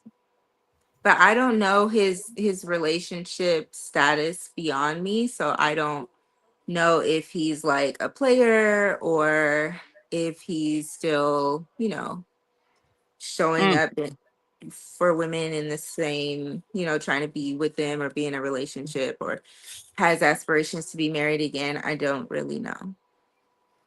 Tyranny, you said that you made men. Like you said I did, right? Can you go a little bit deeper into that? And Deb definitely broke some men's heart. Deb is a demon. Oh my God, I see you, Deb. Deb looks calm and collected. She's tired. It was a long week. I'll get into you very soon. Go ahead, Tyranny. What did you say? Like when you're saying I broke a man's like heart, like do you think you created any villain before? No. Yes, possibly. You know. Wait, no, yes, possibly all of them. Most likely, actually, let's just go with most likely. Okay. Once you don't realize what you got till it's gone, that's your fault. But guess what you got to do? Get over it. If you raising a boy to be a man, that's a part you got to teach him is to get over it. But boys cry more than girls do, you know. So I think you guys need to learn to just move on. I mean, did you say that guys cry more than girls? Boys cry more than little girls. Yes. Do men cry more than women? Yeah. No. You guys don't know how to get over it. Have you ever like seeing a man cry in public is like seeing a cat fucking another cat? Never saw it. I like it when a man cries. On the internet, you might see it. If you ever, I saw, you know what? I was going to say it's because it's not personal, right? But people crying, right? Like women cry when they want kids and they can have them. Women cry when they hear a song from 1993 that reminds them of that day in the summer. Like women just cry for everything. They cry when they're happy. They cry when they're sad. They cry like. And you are telling me that men cry more than if you see a man cry, he's serious. If you see a man cry, he really feeling is going through something. It's sexy. Y'all should cry more. Have you ever met a man cry, Tyranny? It's very sad. I will make you cry in a good way. There's no such thing. I'm your best friend, so you can come to me and cry to me when your mom hurts your feelings, when your baby mama tripping. You know, you can come cry on my shoulder. Why you saying no? Wait, Because Melanie, that's what did you say? ridiculous. That's ridiculous that she's saying that a man should cry more. A man shouldn't be crying with you. No, okay. Well, you can come cry on my shoulder. No. I feel like you end up losing respect for him after a while. If a No, man I keeps love crying it. to you, I just don't think that that's I love it. I decent. mean, Have you ever lost respect to somebody by when they cried next to you, Deb? No, but they also like at least my ex, he did it one time, and it was with reason, and I was there for him. But I feel like if he would have kept doing it, like every week, it was something new he was crying about. Yeah, I'd be like, you need counseling, not me or my shoulder to cry on. You are his need help. counselor. When you're his wife, you're his counselor. No. Yes. No. Absolutely. Y'all are telling me no. No. That's crazy. I feel like they need some outside advice. You can't be their problem and there's, you know, and then be their confidant and there's the solution and everything. their It's like if you solution. feel some type of way about something that's going on in our relationship, I suggest you get some outside advice because Why? That costs sometimes money. It's We not can money go you're to each making. other. You're not the provider. just because of money just to get help, like I can look as the wife, you are the crown on your husband's head. are you married? Simple. No. So am I what? Are you married? Yes. And so you guys never got counseling and Our that's counseling was the Holy Bible. And we pray and we fast together and the relationship works. But if I want him to be good, you know, it's my job first as his wife to assure him that we got this. I like it though when a man cries. Melanie, why is she wrong? Because you said she's wrong, like men shouldn't be crying to their woman, they're not there. Like, why is she wrong? Because he shouldn't be coming to you. He shouldn't be coming to you for anything outside of intimacy. He shouldn't be crying to you. That's inappropriate. And that just shows that he didn't grow up with the correct people around him to help him manage his emotional balance. He's not supposed to be crying with you. So he only You lose supposed to come respect to for him. you You for think you're sex? the alpha. You think he's Wait, so supposed you're to cry on you're your his shoulder? sex outlet. Is that what you just said? Yes, You're his are you outlet not? for sex. Well, if the You plug cook, fits you into a clean, hole, it's going to you go into please. that hole. So with that mentality, your man gonna cheat on you. See, I'm more than just. I can promise you that. No, you Okay. the women that think that that's not your obligation are the ones getting cheated on, not the ones that know their place. I can promise you're wrong, but okay. I don't To each want his you own. promising me anything and you want a man to be crying on your shoulder. I didn't If say it's I not want due to it, the death of like something serious, he should not no, he but I does don't not mind cry it. to I his don't woman. mind it. I don't mind it. Well, This you're is why probably only the type Gemini of women man, can handle a you're Cancer probably the man type of because man we that's got y'all. not desired by many. Okay, Melanie, look, If you're if you want to satisfied with argue that, then I'm about happy for you. should your husband, because you're married, right? You know? No. Oh, you're not married, and you're trying to No. teach a married woman on what a man wants. You I'm can't not do trying that. to teach you and But your you, marriage okay, but you anything, but can't your do that. marriage is not the standard. For Okay. most women, But that's I'm not the saying standard. I know how to get married. A lot of You women know, don't. just because you're married doesn't mean your marriage is anything of any type of quality that anybody else would want. It's pretty But good though. that's great for you that somebody settled for you. That's Yeah. wonderful. Yeah, vice versa. He's not perfect. No man's perfect. We're all settling. Guarantee you. No, all men So do not have tyranny. to settle. I will say tyranny. I will say this, right? There's a person on this place that was married for 17 years in a relationship for 25 years. And all of a sudden, we kind of figured out she left for a Discord dude, right? Stop, fatty. How can she come in and tell me what is the relationship and what is a marriage just because she was married for so long when we know the quality of the marriage was trash, right? It's a reality. And I know everybody on the panel saying, stop, fatty. I won't stop. I can be stopped.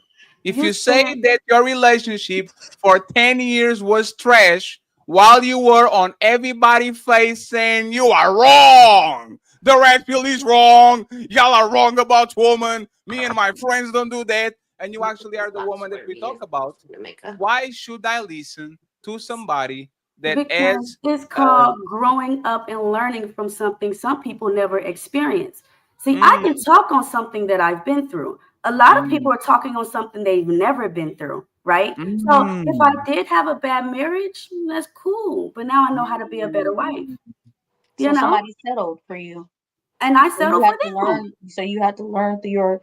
You can't settle for a man. Only a man settles for the Girl, woman. please, we definitely settle for these men. Tyranny, you settle for your Unless man? you're dating women, Melanin, No, I don't date women. unless you're over on that side, Tyranny, we all settling for you just settle for your man? Did I what? You settle for your man? Is he Aaron Pierre? If you're not Aaron Tyranny, Pierre, I'm aren't settling for you. Tyranny, 1 second. Aren't your husband like a 29-year-old, no kids, like the didn't now he has My kids. husband had children Now he before has me. kids. No, now he has He kids, had but like children before me. he had children before you? Yes. So you settle for him If because you're he's not a not. father, I don't consider you. You're not on that level. So you settle for him because he's not Aaron Pierre. Yes. So either you get Mufasa or you settle him. That's it. That's it. Did he settle for you?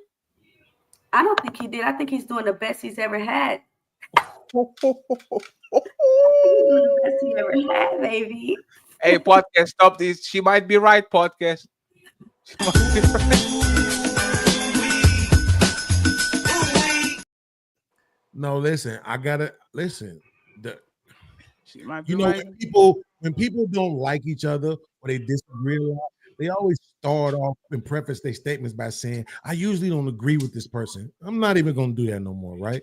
The fact of the matter is that when Tyranny first started talking, I agreed 100% with what she said. The last part, she just contradicted herself, which the entire damn thing. But when she came out the gate and she landed the haymaker of all haymakers, saying that you're supposed to be your husband's counselor, and every woman on the panel except for Wisdom said, no, you're not. It was over at that point. It's like it was literally over with, debate done. She really shouldn't have said anything else. Like, to be honest with you, and this is exactly what I was saying earlier about when B said, well, I have this faith, and that's the thing that makes me want to be married, because people just be talking. Then when you pull up the scripture that says, well, the scripture right here says you're absolutely supposed to be your man's counselor. It says that you're supposed to open your mouth and speak with wisdom to your husband. When God told whatever the dude's name was to listen to Sarah, you got all these different scriptures that show you exactly this is what you're supposed to do. And the women who claim this shit the most be the main ones saying, no, I ain't supposed to have to do that. So, but podcast, what about Sansom and Delilah? What about like all these men that go ahead, cry to their woman and try to make her a counsel, and then all of a sudden, and this is why your dad said he wasn't proud of you, you bitch ass nigga. Like, this is you can talk about the Bible all you want, but like, what is the woman that when she knows your secrets that you counsel, we went to look for counseling? Don't throw that. Yes. To answer your question, yes, we live in a day and time where your woman is going to use what you say against them because they're all suffering under the programming of white supremacy. It is what it is. So there's no way around that. But I'm saying we're talking about the art, right? What is supposed to be? Yes. Suppose perfectly. But the question will be, if you know, right? And Damien, I'm going to bring you soon in a second. And by the way, shout out to Maestro. It's the first time I see him. Thank you very much to him and to Glenn for coming on to the show. Okay? I appreciate that. So on 2025 basis podcast, and if anyone disagrees, put your hands up. P, you go next. Should we trust our woman? Should we go for a woman and tell us our deep, darkest secrets and ask for guidance, knowing that there's a high possibility if they get mad at us, that shit will be thrown just on our face in 3 years when we're going to something? Should we do it? Everybody, do anyone agree? Put your hand up. You agree? We should go to your woman for counseling? Okay, so Tyranny, Wisdom, Beast, do these, and then she did these, like you fighting yourself. I need to say something. Okay. It was the angel, and then the devil said, nah, soft life. I wanted to clarify what I was talking about. Like, I definitely feel like your husband should be able to come to you when they're going through things that are outside of like you personally. I think that it helps to get outside advice, maybe from, it doesn't have to be a counselor, but maybe from an older married man that can tell you, like, you know what? I went through something similar, or, this is common, or no, check yourself because you're tripping in this situation. You know what I mean? I'm not saying that they can't come to you um for a multitude of things, but I'm saying that I think that it's healthy that they go to someone else for, marital advice. If you guys are having a problem in your marriage, right, and you're like can't see eye to eye on something, it's like, okay, let me go talk to a counselor, let me go talk to a therapist, let me go talk to, my father who's been married for X Can amount you of talk? years, or my friend who's been married for a long time. Let me get some outside perspective, because right now we just have two different perspectives and I can't see beyond my own. That's what I Yes. meant. Not Wait. that Thank you. your husband can't come to you about, like, hey, I'm stressed about this, or, Have what you the ever other did it, things. me? Have you ever, I got you podcast, just very quickly, yes or no. Have you ever used private information that people gave to you in a time of distress against them, toward them? No. No. You're doing good. I had an ex that had a terrible upbringing. Like, And you didn't is say you that's why it, your dick is little. I would never say any of those things. I would never throw it in their face about how they were treated or things that happened to them, because that is so fucked up. That is so messed up. But you said we're having a problem right now because we have a different perspective. There's a scripture for that. I read it earlier. Titus 2:5. Obedience. Period, point blank. If That's there's a fine. I fork in could the be road obedient and the and fork still in be the like, road is hey, wait, I if think there's a that fork in the we could road and come to a more understanding of each other, but why can't they get outside perspectives or that's like not the point. I'm not advice? against that. I'm not saying that. What I'm Okay. saying is this, right? And I'm sorry I have to say this. You're not gonna go post me, you're not gonna gaslight me. The woman said we supposed to be our man's counselor, and y'all all except for wisdom did this. There's the No. windshield. There's a Period, windshield. point blank. You said no, right? So now when I'm providing scripture, right, that says yes, you are, right? So if you're saying, well, let me correct myself, that's one thing, right? But I'm just saying the fact of the matter is, you said if it ain't about you, what? If I have a problem with you, I'm not supposed to come to you? Yes, you can. I'm speaking. Okay, so from my experience, right? Like I said, we can talk about things. I would love to discuss where you feel like there's a problem that I'm, creating in our relationship. I would like to Absolutely. come to You're you, entertaining too many guys on social media. What's your but move? at some point, Come on, but wait. at Let's some walk it point, down. Let's walk it but down at so people can some see it. point, So we not just talking. Let's walk it down. So, Bae, you're entertaining too many guys on social media. I don't like this. mhm. Easy. I respect your perspective. I didn't think that what the things that I responded or whatever, or hearted the comments that they put on my thing was disrespectful to our relationship. But I understand how I am doing something to trigger you, and I don't want to do that. So what I'm gonna do is I'm gonna move forward in a different fashion, because I don't want to trigger you, because I want this relationship. No. What are you doing? What are you doing? Are you deleting your social media or stopping talking with these people or all that? Yes, I will stop talking to these people. Let's come to a compromise. But You can have a productive conversation. I actually went through something similar about like this with my ex that I was just with. They were like, "You're too friendly," right? And I said, okay, I didn't think that just like, when I'm at work or whatever, just like chatting with somebody was disrespectful. But hey, I understand your perspective and I don't want to disrespect you. So here's what I can do. I will try and cut those conversations as short as possible without being mean or disrespectful to that person, because I'm just not that person. Like, I don't want to be like that. Let me work on that for you. Whether Okay, or so not D, I feel like it was so D, here's the question. disrespectful or not, Wait.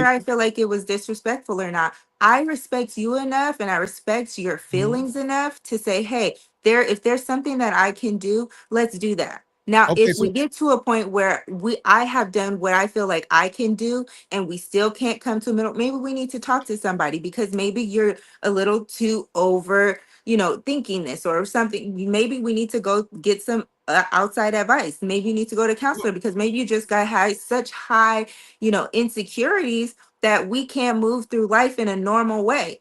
But That is where this is what that I'm saying. counselor to If me comes in. And let me not say you because I don't want to make it personal, right? But if women, particularly in general, were genuinely offering the kind of cooperation that you're talking about right now, why would a man ever need outside counsel? Just like I said, I offered that to this person and they could not accept that. We couldn't even move past the situation where it's like, give me a chance to give you what, try and do things in a way that don't trigger you or whatever. We couldn't even get to that point. I think that there is a moment where even your most humble apologies and your submission and your, anything that you could give to them, they mentally cannot, move past. So then yes, get a counselor. Be honest, you wasn't giving him what he wanted, right? I'll put it on myself, right? So it's me. I got my woman. She's entertaining guys on social media, right? I want her to get rid of social media. She's telling me what she's willing to do. Why am I ever going to be happy with that? I don't want you to do what you're willing to do. I want you to do what I've told you to do. Titus 2:5, obedience. But you said you believe in God. You said it's the Bible. You said it's your religion. Obedience. Get rid of it. Obedience is crazy. But aren't we moving the It's in that Bible though. It doesn't say to obey your husband. It literally says that. There's nothing to say to obey your wives. You niggas. Okay. Wait, what? I thought you said nowhere. Nowhere. Let's move the goalposts again. On 3, fellas. 1, 2, 3. Push. Nowhere does it say submit to your wives. It says in husbands submit to your wives. It says submit to one another mutually out of reverence for Christ. But that So word who's the other submission, person? The wife? no, what is it? You have to understand the context. What is it saying? You have to read verse 15, and what Paul's giving you, he's giving you 3 commands, 3 contexts, and 3 like 3 examples of it, right? He says, do this, not this, right? He says, be drunk, don't be drunk with wine, but be full of spirit. Do not use perversive language, but speak like this. And in doing so, when you do it, you do this out of reverence, submit to one another out of reverence for Christ. That word submission is a military term, which is actually top down.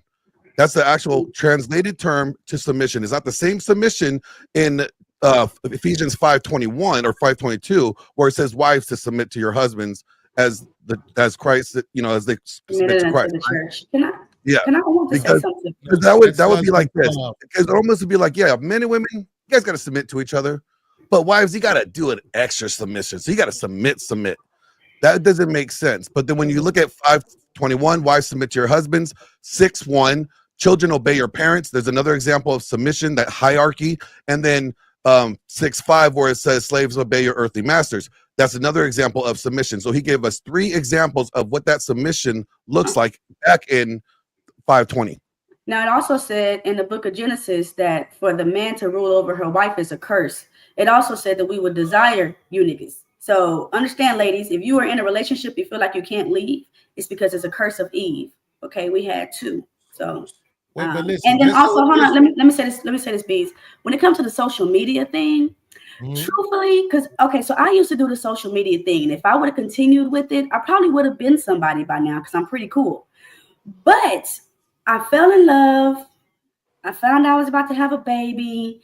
So naturally I gave it up because I had to understand I'm going to have to give somebody attention.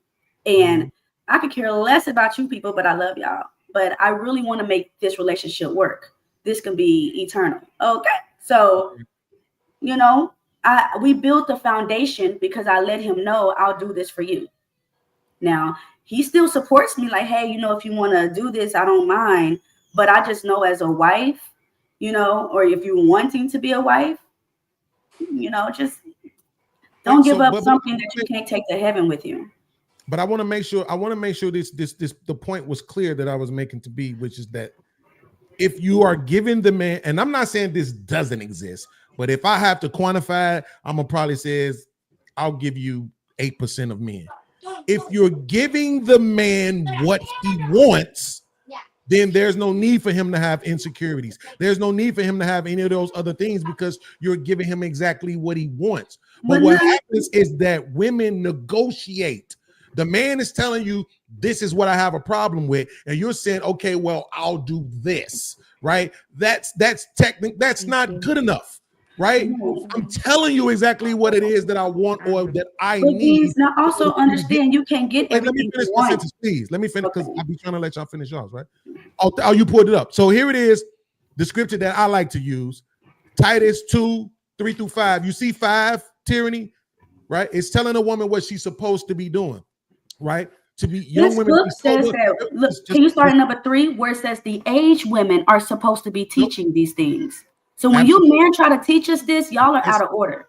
That's a horrible argument. It's regardless. That's a good argument. That is actually a really bad argument. Because you can It's read not it. a bad argument. Bees, It is. no disrespect. But when y'all try to teach us women, it goes zoop.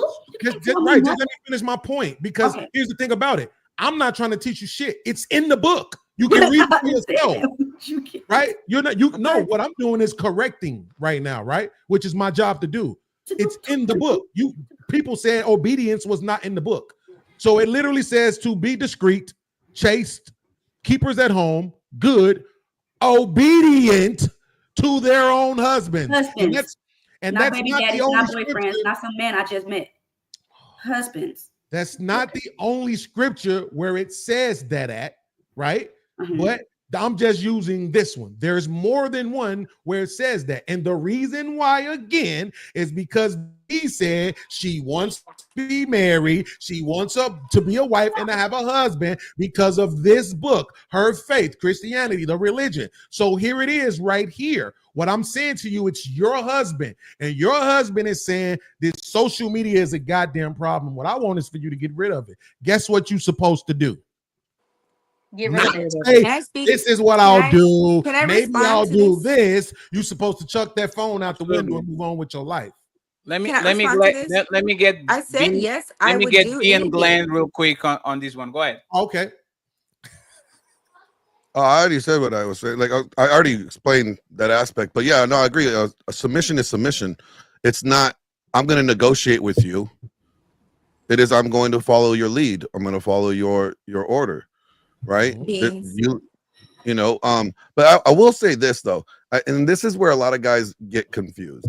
You know, yes, your wives are supposed to submit to you, but you can make it a lot easier for them to want to submit to you if you are worthy of submission. My husband is. Yeah, but Glenn, That is the stupidest shit I've ever heard in my life. No, it's not. Oh, okay. So I can. Can I can respond to that? Do you mind if I respond? Can we get in the box now? That is the Yeah, we can do stupidest that. shit I've ever heard in my life. Maestro, you literally get the seat after them immediately. You guys have 5 minutes to discuss what is the stupidest shit that you ever heard, because this is a very strong statement.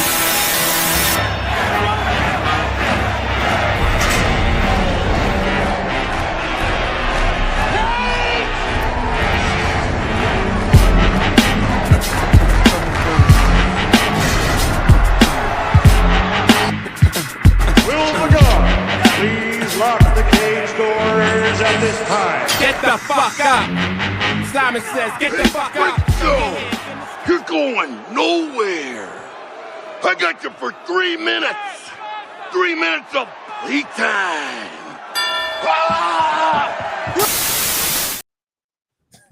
Again, 5 minutes, and then we go back to Maestro and B, and we open the panel back again. Okay, so good luck.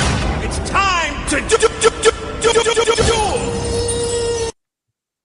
So, Glenn, do you want to qualify what him being worthy of submissions look like, or do you just want me to eviscerate? Go ahead. You could do what you want to do. Then I'm just going to spank you with it real quick. Okay, But cool. Go ahead. I'll let you start. There's only one reason, one thing a man needs in order to qualify for submission, and that's to be your husband. The very minute you accepted his proposal and married him, he deserved your submission. Okay, so let's say like let me use the analogy of a military, because that's actually the military term, submission, that you're referring to.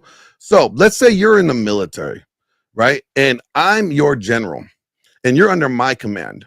But I'm doing some fucked shit. Like I am not leading correctly. I'm doing a piss poor job at providing you with the intel that you need, and I'm trying to send you out to battle, and you're putting your life at risk, right? At some point, you're going to be like, this man is not worthy to be following his orders. He is continually leading us down a very bad path. He's not making any course correction.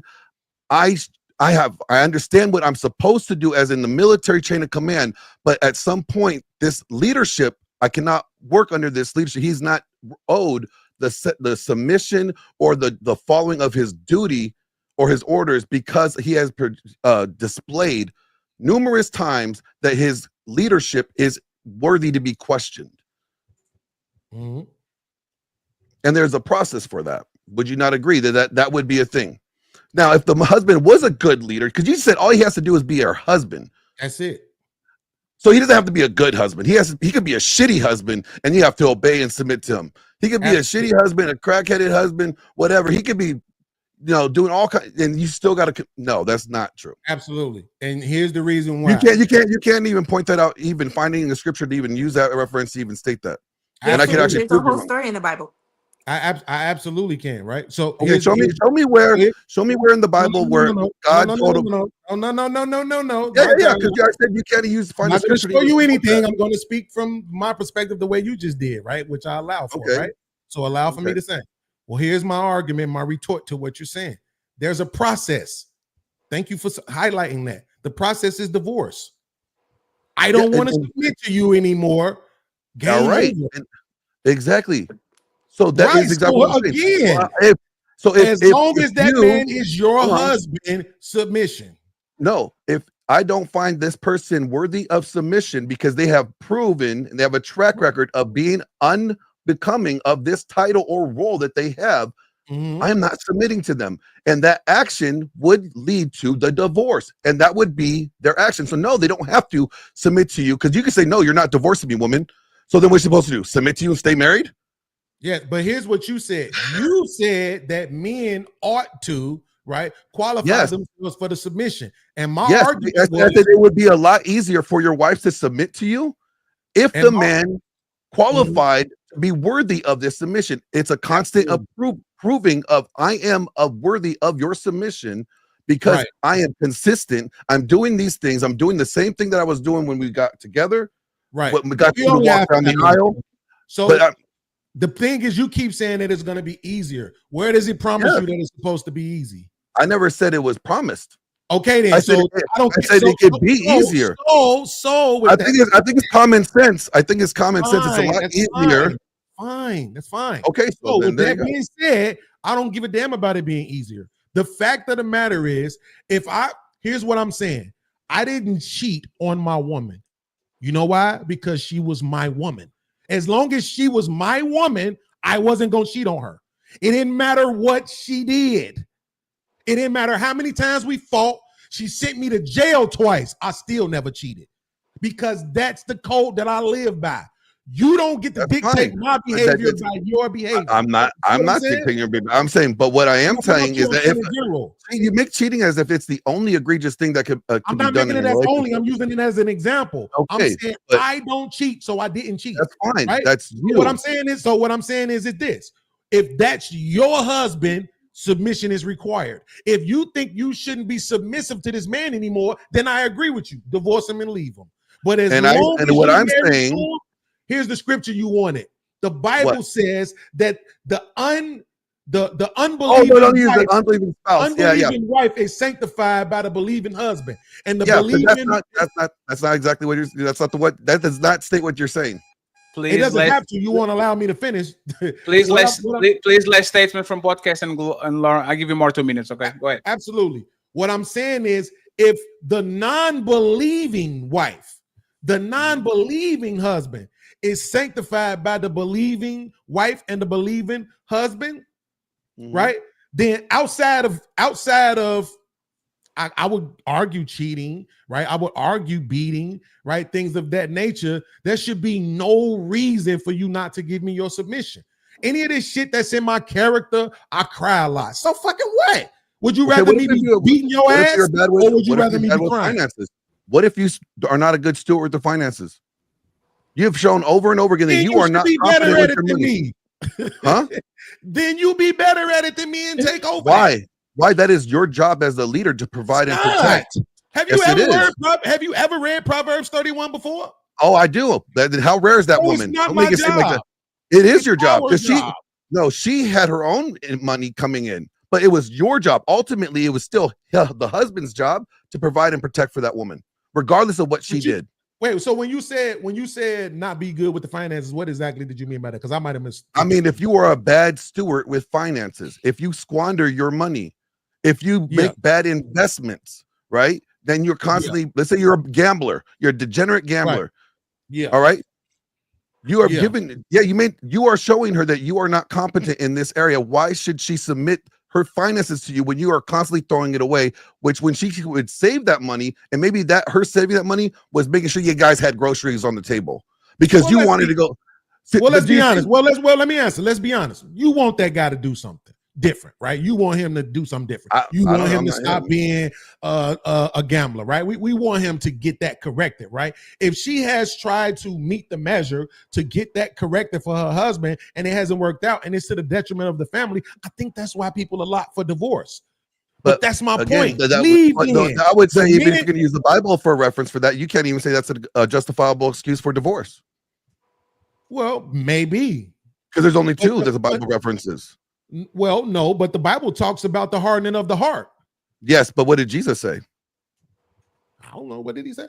Well, he said in Matthew 19, when he says, Moses allowed you to divorce due to the hardness of your heart. But I say to you in the beginning, that was not so. A man will leave his father and mother and cling to his wife, then two will become one flesh.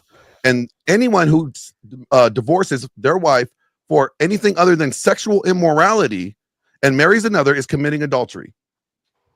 I don't remember Jesus saying that last part. Oh, I guarantee you. I can pull it up right now. I'm gonna look it up too while you're talking. But I mean, again, listen, I might necessarily would agree with you, right? But I'm just saying, if I think a lot of people still believe that the hardening of the heart is allowed. So if that's what I'm saying, if the hardening of your heart is there, and you feel like I can't do it with this guy no more, he's doing this thing that is a detriment to myself and our children, by all means, leave, Glenn. And I apologize for overstating by saying that was the stupidest thing. It was an overreaction. But my whole point was, if I think context matters. As long as I'm with you, I'm doing the things that I'm supposed to do or I want to do.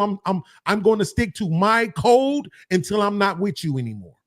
Let me ask you this. Hey, friends, let me after the question answer, please let me get my answer on the rest of the people. I appreciate. Yeah, I'm good. So here's my question to you. Let's say the woman is married to a degenerate gambler. Mm-hmm. She's trying her best to submit to him. He works, she works, and you know what? She takes a little bit of her money that she earns, she puts it aside and doesn't tell him. But he demands that she gives him her full check to put into the one joint account that he has, that they share. But she doesn't do that. She actually, let's say she keeps $100 away each paycheck. She's not submitting to him. But why she's not submitting to him is because he has shown that he will use all the money that they have for, betting on the game, or, we're going to win this, scratch or whatever, and their bills are not getting paid. They got kids, and you know what? They need food. And how's they're going to eat when he keeps on spending all the money or, losing all the money. And she not submitting to him has been keeping this little nest egg of, $100 here and there. And she's been using that to apply the food that they need and cover the bills and stuff. She's not submitting to him. So you're saying that she's wrong, right? No, what I'm saying is that's a great example. And because of that example, I may have to concede that in this moment is probably the best thing for her not to submit, but she's still following the first commandment, which is to be his helpmeet, right? So what I'm pointing out is necessarily, you know what I'm saying? But now back to my point was, a man has to constantly display that he is worthy of submission. Absolutely, but you are using a very extreme example. But I'm using that reference. The percentage of men who will fall in that example is probably less than 5. So but hold on. When you use an extreme example that they're saying women must submit to their husbands regardless if they're even doing a good or bad, that's what I'm pointing out to you. Is that you did earlier. No, I didn't. I said, do you think women need to submit to their husbands on regardless, no matter what? You're like, yes, it says it right here. So a husband didn't have to be a good husband. He has to be competent. He has to be doing anything right. You're saying it doesn't matter. No. So, what I'm saying is that's not the measure. The measure isn't that he has to be perfect. I didn't say perfect. Okay, but that's what I'm so what I'm saying is this. Every woman will have something that they could point to and say, that makes me not want to submit to you. If everybody used that as an excuse, then nobody would ever be submitting. Actually, I would say use the same standard and metric that the Bible says. Right? What is a man supposed to be? A man's supposed to be one, bringing enough inheritance for his children's children. So that means he has to be a good steward. It says that in Titus. All right. It also Proverbs talks about being a man of wisdom, right? Having wisdom and wise counsel, right? So, and slow to anger, right? To be compassionate, have mercy, right? Turn the other cheek. Absolutely. And so there's a lot of characters that's made with a man. But I'm saying so if a man is doing those things. 3 things right there, real quick, right? You just named 3 things, right? So what if he's 2 of those and lacking 1? Either one. It doesn't matter. I mean, I still think that he would say the more the guy is, the easier it would be for her to fall into that submissive role that she's supposed to be obedient to. Is what I'm saying. Right. The guys can make it a lot harder. We're different. I think that's where we're different. What I'm saying is, outside of cheating, I don't think women have this argument that they don't have these men that they ought to be submissive to. If you're gonna say I shouldn't be submissive to a cheater, I'm not even gonna argue with you, right? No, but I would agree with that. I mean, that person has broken the covenant. So what is there to submit? That's what I'm saying. But well, time to move the goalposts again. On 3, fellas. 1.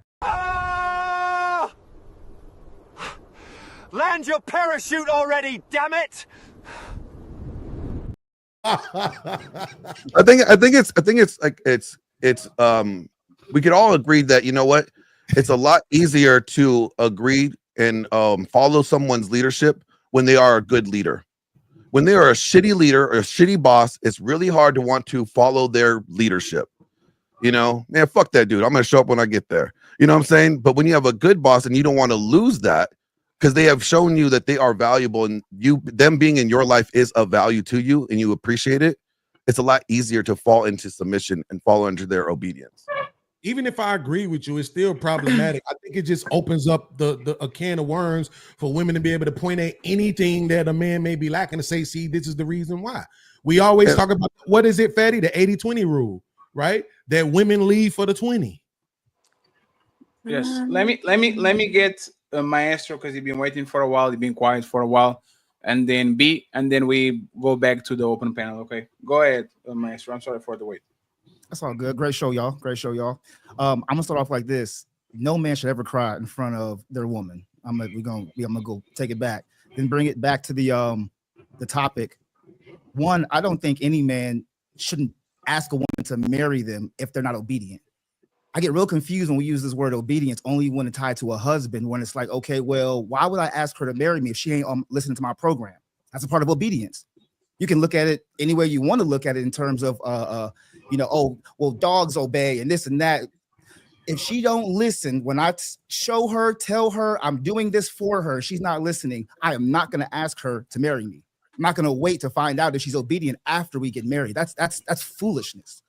Then going back to the point of the finances, Glenn, because you did make some good points, but when you brought in the finances, if we're going to bring into majority versus minority, women are terrible with money. Most of them are. They're the most in debt. We know this. They spend the most, the biggest consumers. So that whole finances argument, I think, was a moot point because no, it doesn't mean that you have to get to be incompetent in finances. I didn't say it was incompetent. I'm just saying I'm giving you the stats. I didn't give you my opinion right there. I'm telling you, most women are terrible with money. They're in debt. Those are facts. So that particular argument that you used, to me, it wasn't the best one, even though you made some really great points. It's the principle of it. If the guy is, I'm just using that as an example. So he's showing that he is incompetent and not worthy of, he's giving you a reason to not trust him in this area. And he's demanding that you submit to him in this area when he has, by you submitting to him in this area, has put your family at risk, your children at risk. So the woman choosing to hold $100 each paycheck to make sure that the kids get fed and the bills get paid you would consider that, well, a sin because she's not fully submitting by submitting all of her money? You Yes. said the word. You said the word sin. I'm not going to get religious. I mean, Well, that would be sinning against the marriage, right? Because God commands women to submit to their husbands, right? And So then, everything. to your other point, I don't also agree with a woman shouldn't submit if a man cheats. I don't agree with that. The reason why I'm not saying cheating is good. I don't like cheating. I don't like that people do it. But at the same time, I also understand it ain't, what do they say? It's a fair exchange. Ain't robbery if it's fair exchange. So if a woman got the man of her dreams, and he's providing everything X, Y, and Z, are you saying she shouldn't submit to him when he's doing everything else, but he cheated? Is that the one caveat? Oh my gosh. I would say that, okay, when you get married, you are making vows, right? You're making a covenant. Correct. It's a sacrament, right? So when you break the covenant, when you break the contract, the sacrament, right, then you are no longer owed this submission because you made the contract void from the moment you broke the contract. So why do you feel entitled to something that after you broke it, why do you expect more from them? Because he's a black man. I don't think that it's an expectation. I think it's more of an understanding. That's what I'm trying to say. That would be an expectation. You're under what's the understanding? You voided the contract by your action, right? So you severed the contract. So you're when saying you cheated. In this example, you're saying the woman in this particular example, she's never done anything to void the contract. In this particular example, I never said that. No, because you brought up. Hold on, because that would be moving the goalpost. What you just said was, if a man cheated and he's providing all this other stuff, right? You don't see why a woman would be able to not submit to him just because he cheated. And I said, well, he voided the contract because when he got married to her, he vowed to forsake all others. He had a sacrament with her. You're going to be together, one flesh, to the rest of the end of your life, right? And then you said, no, I changed my mind. I'm going to do something else. Well, at that moment, you have voided that contract. Well, I said in the beginning, I'm not religious. I'm not on the religion. I know, but I'm okay. You keep bringing into religion into now the argument. If we're gonna talk about it, we have to be on the same plane, right? If I'm not being religious and you're being religious, we're never gonna come eye to eye. All right, then let's talk about contract. If you made a contract with me and you said the agreement was you're not going to, do business with Fatty, right? That was part of the contract, right? And then you voided that contract by going to do business with Fatty. Why do I owe you anything? So you're the one that voided the contract. Then tell me why do women still get the better end of the deal for unreconcilable differences, even when they cheat and they do stuff wrong? Why do they still typically get the better end of the deal? I'm not doing this. Well, it's not fair. So they do this. That's wrong. You said Two contract. things could be wrong. You said contract. I know, I'm saying that's because you know why that's allowed? Why that's allowed? Because men have voted for this shit, and men have allowed this shit to go into law. It's always and Tyrone's fault. I get it. I get it. No, I didn't say Tyrone's fault. It's men's fault. Yes. It's men's fault. Men allow this stuff. Men simp for women to the point where they want to virtue signal and like, oh, we care for you ladies. And and they allow these bills and these laws to change to end up tipping the scale in the favor of women. And then now we're mad about it. And what are we doing? Instead of putting legislation down and saying, no, we want to amend the family law, people just bitch about it. So where's the action? I agree with you as far as a man having to be a leader. You use the word worthy. You haven't defined what the word worthy is. Is it a man earning his way to his position? Is it a man who has done X amount of things, tasks, achievements? I would say one is a competent man, but also a man with enlightened self-interest. Do you understand what the definition of enlightened self-interest is?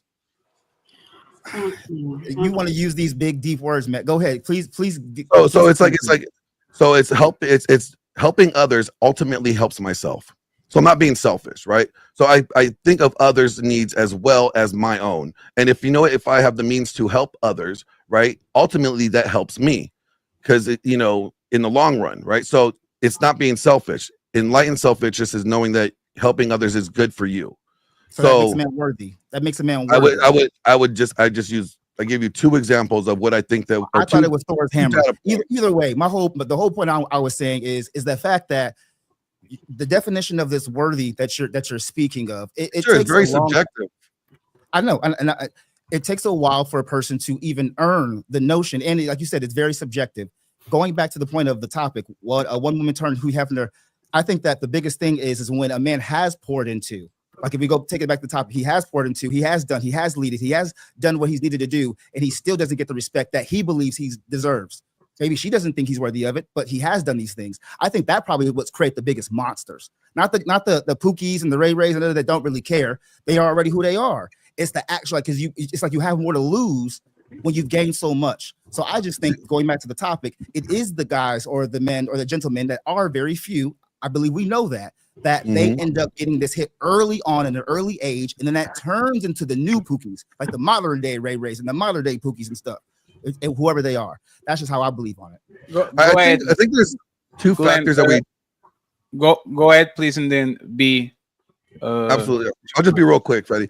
I think that when we as men, when we get married, we look at the long-term investment requirements that women desire in a man: a good provider, protector, good with the kids, all these things. But we don't also focus on this other aspect that they don't tell you about, and that's the desire, right? Men, we have to continue to stoke that fire, right? That made her want to jump your bones. Sometimes we prioritize the provision, and we think that, just because we bring in the bacon, that means she should be wet. She's not a guy. She don't get turned on like a light switch. Women do need to keep that. You need to facilitate a reason in an environment for that engine to still be purring. You got to be putting gas in your car in order for it to run, right? So you got to keep, adding a little bit of fuel into that to keep that pussy wet, or you have to use some Diddy oil. Yeah, but the thing is, if she had a new partner, she would need nothing. She would need no oil, no Diddy, no Casey, no nothing. So it's like, I don't need an excuse to have sex. I don't need an excuse to have sex with my wife on year 13. She has a pussy. I didn't say you need an excuse. No. She doesn't have to do anything extra. Like, we know that woman. Okay, if she got fat. If she got fat she and got ugly. old. No, Glenn, let's look at women for what they are, right? If I got with you at 22 and everything was tight and up there and all that, and now we are 30, 39, 43, and you're a little bit more saggy and you have love handles and all that, I think it will be unfair to say, hey, you have to do something to get my little thingy on your little thingy, right? See what I'm saying? Well, let me ask you this. When you let's say you got married, and when you got married to a woman, the woman met your standards at that point to get married to, right? There was a certain look. People don't like to acknowledge this, but there was even look. She looked a certain way that made you say, oh, she's worthy to be a wifey. And then she behaved a certain way that said that she's worthy to be a wifey. That's why you chose to marry her, right? Now, that is the bare minimum standard, right? That she needs to at least strive and maintain to in order for that to be considered marriageable, because that was the standard that you said that this woman is worthy to be married to. So any decline from that, right, besides physical natural elements, right, getting old, obviously you could get old, but you don't have to get fat. That's what I'm saying. Like, you don't have to let yourself go just because you're married and be like, you know what, we're married now, so you married me, so you got to accept me as I am. No. That's actually disrespectful to your spouse. Yep. Very much. Yeah, but that's the thing. This is what men do. As long as she's cooperative, men let a lot of things fly. Lack of That's the problem with men. Lack of sexual intimacy. Like now you're not cooking every day because you're tired. So now is one takeout a week and another we go out. So now he went from 7 to 5. Like, we make a bunch. How much of responsibility is that on her or on men? For men not enforcing a standard. I can enforce nothing. I can enforce nothing. You created the relationship standard. The only enforcement that I can do is leave, because society, the laws of the land and everything. If I want to have more sex with my woman, or I want her to cook more, and she says no, the only thing I have to do is leave. There's nothing I can do. There's nothing I can do. Well, I mean, that's why I don't advise for marriage through the state. I advise these covenantal marriages. State, you could do it with the spiritual leader, your church minister, or whatever. No, because you don't have to do a state license under those. No, but it's the same thing. If I'm married by the church and B says, you know what, no more blowjobs until the end of your life. I don't care what you say. There's nothing you can do. The only thing I'm going but there's the thing. Might be immoral. Might be for her whatever. to do what she did. No, absolutely. And you're lucky. Oh, you're lucky, OG. I'm not playing yours. But the thing is, if she says that, the only enforcement mechanism is that I have is go to Alicia and cry. I can say Alicia. Wisdom. I can't since Portuguese. Sorry. I go to the only thing I can do is go to Wisdom and cry on her lap. Oh, she doesn't do it. Like, there's nothing. There's no false dichotomy. That's a false dichotomy. know why it's not? Because you You're said saying there's only one option, and I think there's more than one option. no. I know there's another option. I grab her mouth, I open it up, and I shove my shit over there, and then I go to jail for 20 years. Well, there's other options besides that. No, there's no those are- option. You're using two false extreme So what options, is and the there's only other those option extremes. that is going to make my lovely wife get on her knees back again like she used to do in 1997? You withdraw your meat, your money, your attention, your time, your energy. I still don't get no blowjob. No. You give her you show her that, like, hey, there's a consequence. I'm removing myself from you because there's a problem here that you're not wanting to address. And I presented it to you. That's weaponized. Go ahead, B. Tell him. Tell him, B. Don't weaponize your resources. Don't weaponize your body, things like that. Withholding from your spouse. You shouldn't do that, period. Okay. I want to just say these few things quickly. I think, Lynn, men could make it easy for women to follow them. Like you said, if you're a good leader, it'll make things easier. That is a true thing. So, B, can you just pause there for a second? This is the problem with Glenn and your statement. For a woman, let's not. No. We're not going to go there. We're not going to go there. We're not going to go there. I'm just saying, for a woman, a good leader is a man that does what I want. There's literally what they deem as a good leader. For them, good leader is not the person that gives you the tough advice, the tough love. A good leader is a man that does what you want. You're entitled to your opinion. That's your opinion. I'm going to continue. I also feel like Bean's your right. All he has to do is be the husband for the wife to be submissive or to submit to him. That's true. It says that in the Bible that you should submit to your husband, whether he's a good leader or not. I think there is a story in the Bible of Abigail and her husband Nabal, who was foolish. He was a drunkard. He was also rich, but he didn't treat her well. But she didn't step outside of their marriage. She didn't disrespect him. In fact, she spoke up on behalf of him, saved his whole life, because David was like, actually, I'm gonna take you out because you're tripping. You're being disrespectful to me, right? But instead, she didn't. She stood up for her husband without him even knowing whether or not he was good to her, whether he did anything that she wanted him to, like Fatty said. Eventually Nabal died because of drinking. I believe he died drinking, and she became David's wife, who David was king. So anyway, So B, you're saying you're advocating for women to stay in domestic violence houses when their husband beat them up, and submit, right? Come on, man. No. No. She brought the story. She brought the story up. Let me answer. Did she say he was domestically violent? He probably was, I'm sure, but I'm not advocating that. I'm just bringing up a story in the Bible where she was submitting to her husband, whether he was good or not. I don't want to get into details. You don't need to tell me. I'm just asking you. I'm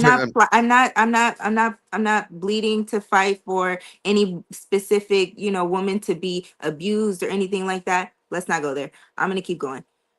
I think that if you're going to marry a woman at the point that you are dating her, peep that she's submissive. At the point that you are in a relationship with her, peep if she's submissive.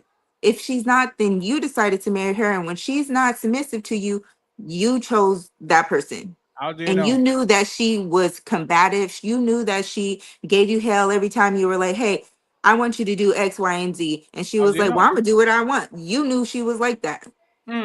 No, this is what, like, when you go to your job, don't you work 10 years smiling and pretending that you like that shit all the time, and then you go to the restroom like, oh my God, fuck Karen and fuck Thomas and fuck my supervisor, I hate this shit. And then you go back, hi guys, anybody wants coffee?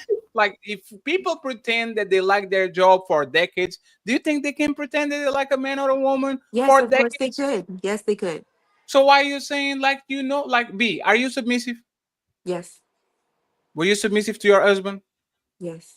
Why did you cheat on him? I never withheld anything from him. I cooked for him. I cleaned. You were so submissive that you got another dick just because. Beyond being submissive, I took care of the mortgage. I took care of the kids. I did everything that you was disrespectful to him. Okay, let me say this. I won't say anything like I was a good wife because sure, I cheated on him and that was super And you fucked up. disrespected But him I was verbally. very dutiful. I was dutiful. I was No, submissive. I never Until you chose not to. I never called him out of his name. I never disrespected him. you Did I stop talking to him? I didn't speak a literally lot said to that. him, but I wasn't disrespectful to him. You I said didn't that. say, Until you no, wait, decided you're not this, to you're cheat. that. I didn't pop shit in his face. I didn't do any of that. But cheating would be disrespectful. That's like It the was worst thing you can do disrespectful. as a And I'm wife. telling you that I was a dutiful wife. I was Until submissive you to him. weren't. I disrespected him. I And this told is him the what truth men of are what afraid happened. of. He said we wanted to work it out. So we went to counseling. We fall short. I fell short. I admit that. But No, no, B, all the you are other not getting it. times in the No, no, relationship, B, I you are didn't not getting it. disrespect him. You know No, what I B, you're mean? not getting it. It's not about we calling you a bad person. No, Not at all. that's fine. Is that what Glad said? You were the submissive wife until you wasn't. So I can choose I somebody, was never not and submissive, but I it's all did green step lights, out, right? right? And then what? Like no, but this is what I'm talking about, right? I can choose somebody, and there's all green lights, and then depending on things that you do and I do, one day you woke up and you are a little mermaid. Hey, Your things happen. air is Things red. happen. It's But not green lights my anymore. point, Your air is on fire. my point was, right, because my point was, you know how someone is before you get with them. You literally could. That's not true at all. At all. So Well, I think everybody And when shows you their best present until they representative. get what they Let me say this want. real quick. AB, You can do only you show think? your No, one representative second. for so No, B, long, 1 second. right? Do you think when your husband pick you, he said, "Man, my woman is capable of cheating on me"? Do you think he knew? Do you think he knew that? I don't think that he knew that. No. So I can pick you thinking that you are A, and later on find out you are B.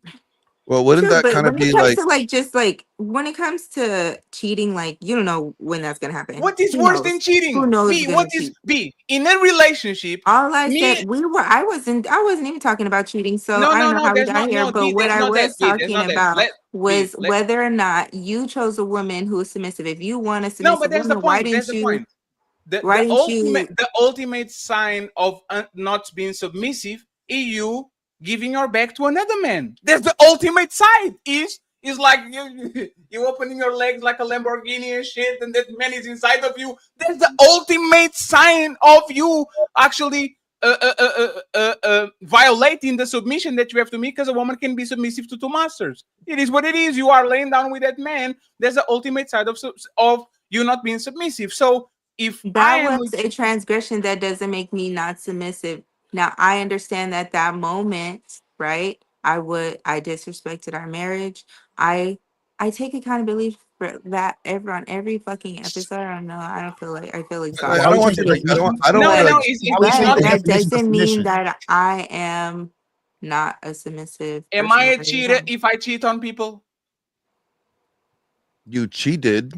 A I'm cheater would be asking someone that you a question. habitually lives that out, like constantly, right? Are you a liar? Because I'm sure you lied before. Because I you're am a sure. liar. What's he talking Are you about? lie? So you lie all the time? Yes. Oh, damn it. I wake If up you're and honest, say, or wait a minute, are you I, honest about that? Are you telling the truth or are you lying I about wake that? up. I wake up and they say, hey, Fetty, the show is in I don't know 3 what minutes. to believe now. No. So Right. I'm a liar on the point that I say white lies all the time, right? Fetty, the show is in 5 minutes. Yeah. I'm getting home. I'm on the shower, right? Right. Sometimes you have to kind of see what I'm saying, not but the most part, because now I don't need to. But especially when I had the job, and sometimes I actually go up late or something like that, I would say, oh, it's because I had this issue on traffic. And no, it's because I went to try to get some ass. And unfortunately, like it took a little bit too much. So everybody is a liar. The degree of lying is actually something that you need to kind of understand, because everybody does white lies all the time. Have you ever stolen anything? When I was a kid. When I was So actually, are when you I a was, thief? no, the last Are you a time I stole something, I was not. I consider myself now Are you a on thief my because you did that? one second, please. 1 second, please. On my current version, I am not a thief, but I was a thief at some point of time in my life. Absolutely. You committed a theft, Yes. but you're not a thief because you're no longer doing that or practicing that behavior. So Yes, it would be, but I mean, you're not 1 second. habitually doing this thing. Can you retrieve property? Can you retrieve? Yeah, Can you unfuck somebody? I can't unfuck them. Thank you very much. That's the point. A person that cheats, you can But- never unfuck that dude. You fuck Yes. him, he's on you forever. Yes, So they I will cheated, say this, but property. cheater would be habitual. No. Glenn, I agree with you in principle. Cheating is being a cheater is a pattern of behavior, right? Totally fine. But the thing is, between the degree that you do things to people, right? There's white lies, big lies, scamming people, raping, murdering. Cheating is on the murdering level, right? For the relationship, that's what it is. So I don't think you can go ahead and cheat on your husband. Fatty, I'm begging you, Fatty, please let her tell you why she disagreed with you. No, there are a lot of people who have gotten over cheating. I feel like you're talking about murder, it's as bad as that, but I know a lot of people who were married, had infidelity in that marriage, stayed married, and are happily married. Wait. Who are you talking about, men and women? Why did you disagree again? I'm sorry. What is the disagreement? All I said was you were like, cheating is on the level of murder, but I know married people who have had infidelity in their marriage, into the point of having a child outside of the marriage, and they stay together and they're happy together. Okay, B. So let me do this, right? I raped you before. I never raped. No. This is an hypothetical, YouTube. I raped you before. It was in 2017. I never raped you now. I loved you. I care for you. I was a dutiful husband. Am I a rapist? So you raped me as my husband? We were boyfriend and girlfriend, but then we got married. We built a beautiful family. I took care of you. Am I a rapist? I forgave you for that, obviously. But So, am I a at the rapist? point that I got married to you, B, I asked a question. Am I a rapist? are you a rapist? Oh, Yes. I get it. Okay. Yes is the Have answer. you only did it one time? Yes, to me, and then I became your wife? No. A, B. And I became your wife. I'll going to repeat it again. And shout out to Tommy for pulling up. Carefully, like slowly. Me and you, boyfriend and girlfriend. Okay. John pulled up.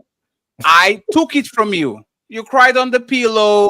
You talked with your girlfriends. You did all that. I said, I'm sorry. I apologize. I'll never do it again. I'll do right by you. Since that day, I always treat you good. I put food in your mouth, put money in your pocket. We have 2 kids. We are married. Do I stop being a rapist because I only raped you once? So you asked for forgiveness. Yeah, I don't think you're a rapist. You're not like. If I decided to marry you, if I felt like, oh, he's gonna rape me again or something like that, like I wouldn't stay. Wait, Patty, do you see the distinguishment? She's personalizing it. So take it away from that. What if it was your sister that it happened to? Would you still see that guy as a rapist? Your daughter. Ooh, my daughter. Thank you. Oh, Yeah. come on. Yeah. Yeah. I feel like when I think about my daughter, I would wouldn't want her to stay with him. But Yeah. then you prolonged this story to say that we got married and all this Yeah. other stuff. So at some but that's- point, Yeah, that that's the person, lineage you were passing. But that's exactly what he was trying to prove. If I cheat, I'm still a cheater. I cheated on you. Like literally, if I cheated on you and you found out, let's go with Jay-Z and Beyonce, and he was fucking that white woman, and his sister was giving me the Mortal Kombat combos on the elevator. And now all of a sudden, he's treating Beyonce right. He's not cheat. He's still a cheater. Jay-Z, he's a cheater. Is he a good cheater? No, because he got caught, motherfucker. You should never be caught. Other than that, like he's still a cheater because he cheated on somebody. Like he's still a cheater even though she forgave him. So, like, why are we doing this? I disagree. So why? Because she wrote a whole album about that shit and she make $1 million. I'm still cheating. It's not that. It's Fatty. It's one of those things where if you put 90% of things into the scenario, it may fit, but it's like this one thing, it just don't fit. You know what I mean? Like, I think, listen, I did some research on this. More men than we want to admit stay after cheating. No, absolutely. Yes. This is a fact. Actually, I will It's be cheaper to keep her. I will be even It's cheaper to worse. keep her. If And you they also have- want access to their children. That's why. Yes, if you have a relationship 7 years and up, I believe that men stay more than women when they cheat. Yes. Because men will never come to the public and say that shit. But the only sign that men leave is when it's public. Because it's the public embarrassment. They don't want to come on YouTube, and I was like, right? But if it's private and nobody knows nothing, and there's not a scandal between the family, these men will take it on the chin and move on. They will fight for her, saying, "Please take me back. Don't go. I'm better than you." So fatty, just because it's me, and if I don't do it, somebody gonna call me out for it.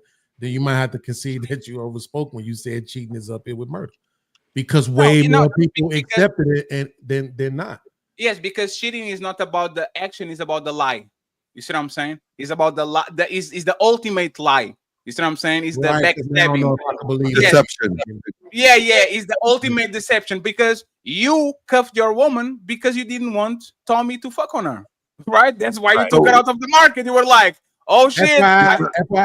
I still don't. She's my ex, and I still don't want Tommy to fuck. But you see, I ain't mad about you about that. A podcast, and Tommy, you can go next, and then I will open the panels for the people that didn't talk, especially OG, right? So podcast. I talk about my situation all the time. I broke my relationships. I was grieving like I broke the relationships. When I found out that my ex was fucking on another man, and I broke up the relationship. Like it's the ultimate, like I can't even look at you and look at you funny, because now I'm right. You see what I'm saying? So it's once again, once you do it, it's kind of cool that B at least is being public and trying to take accountability, because she could lie about it and all that. But if you have it on you to cheat one time, I guarantee you have on you to do it for the rest of your life. Because most cheaters, they never regret that they cheated. They regret they got caught. And we kind of know, because once again, I don't want to put this picture up because before Tommy is talking, but respectfully, once again, respectfully, y'all married people, a lot of times you are pushing shit, is very like clean cut, and we believe in you and all that. But reality is nobody comes in and says it's going cheating on their wife for 7 years.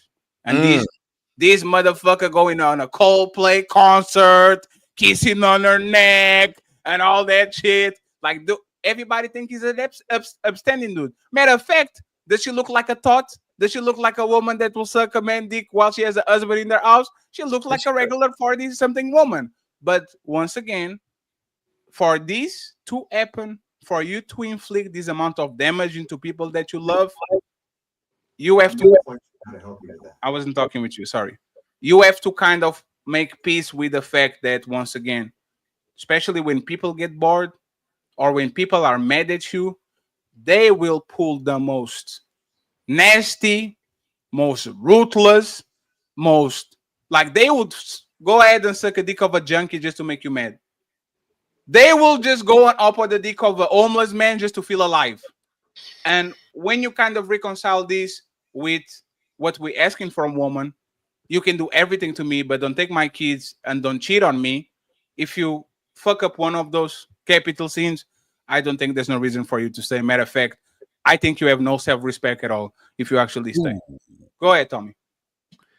First off, both of y'all are right, and it's crazy how both of y'all. And by the way, that hat is crazy, Tommy. Stop stealing my swag. Player hat, ain't it? You know it is. Player hat. But both of y'all are right, which is crazy in this situation.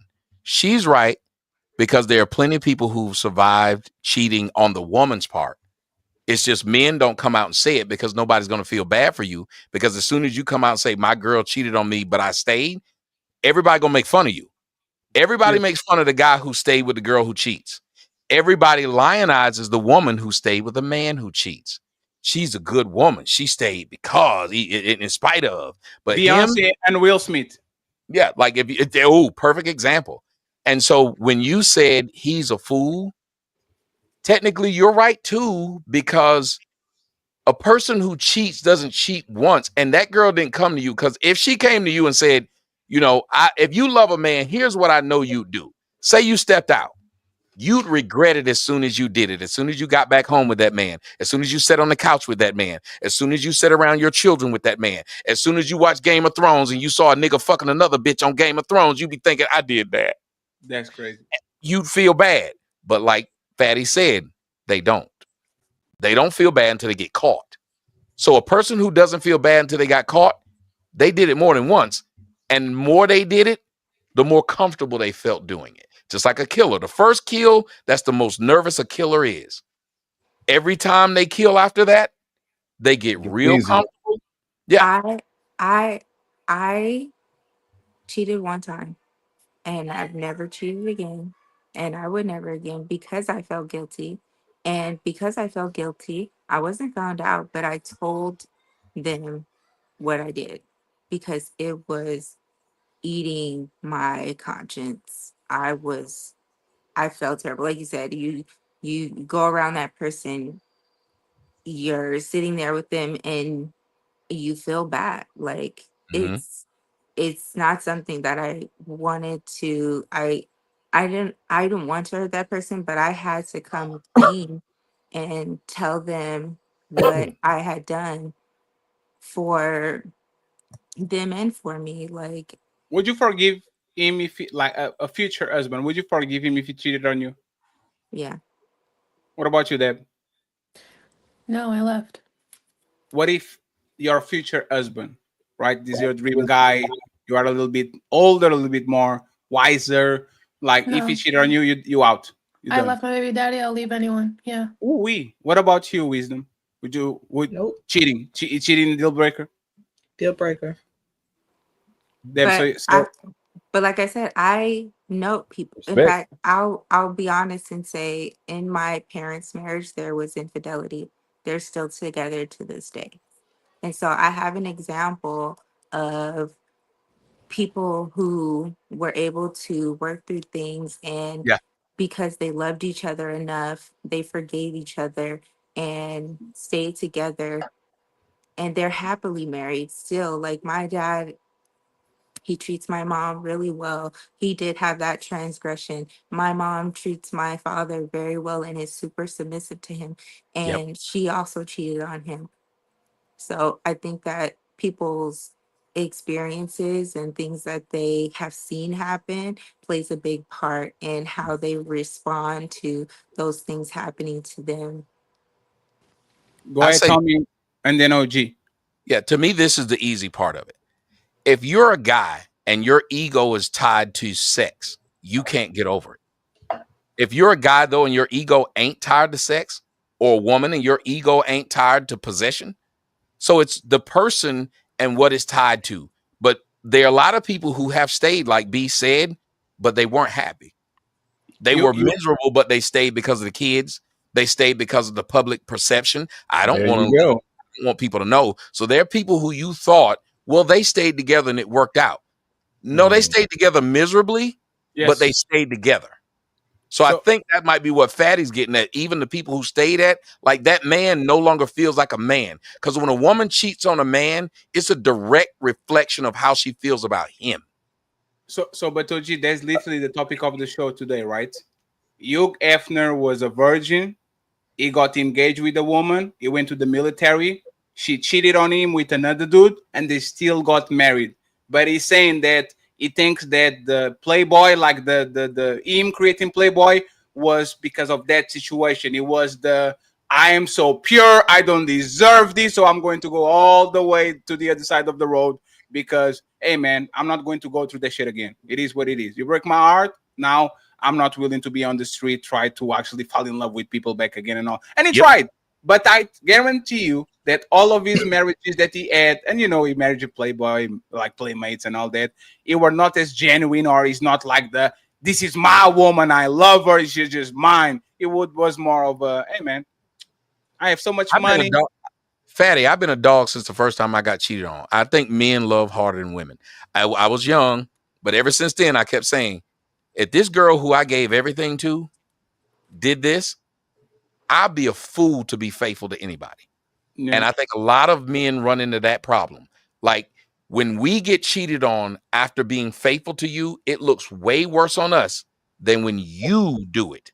And we know how that's going to look publicly. So what I look like just having one person putting all my eggs in this basket, and then you make a fucking fool out of me. And all I was doing was being a great husband. Nah, at least if you step out, at least I know I was skeeting in faces. Now, the biggest thing added to that, what Tommy's saying, man, to go with that, you have to also look at the level of value in that situation. Because if the guy stays and she got what she wanted, who was the most valuable person in the relationship? Did the most valued person cheat, or was it just a scallywag? Because if the bum person in the relationship cheats, it's nothing to be considered. The other person to be like, bye or yeah, whatever. But if the most valued person in the relationship cheats and the other person is worried about losing that person, you will find that person acquiescing first in more times than not. Now, add to that also, let's give this consideration here. When we talk about whether or not who was the most value, what did I say earlier before I had to drop?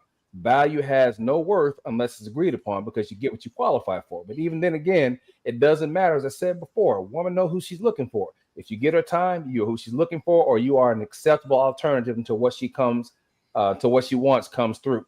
So even then, you don't know. So whoever cheats first, ask yourself, who is the one who is going to take it the worst when it comes back? Because I've seen guys saying, I've seen guys who have stayed, oh, it's for the kids or whatnot. But it was a worry that, okay, well, maybe it won't happen again.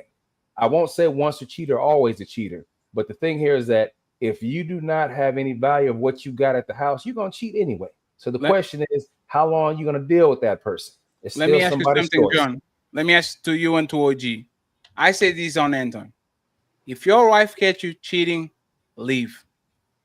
Because I don't care if it's going to be 1 day, 1 week, 10 decades, that woman is going to revenge. That woman is going to, you are going to leave your socks in the middle of the house, and she's going to say, oh my God, I'm going to cheat on you like, I don't believe, like when women say, like B said, oh, for me, I'm not leaving, right?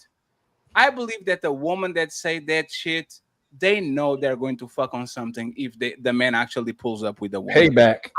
Like it's because I seen it. Like, oh, when women are mad at you or resent you, they will burn.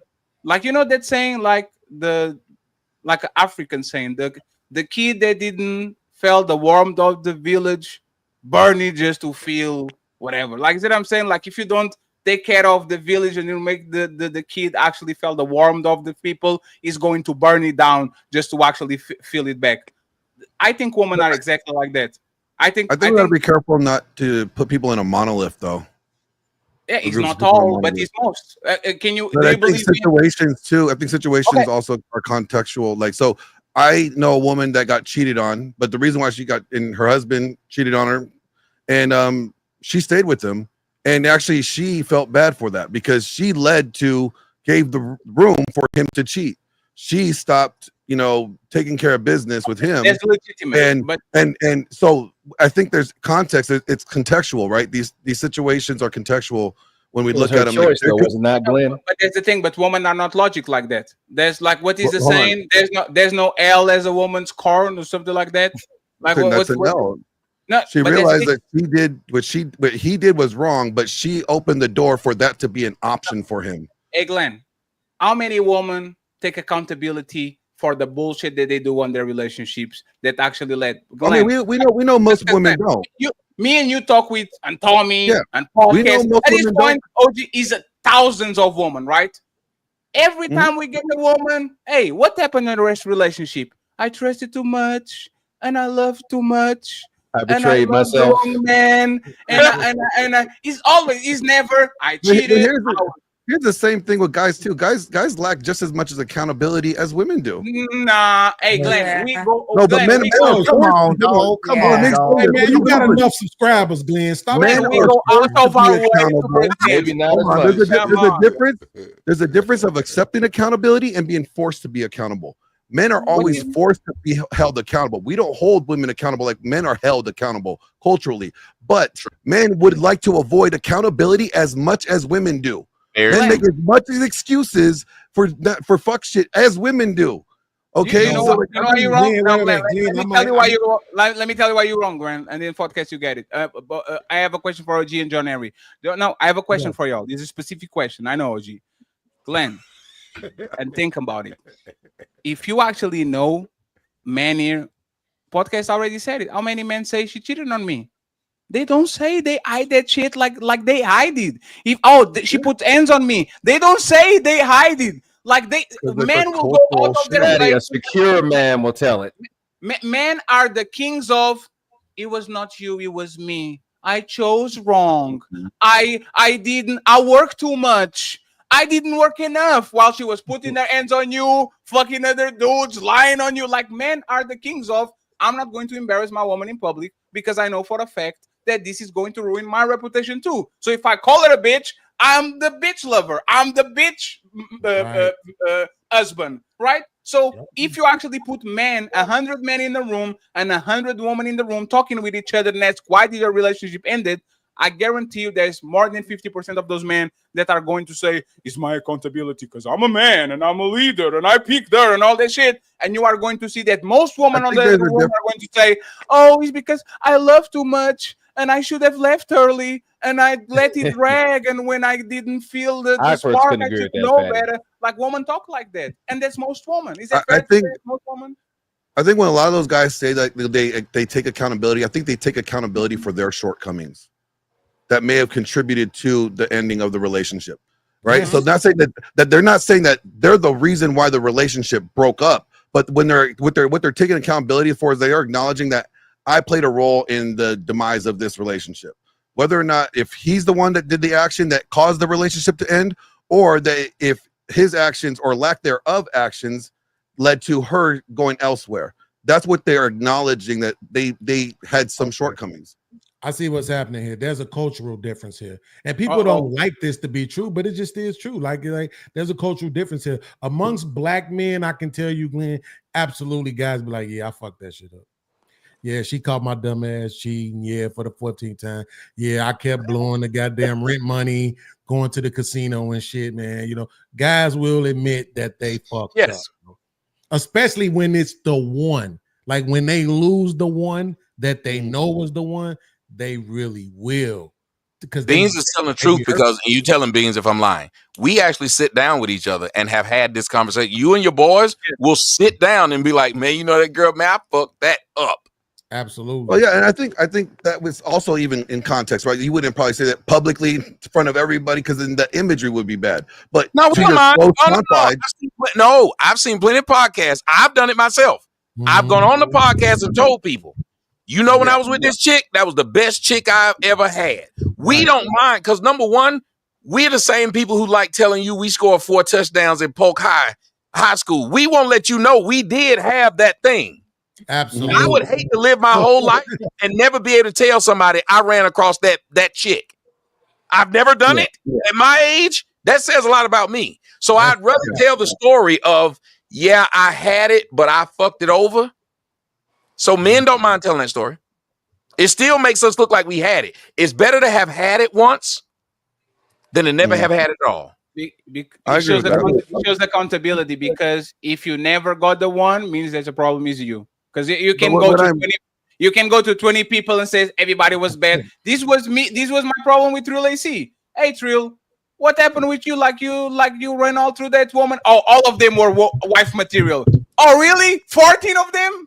All of them was wife material? Come on, man. Like, we go through some bad people, and sometimes we are bad to some people. So it has to be a couple of accountability in certain sides. But for the most part, and once again, I really think, again, you might correct me, it's very rare that women, especially if they're on the environment that they have to come back again and again and again and again, do what B did. Yes, I cheated on my husband. Yes, I did. No, I agree. Right? It's just very rare that he was abusive, he was toxic, he was a narcissist, he made me do it, he worked too much, he did it first. Like, it's always going to be a conditional thing. Why did you cheat it?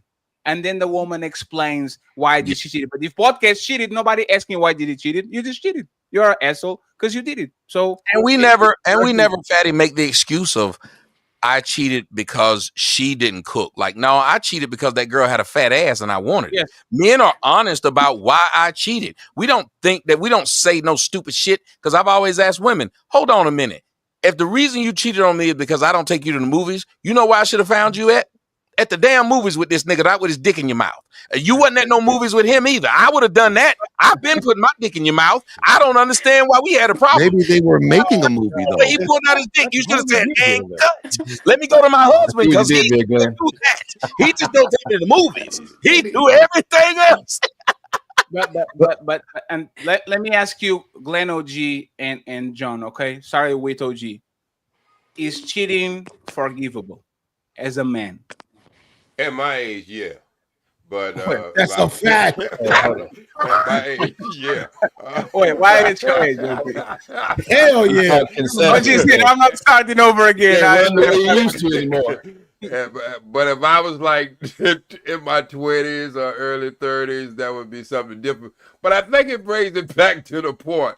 I need to ask Tommy a question that he was not here to ask the question. Tommy, if you were married to a young lady and she wasn't giving it up, would you go talk to your father-in-law while her pussy's not getting wet? Here we go. Hey,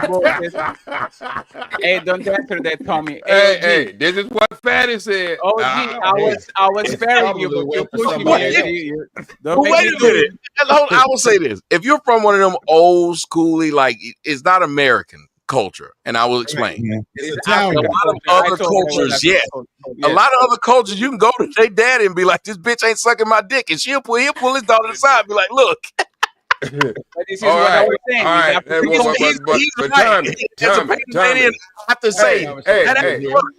But Tommy, there was another side of this question too.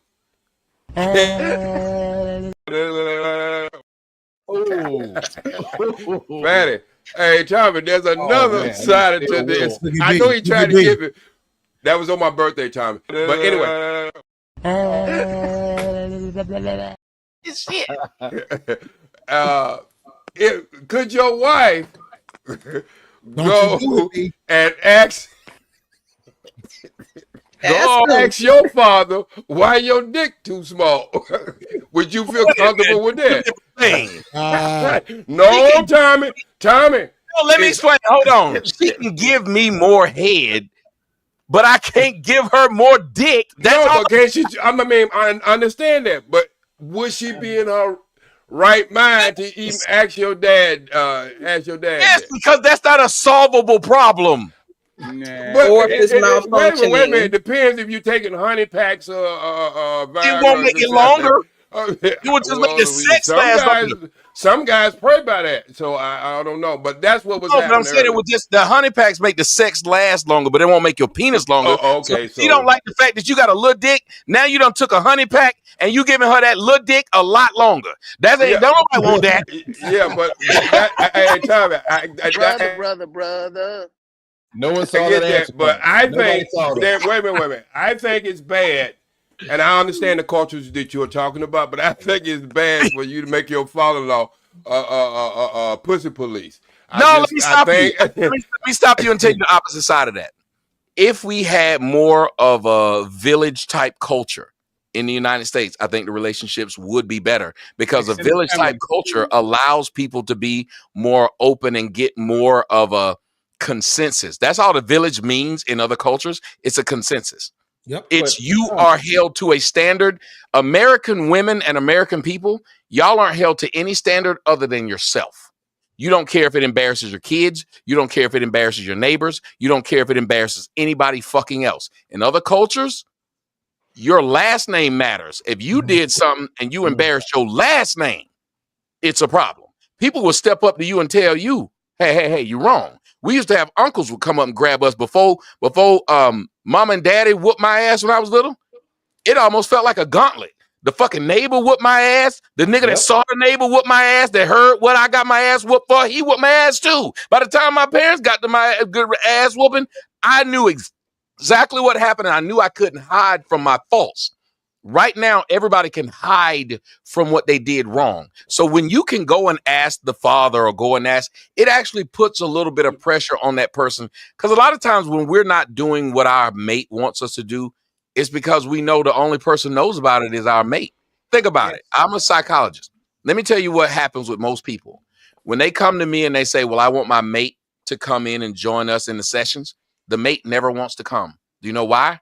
Because the mate gets to hold over you that you're wrong if nobody else knows. They lose the So upper hand. I get that. Your ass don't want nobody else to know you whoop your ass. But that was my point. Tommy, the problem I'm had with that, because the school I come from that school of thought.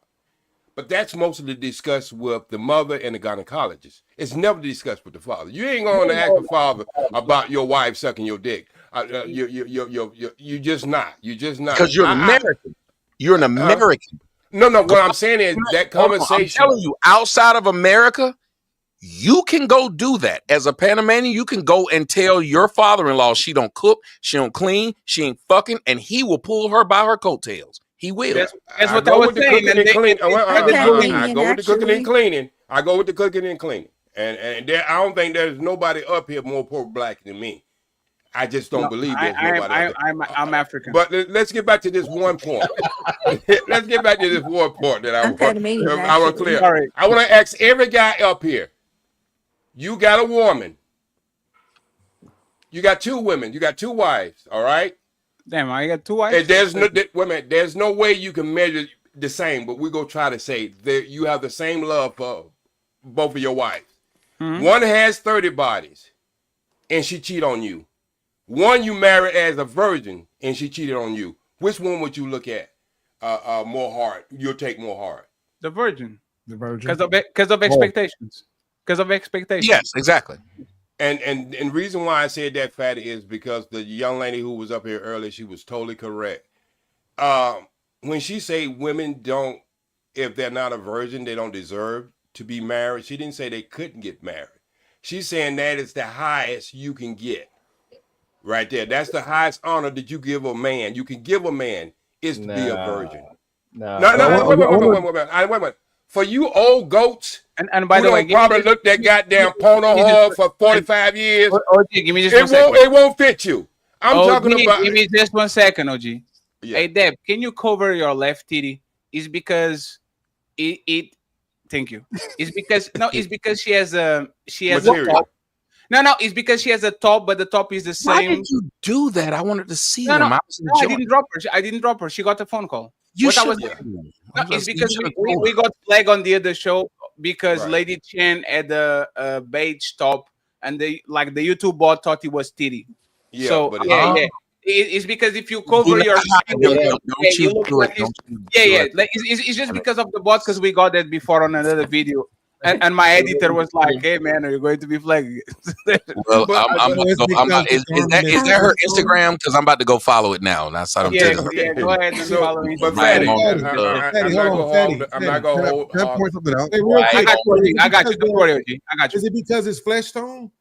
It's because it's I flesh think tone. so, The bot thinks is titty and is not like cover it. Like Lady Chen had the same thing. She had like the pansies or whatever the fuck the name is that covered the thingy. Because it was the same color of the flesh, the bot said nudity and sexual. Right. Okay. So, but really quick, I'm heading out. I gotta be up at 4 a.m. Thank you for having me. Yeah. Thank you so much, Miss Deb. I appreciate you. Thank you very much. OG, what I was saying that everyone wants to put the thing up here about the virgin, right? But the thing here is that you've got let me finish. And you let it finish, and then you got it. And then you I want this to be not for me, Tommy, and people who's had so much experience, Mr. Beans and Masto. I didn't. I just don't want this to try to fit our scenario. I'm talking about people who, when we're talking about people as getting together as couples, if we don't have a standard, if there's no standard, then there's no different from the dick she had last year before she got to you, or the ones you're gonna have after you. There, you don't get the same price for a car that is a year older, same model, and one is brand new. We say that about women all the time. So why is it when we have these discussions about, oh, I understand that Fatty don't want a woman who's a virgin because she ain't gonna suck a dick. I understand that. But wait, he can is that an accusation? Oh, is that an accusation? No, I'm just saying I don't want a woman that is a virgin because I'm 36 and that's unrealistic. No, I understand. I want a woman with a low body count, not a virgin. A low body count is fine. If she has 3 husbands or if she's divorced, like it's fine. That's why I moved us out of the way. I moved us out. We don't seen too much. We don't had too much. It's not because she doesn't give. If she don't give you head, Fatty, you gonna have a problem. You know that. No, all of you are virgin. Yeah. So what I'm trying to say, you just got to teach her. I just ain't. Yeah, I'm not teach her. All of these no, I don't want to go there, but I'm just saying. Yeah, I'm not a good teacher. I'm like another nigga teaching you. OG, I will say this, OG. Most of these girls are giving head before they actually get somebody inside of them. If you actually knew about these women on the last 20 years, most of these women were getting fingered, were doing everything in the movie theaters and all that before they actually get down like fully. So there's no fun. I got you, Fatty, and that's the Wild Wild West. I'm not talking about the Wild Wild West. I'm saying if we had back in the day. I'm not saying back in the day, because sorry, there's still virgins in this world. Okay, so you might not run them in your place, and I might not even run them in my place. But I'm saying there are virgins on. What I'm saying is, when we're starting to talk about relationship, most of us talk about relationship by our experiences and what we do. But there's a generation coming up behind us, just like I say, Wild Wild West. Yeah. And most of them learned that because we gave them damn devices. See, we didn't have them devices. We had beepers. You couldn't see nobody sucking dick on a beeper. So what I'm saying, but you damn sure can see it on a smartphone, right in your own school, or the pads they give you. They don't supposed to be able to get to them sites, but they get to them sites the first 20 minutes they give it to them. What I'm saying is, if we see value in that, why do we have these cross conversations about there's no value with that? Because there's the reality of the market. Men are buying cars with 300,000 miles like it's brand new. That's what men been doing. Look at this. They're working for half a decade, 15 years, and they chasing the bag and going the purpose and all that. And now they're 35, 40 years old, cuffing a 29-year woman that either had one baby daddy or been run through by the whole team. That's what men are doing. So it's not that we don't value that, it's that men gave up. Men are begging for women to not wear wigs. Men are begging for a woman not to be promiscuous. Fucking everybody. Men are married for a woman to be calm and collected and chill. Blah, blah, blah, blah, blah, blah. So at this point, men are just like, hey, man, I don't want to eat sardines, but that's the only thing is on the market. So sardines it is, right? So it's not about our standards. It's that you can control woman and the standards until they actually decide that it's cool to be a wife. It's cool to know how to cook. It's cool. They have to be the ones that actually push that shit, because either you engage into this polluted market and actually go to a pool full of peace, or you don't take showers forever. And I don't think most men want to do that shit. They rather jump in a pool full of peace than actually not take a shower forever until the day they die. Let me get Glenn and Tommy, and then we do final thoughts and we wrap it up. Started with Mr. Untin Wisdom. Sorry, I said that we were going to be polite and all, but we're cussing a lot, so I apologize. My responsibility. I want to point out something that OG, like that little scenario exposed. Lack of principle. You guys agreed that you guys would be more upset from the virgin who cheated than the woman that had 30 bodies. Rather than, wouldn't the principle of the offense be that she cheated, regardless of what their history was? The infraction of the cheating would be egregious either way and should carry the same weight. Now you could say, well, I expected maybe the fact that this woman had more experience sexually, she would be inclined to, but the fact that you said that, when OG mentioned you had 2 wives and one had 30 bodies and one was a virgin and they both cheated, who would you be more like hurt by? You guys said the virgin, and I said both because of the principle of the fact that this woman chose to break the covenant and the vow that we committed to. I would be equally mad at both of them, regardless of how many times they had sex before me. So Glenn, let me challenge the integrity issue. So let me challenge that before Tommy goes, right? If Tommy fucks my bitch, I'm mad at him. If my brother fucks my bitch, I'll jump out of a bridge. Same act, same thing.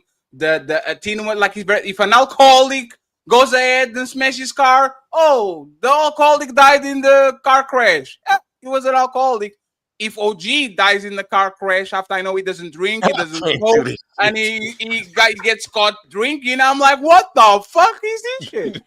Right? So, you personalize it. I'm looking at the. No, I know, Glenn. I'm just saying that expectations is the killer. Right. Is when you have high expectations. If I do business with you, Glenn, and you are a stand-up dude, and you rob money from the I don't know, the cashier, whatever the thing it is. I don't know. The thing. Yeah. I will be extremely upset. But if I'm fucking with a crook and everybody told me he's a crook and everybody told me what it is, if he steals my wallet, I'm like, I'm upset, but the motherfucker was a crook before he stole my wallet. So is the expectation. And I'm glad that you brought that up because I want to point out how subjective we actually prioritize things when something happens. I look at this. You said cheating, right? Cheating, what is it? It's deception. I'm choosing to deceive this person, right? And let's extrapolate it further than that. So if somebody chooses not to tell you about information because they want you to do business with them, but they're withholding information from you that would actually maybe alter your decision in choosing to do business with them, that's cheating on you too, right? It's omission, which will be correlated to a lie if you're selling me something. It's still deception. It's still deception, right? Yes. Deception, okay. Yes. So the principle of deception, we don't want people to deceive us willingly. We don't want people to maliciously withhold things from us that would alter our choice in what we were going to do moving forward for our life or for our business. So deception is cheating. Cheating could be not just physically, but a lot more things. If you look at the root cause of it, is that this person chose to deceive me, not even emotionally, chose to withhold information that I needed to know to make a decision that would best impact my life moving forward, because they did not want to lose anything by me making a different choice than what they wanted. And that right there is the principle of why it's such egregious an act. But I'll say cheating physically in sex, that's bad and egregious, but so is withholding information and screwing someone over because you don't want them to make a different choice financially. It's so the principle of it is what I'm talking about. So when that wasn't the premise. That wasn't the premise, though. That wasn't an example to point out. I'm trying to point out this with the woman that you married that had 30 bodies. You said that she was worthy of your marriage, right?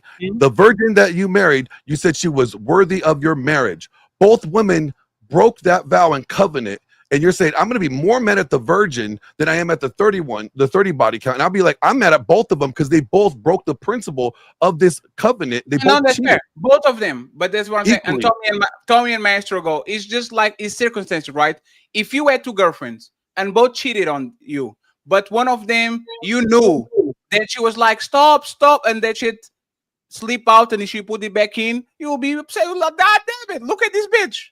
Look at what she's doing. Like, if you was extreme, if you was graphic, if that woman cheated on, like if you got information that the woman cheated on you, and one of them is, oh my god, and the other is like, slap me, spit on me, like you are going to look at the second one and says, what the fuck do I have here? My expectation, even though both you're adding different information to it, because you said but there's the thing, the principle, like you said, is the same. But yes, the like principle if you is the know same. that woman actually is talking like a slut, is screaming, is like let you piss on her, spit on her, all that shit is going to be way more terrible, and you're going to be way more upset with that woman than the other one that actually just have regular. Between you and your internet provider. What did I do? So you need to keep that between you and your internet service provider.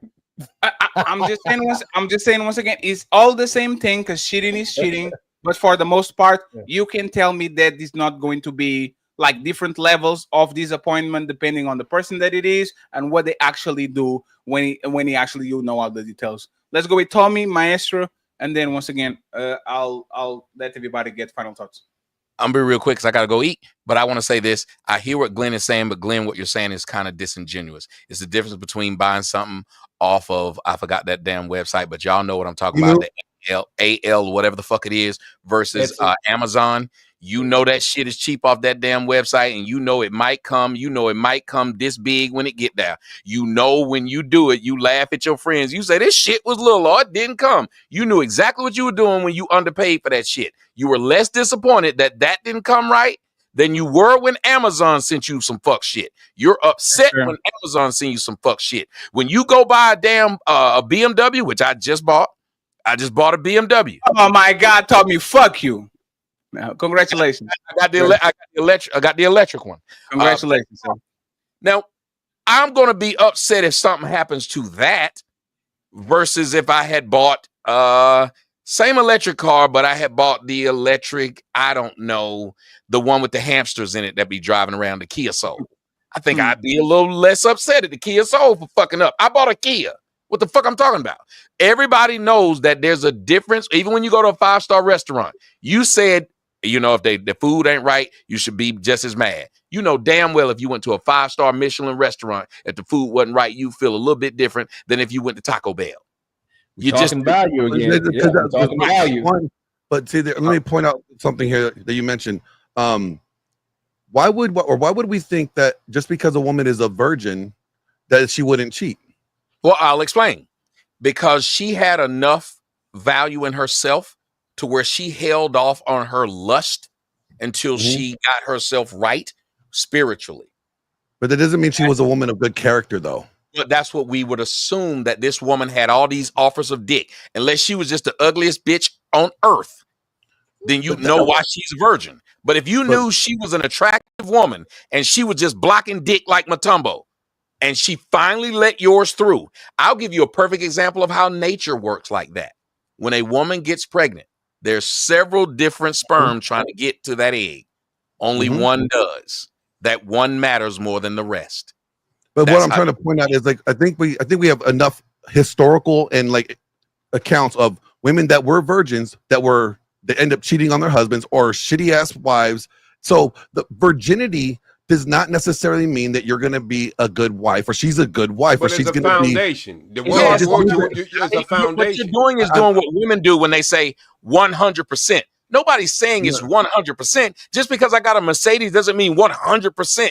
BMW doesn't mean 100% it ain't gonna fuck up. Just like the person can buy a Kia. I know people who got Kia and that motherfucker been running. They ain't had no problems out of it. But wouldn't you be mad if somebody stole? Why Yelp exists, while these things that show by preponderance of the evidence, this one lasts longer than this one. Now, would you agree that if somebody stole $5 from you, would you be mad at me if I stole $5 from you, and as equal if I stole 500 from you? And would you trust me if I end up giving it back and it's like, oh, my bad, here you go? You would still be look at the principle as this man's a cheater. I can't, or the thief. I can't trust this person around. But you're throwing out the window that Fatty said he'd be mad at both. He just didn't. The level. He would be more mad, right? And I'll be like, I'll be just mad. Hey, Glenn, we can solve this right now. Would you be more angry with your wife if she fucked a man in your bed or she fucked him in the hotel? I'll be mad at the fact that she fucked them, period. But no. Listen, what the question is. Anywhere would it matter? Is, okay, you have to walk in your house. Wait. Are you getting rid of the bed? Hold on now. Am I catching them in the hotel? Am I, no. You know, like, so, like, no, I'm just saying, are you getting rid of the bed? House, but that bed in your house is that a reminder. Bed is in your house, bro. That bed wouldn't be staying in my house, that's for sure. But okay, you know, so that doesn't mean I'm more hotel. Are you going to get a wrecking ball and knock the hotel down? That doesn't necessarily mean I'm more mad about it. That doesn't mean I'm more mad about it. It just means I'm not. But it has a different. No, what you missed by the point. It has a different effect on you. I understand the context. No. I'm just saying. You can say that. You say the crime is the same. But what we tried to drive home was it has a different effect on you versus your brother fuck your wife versus a stranger. So it has a different effect on you. Of course, you fucked my wife, but my wife got pregnant. One fucked your wife, one got your wife pregnant. You kept each one you kept the woman. You mean to tell me it's the same level of disrespect as you watch this child grow in her stomach? Same level. Yeah, and you actually showing them that if you keep them, then you're showing them that you're not even worthy of respect. Because why would a respectful man keep them if he knows the value of respect in the beginning? Let's try the last time, right? I'm pointing out principle here. I know. No, Glenn, it's fine. So let's do this, right? A woman did paternity fraud on you. One, you discovered as soon as the kid was born. The other one, it took you 18 years. You raised the kid. You put him to school. Aren't you going to be way more agitated to the kid that you raised for 18 years than the woman that just put the kid and you found out? Yes, because of the investment that I have lost, So what I have lost from it. But So that's a different context from a virgin wife and a woman that had sex previously. And that's what I'm pointing out. So what I'm trying to tell you is the virgin wife, we felt like you feel like the man because you're the one she chose out of everybody she ever crossed. I understand she would never do this to you. The one who's seen dicks before you, like she was the manager of a Richard convention. You understand that a new dick ain't much to her. Okay, I have this thought that that a virgin woman would be maybe more inclined to cheat because once she's opened those floodgates, maybe she's a little more curious about other people now because she was a virgin before and now she's like, oh well. Well, that's the logical mind you're saying. We'd have to think that through. But the first thought is she only wants us. Yes, the logical thought afterwards is, well, once I open that Pandora's box, maybe she just wanted more to experience it. Yes. That's the logically we walk away. And there's many men who've said that. I've been in conversation with them where they said, well, she was a virgin when I first slept with her. But just like when I was a virgin when I first had sex, I started thinking, is all pussy like this? Well, maybe she started thinking, is all dick like this? But I'm still more hurt because I thought she viewed me, which is why relationships destroy men more than they destroy women. If you watch it, when we finally decide we want to marry you, that's a reflection on us. If we choose a woman who's a whore, they don't even look at the whore as bad. That's what I'm trying to tell you, Glenn. If I date a woman and she was a stripper and I marry her and she cheat on me, guess what everybody around me gonna say as soon as she cheat on me? Shut it on. You married a stripper. Yes, because of why? Why? Because that's not just the stripper, but it's the character. The character attached to that. They don't know her character. They just knew she was a stripper. Yes, but you could understand that since a woman that's a stripper is probably a woman that we consider a person of low character. Just like a woman who's had several dicks in her vagina, just because she hide it, she got higher character. She's more of a flawed person. That's where a lot of us messed up. I messed up because I thought she had a great job, and because nobody knew anything dirty, she didn't get on the internet. She wouldn't do anything dirty. That hurt me more. I wish she had been a stripper. I wish she had been a whatever it was. Therefore, I would have expected this.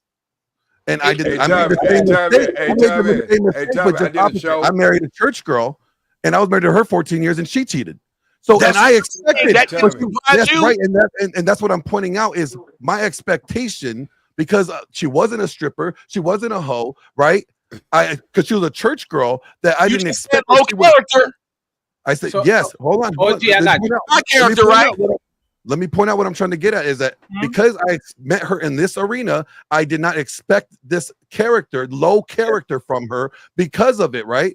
But that didn't mean just because I met her there that she was a woman of good character. No, that's fair. You're not saying that at all. You're talking about your expectations. Why are you not acknowledging that you had expectations of her based upon what you saw? And yes, Glenn, and I'm saying that's the flaw. It is a flaw. No, Glenn, think about it, right? Do you know the saying, rather have an honest enemy than a fake friend? Yeah. That's what it is. A honest enemy can never disappoint me. No matter times he stabbed me, no matter times he does wrong by me, I'm expecting them from him. It's Tom and Jerry. But if I have a good friend and you stab me in my back, now I'm going to be deeply hurt on a level that I will never be because I was expecting you to do it. What I was trying to get at is let me just wrap it up and then you got it, right, Len? What B is saying is possibility versus probability. If I never drank, it's possible or probable that I might want to taste a beer one day because I never had it. But I guarantee you, an alcoholic is more probable to go back to that shit than a person that never had before. So I'd rather deal with the person that never drank and is like, oh, they might be curious and then the person that was literally an alcoholic was indulging in fucking everybody, and all of a sudden you stop. You know that person, you put a bottle in front of them and they go in again. That's what I was telling him. Everybody looks at you because you married that woman of a church girl. When she cheated, everybody looked at you and said, brother, you had no shot of knowing that would happen. But if you had married the girl from Strokers, they would have said, dude, you should have known. Either one can cheat, but what we're saying is there's a reason why mankind does research, and there's a reason why people will look at a snake and say, I could figure out which one is venomous, or I could just avoid them because it is a snake. The person who's already being a whore, I don't want to try to figure out what kind of whore she is. Let me just ignore her. But the other one, if I think that's a koala bear, you'd be shocked if a koala fucking bit you and now you got venom in you.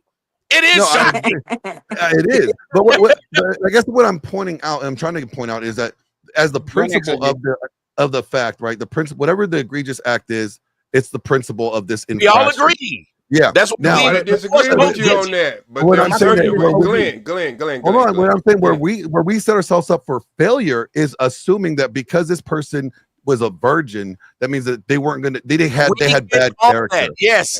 But here's what I was saying. I'll end it with this. Here's all I'm trying to tell you. The one who worked at Strokers or was the prostitute, she probably can walk out of that marriage with her limbs. The one who fooled you into that marriage and then did it, usually those are the ones who have the hardest times with a man blowing the fuck up. Yes, because at that point, he's so shocked that this happened that he acts in ways that's not normal because you not only embarrassed him, but you embarrassed him in front of the world, and he had no way of seeing it. He had no way of understanding that the girl who was working at the church all the time, she was sleeping with so-and-so. That's when you see him burn the whole house down. But then why are we... Glenn, I just want to say this. I want to say this. In Maestro, okay? And we are going for final thoughts, okay? So, Tommy, thank you very much once again for always being kind, man. I appreciate you. Thank you very much. Thank you guys for letting me come here. I appreciate you. Well, show's over. Hope y'all enjoyed it. But nah, don't dip yet. We still got them final thoughts coming in. Y'all really tore it up tonight, huh? But don't dip just yet. Let's hear them final words. Hey, that's it. Show's done. Now shut the fuck up and let the panelists speak. It's time for final thoughts.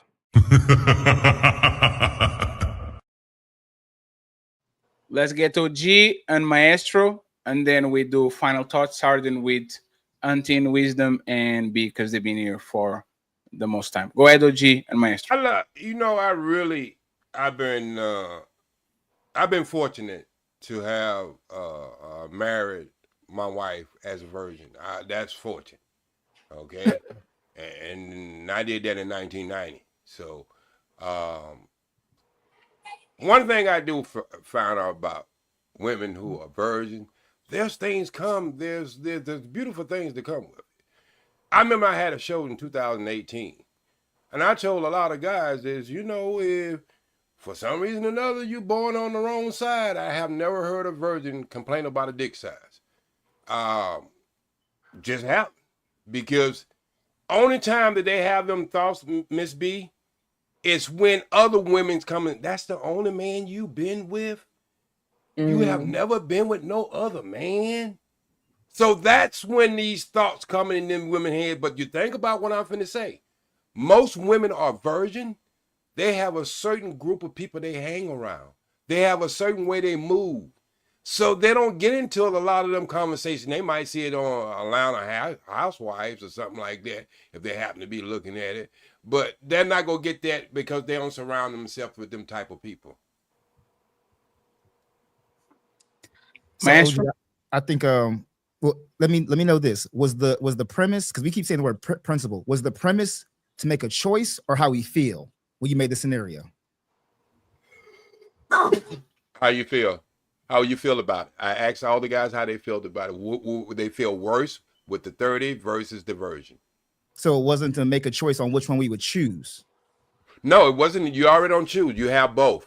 And Okay. I said if they had both had cheated on you, I can't measure if you love them both the same, but we just go act like we love both of them the same. Which one would you be more disappointed in, as far as feeling wise? Okay. The reason why I just wanted clarification, because I do think going back to the point of worthy, just making sure, you know, just if it were a situation where we were making a choice, I think that that's the greatest, one of the greatest testaments for a man to know whether he's worthy. The difference between men and women. Typically, men make definitive choices. It's on or off, yes or no, black or white. It's not Jay-Z. I drove by the fork in the road and went straight. And that's a lot of what I was hearing was, okay, well, how do you feel about which one versus actually, okay, I'm going to choose this one versus choose that one because of X, Y, and Z. No, you miss out. You married to both already. Right. You were married to both, and both cheated on you. But one was a virgin, and one had 30 bodies. Which one in them situation would you be most disappointed about? Okay. I just want a clarification. But yeah, that was Disappointed or surprised. You said what? Disappointed or surprised, OG? Well, it's about feeling. How you gonna feel about it? So you can put it in surprised or disappointed how you want to. It's still all right. So I never never answered the question. I was going to say before Tommy left, I would say it would be the virgin because of people thinking she is a virgin, you would not imagine that she would do that, being that this was an earlier first experience. So that's what I would say. And not only that, but now you ain't the only one who went in that hole. So you don't have that championship belt now. So then there was still a choice. So you're No, listen to what you were saying. No, I know it's a choice. But we're dealing with equal women, equal love, marriage. One got 30 bodies and one has no body. Now you can boast about marrying a virgin and having a virgin. No other man has been inside of her. That's why these guys go feel that way. That's what my point was. Okay, I wanted that clarification. So it was a choice. It was which one do you feel? Which one are you choosing to feel more mad about? Is that a better way to phrase it? Yeah. Okay, that's what I'm saying. So that whole purpose, I would say the virgin as well too. But even still, making a choice, I think, is the better aspect of it. Not just saying, I'll be mad at both of them, because again, that's not equate. It's not the same equal amount of destruction. I would say. I never got cheated on. I think I would cry a lot. I have no idea. I have pretty much saying. What did you say, John? I said both of the women in that sense of seem like they're telling him that he ain't shit if they both cheated on him. Yeah, but there's the thing. I don't know how you guys deal with that because, like, as soon as I know you are with another person, there's no way I'm looking at you. Like, there's no way. I don't know. That's almost like me saying I ain't never went to bed with an ugly woman, but I woke up with a bunch of them. I mean, things should happen. Yeah, you're not gonna draw me in on this, OJ. It's too late. No, OJ, it's too late in the shit happens. I don't know about that. I mean, if your pillowcase looked like a graffiti, like somebody draw graffiti on you, know that you was tricked. So hey, shit happens. Let me. I'm not falling for this. No, it's too late in the night for that. Yeah. Let me get the final thoughts from Wisdom and from B. Thank you very much for giving me so much hour. This was way longer than I expected. I owe Wisdom reparations because at least nobody faltered today. I'm very happy that didn't happen. So other than the cussing, I think we did okay. Final thoughts. Wisdom, thank you very much for being here. And then we go with B. You're welcome. Thank you for having me. Thank you, everyone. Peace and love. And all this true. This is to the ladies. We are powerful, ladies. Do not accept a real man's genuine love if you aren't willing to multiply it. Just don't do it because you'll create a monster. Bars. And thank you.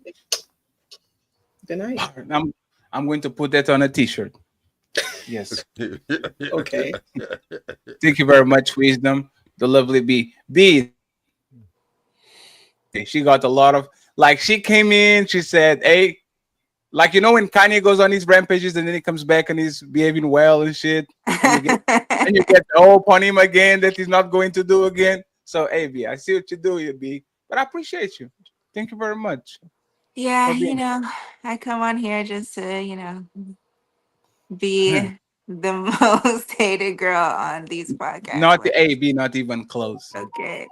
I will show you. No, I'm not going to put names out there because I'm corporate. I only do sneak disses now.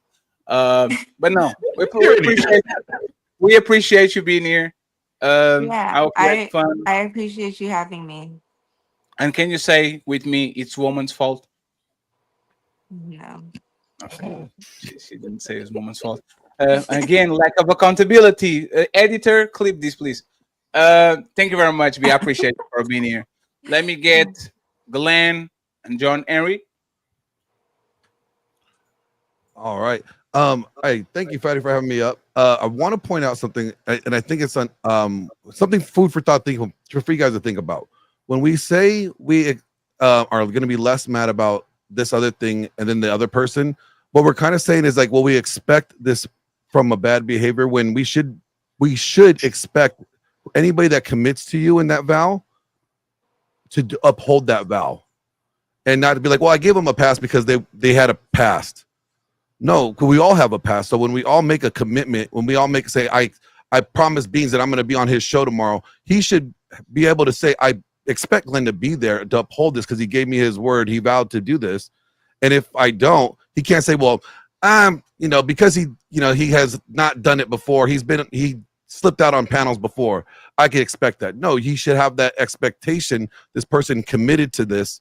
You should be mad. And I think that's where what we tend to do is we tend to choose who we're going to be more mad about and less mad about, and almost kind of giving a pass when we're like, oh, well, I expect that from them because they have a past. They've done, they have poor character. And I think that is wrong in thinking. And I think we should hold them equally to the same standard. That's what I'm trying to get at with that. But thank you for having me on. I'm sorry I have to jump off. I got to go to a production meeting real quick. But have a good one, you guys. Appreciate you, Glenn. Thank you very much. Thanks, Glenn. OG?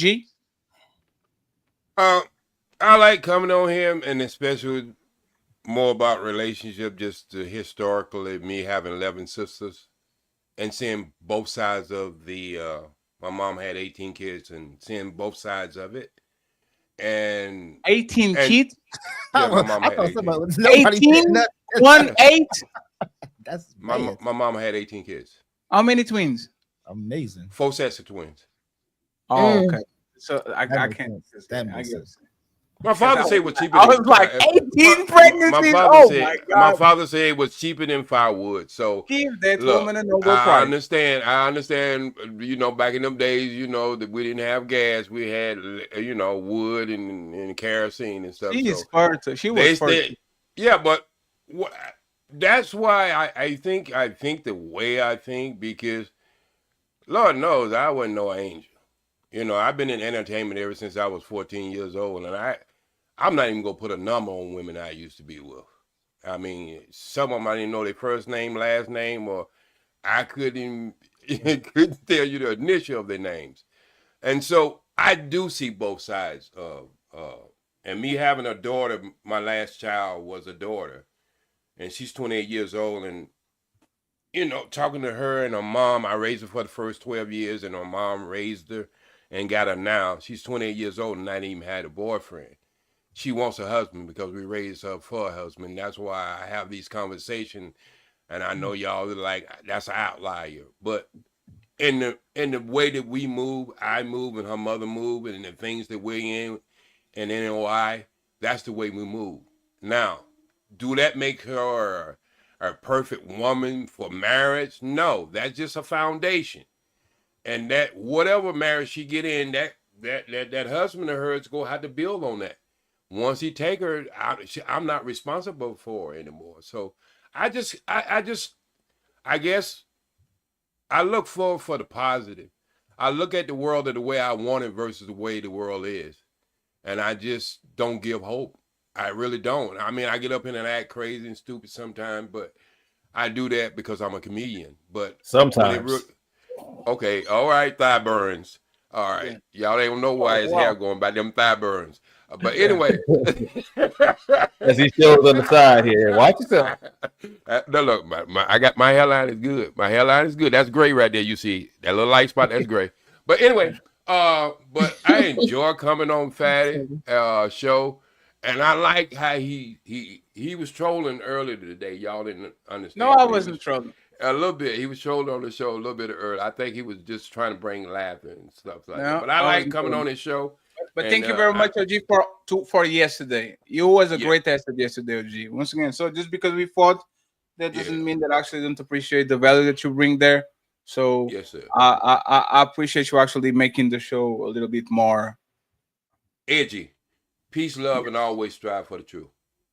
Thank you very much, OG. Let me get John Henry Maestro and then podcast take us home. I'll read the super chats as soon as we out. So, looking at it from the standpoint of cheating, one thing I don't think I heard, unless I missed it when I came back here, is that if I set a boundary with you, or if we set a boundary up front and we let each other know where the boundary is, aka the red line, and I say cheating is my boundary, that's one thing that is unforgivable, and you do it anyway, that means that you didn't give a damn, because if I made it clear where the line was and you still went ahead and did it, there's nothing to have a conversation about. You knew where it was, you chose not to, which means that there's no value that you see in it. And for the most part, again, value has no worth unless it's agreed upon, because you get what you qualify for. So let's not forget that. Thank you very much, Sean. I appreciate you, Maestro. Nice to meet you. Please leave your link in the description so I can actually tag you. And once again, friends, we went viral again.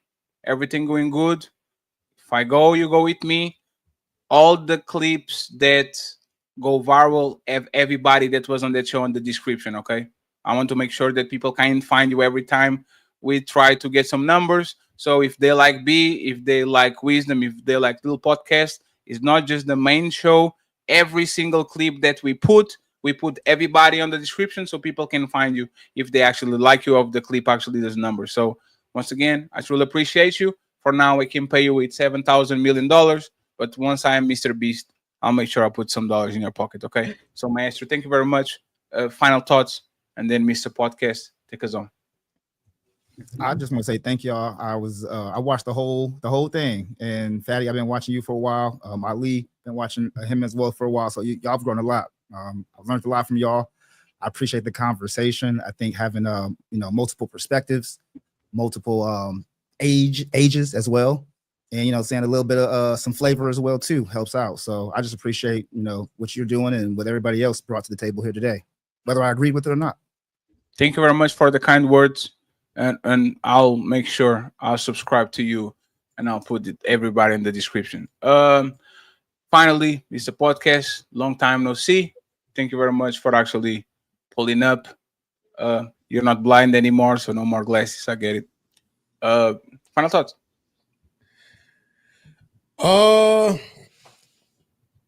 Before I do that, I just want to ask B one quick question. Sweat, 10 seconds. The guy you cheated with, was he somebody you knew, or was he random? Knew as in knew him before my husband. Like, yeah, Before. like you knew him, like you knew him, right? Versus it was just No, a he random guy was you met at the club.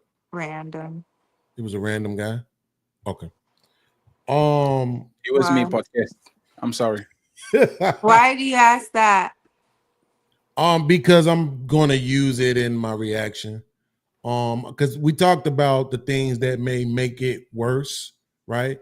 If she cheats one time, or was it multiple times? But we didn't discuss. He was white, right? What if she cheated with a girl, right? What if she cheated with a guy that she worked with, right? Because we talk about the fact that people stay a lot of times after cheating happens. But what if you cheat with a coworker? Now you got to keep going to work. Yep. And you're gonna be at work every day with this dude that you cheated on, right? And here's the thing about it: you're gonna get frustrated when I don't trust you. Yeah. Right. So it's just a couple of things I wanted, but I didn't want to assume, so I just asked you ahead of time. Fatty, super dope show. Power to the people. I can't even front. This was a live show. Shout out to everybody who was here earlier. Shout out to everybody who's still here now. Super dope panel. Shout out to Lil Black Book too. Hey, he's my favorite. He's my favorite. Shout out to Little Black Book. You have to be in tune with your feelings, podcast. Yeah, that part I get it. But no, Black it's just that I'm pretty sure he'll be okay with me saying we hollered in the back chat so that we both know that the little aggression is just what me and do. No. Yeah, Little Black Book is We have conversations. Yeah. And by the way, podcast, we are going to come back with the debates. We are going to kind of take all the trickery and all the bells and whistles, win or loses. Saturday SmackDowns, one judge, try to do 2 or 3, make people shine. Yeah. Take all the bells and whistles and go from there. Okay, so I kind of froze you out a little bit, but I promise I'll bring you back as soon as kind of we have a structure. But starting next Saturday is debate day. We're going to make sure that all our difference that we have on these little panels and all that, people have the chance to go one-on-one with the person that disagreed the most, so we can actually build just like the other people in Valhalla actually building. Go ahead, John. Yeah. Well, also forget next Saturday. That's when we have the show. We'll probably drop a link for it where I've got an in-person show with Wisdom and myself here locally at Black Eyed Peas, Virginia Beach, back in the Lynn Haven Mall area, 7:30 to 9:30 p.m. For those who are not going to be in the area, we'll go ahead and try and make sure there's a link where you can catch it. We'll try and stream it. John, send me the links and the flyers and all that so I can promote it Friday, okay? All right. I'll be more than happy to do it. Go ahead, podcast. Yeah. So listen, I just want to say this. Tomorrow I'm doing a show, and I'm not trying to say if Fatty is live, come watch me instead. But No. It's in the morning. I already went and see if you were live. It's like a 12, right? Yeah, I switched it. It's gonna not 12. It's 8 in the morning or 7 in the morning, something like that. Yeah, I just switched it because I know now being up late, I'm about to go jump on another pound or two. I'm not gonna be up there early. I already know. You don't want the redirect? Are you sure? I sent 200 right now. Well, no, I'm not doing live now. Oh, okay. No, I was just saying because you're saying like you changed the hour. If you were going live after me, I'm sending it to you. Yeah, it'll be tomorrow and probably about 11 a.m. is when I'm gonna go live. Okay. But tomorrow's show, I'm doing a reaction to HQ's video on me telling my son not to date black women. Right? HQ said that. HQ did a show where they discussed the topic that Hamp did on his show about me telling my son not to date black women. Right? Huh. And you're going to do the review. The review. Yes. They didn't actually review it. They just discussed it, which is going to make it really good because it was just their panel. But I just want to say this. I want you to watch the show tomorrow if you can. Right? Mr. Beans is the channel. But I like black women a lot, bro. Like I would say I love them, but I'm not trying to oversell it, right? I'm always promoting black women. Go to my posts. I promote African women, right? I don't just promote women with European phenotypes, right? I love black women. But one of the things that I like about this particular show is that we were able to have honest conversations about our experiences and what we're going through. If you're going to sit on YouTube and tell the world that you want things to get better, there's no way that's going to happen if we're lying. There's no way that's going to happen if we're sugarcoating things. We have to be honest. And at this point, there is no more having the conversation without understanding, hearing, right, and adjusting to men's plights, men's complaints, men's experiences. We matter, right? So this dehumanization that has taken a place upon men, and particularly black men, over the last 50 years, ladies, y'all just got to accept the fact that we're not thinking that shit anymore. Like, at least with our mouths, we're gonna run our mouths. We're gonna still sleep with you. We're gonna still make babies with you. We're gonna still marry you, even though you got 30 bodies and 2 other men's kids. But when it comes to running our mouths, we're gonna run our mouths and we're gonna tell the truth about who you are and what we experience. And if you can't deal with that, then so be it. But if you're gonna talk about me, don't lie. Don't lie about who I am. Right? I agree. Yes, I told my son not to date black women. Now tell the context on why I said that. Don't just say one thing. But I'm gonna defend myself in my position. And shout out to Big Aaron for defending me. And he did an awesome job of actually correcting the BS narrative that was being suggested about me. So, but I'll do it tomorrow. But Fatty, I'm glad you called me. You my Fight Club brother. No more Fight Club, brother. We family, bro. So anytime I'm there, I get it, man. But I'm just saying, you know what it is. And I agree with I'm not you. turning down nothing no more. Podcast, and I agree with you. We have to stop lying about ourselves and about other people. If we are on a 25-year relationship and we were miserable about 10 years, we can come on YouTube saying, why you guys always crying about woman? Can't be doing that, okay? Lie in your house, don't be lying on these streets. Stop, Fatty. Let me see something real quick, Fatty. Let me see something real quick. Everybody on the panel. Yesterday, I woke up out of my sleep, screaming because I was having a nightmare about my ex cheating on me. Damn. Because she shit! did Nobody cheat on laughed. you? Why would No. we laugh about your pain? Oh. If you What? said if you said I shared myself, Was he cheating on you with a white man? You know what? I ain't gonna lie. I've really been believing that lately. Hey man, Have you She's dated so white happy women or other race? Have you dated outside of your race? Never. That's me. I'm so Not I white. don't Puerto count any Ricans, of that. Are you Are you Indian? Are you Indian? Because your skin, like, why am I like,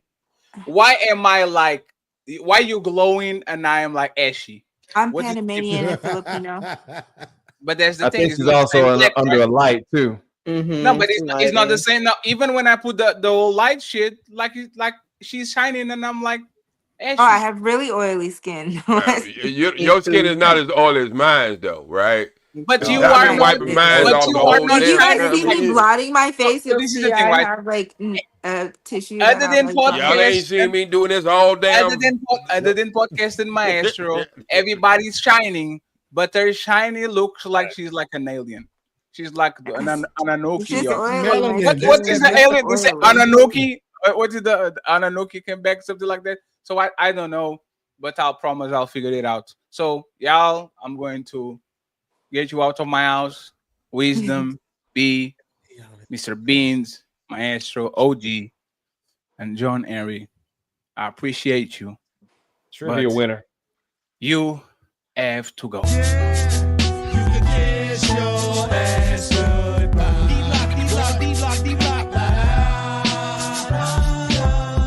the song. Yeah. You can kiss your ass goodbye.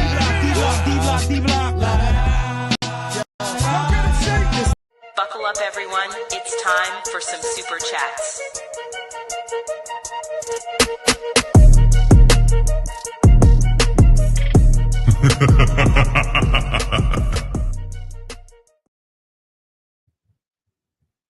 I want to thank the sponsor of the show yesterday, Mr. John Henry. Thank you for being the sponsor of the show yesterday.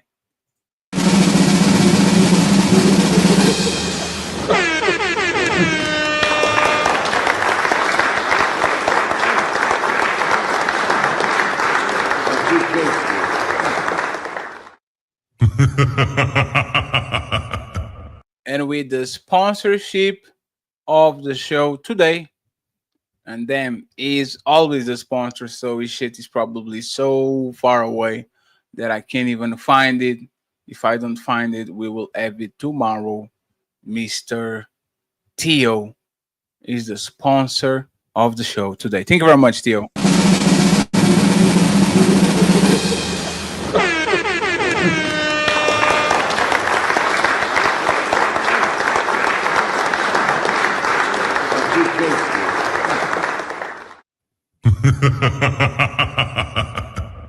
Friends, we got all of the momentum and more. We work extremely hard to get where we are back again. Everybody knows what happened and all that. Stop fucking with my shit and my people's shit, please. God damn it. The bot shit is just incredible. Like, you want to fuck other people's pages because you feel some type of way? Go ahead and go help the needy. We don't need charity. We don't need bots. We're having extremely good numbers. That shit can jeopardize channels. So please go ahead. Y'all didn't want me where I came from. Y'all are looking for a villain. I'm not going to be your villain anymore. Okay? I'm done. I'm done. I'm done. I'm not going to be the villain anymore. So leave me alone. Leave my people alone. Go to your shows. Go use the bots everywhere else. But please, once again, you want us to do what's right and to do content and to focus on shit. We took a massive tumble and now we come back twice stronger. So please, let us focus on content and focus where we want to achieve. I want to thank the 9K subscribers. We are going to celebrate, like I said, 10,000, 50,000, 100,000. Okay? No party, no extravagant parties, no nothing. 10,000, 50,000, 100,000. Okay? I already told you the best is yet to come. So you better believe me, that is coming. Okay? Shout out to Theo for the 4 memberships and Tom Foolery for the 5 memberships afterwards. Thank you very much. I appreciate y'all. Thank you very much for helping us to get our goal.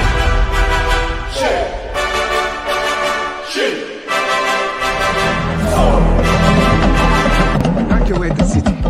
Engage all defenses. Get this man a shield.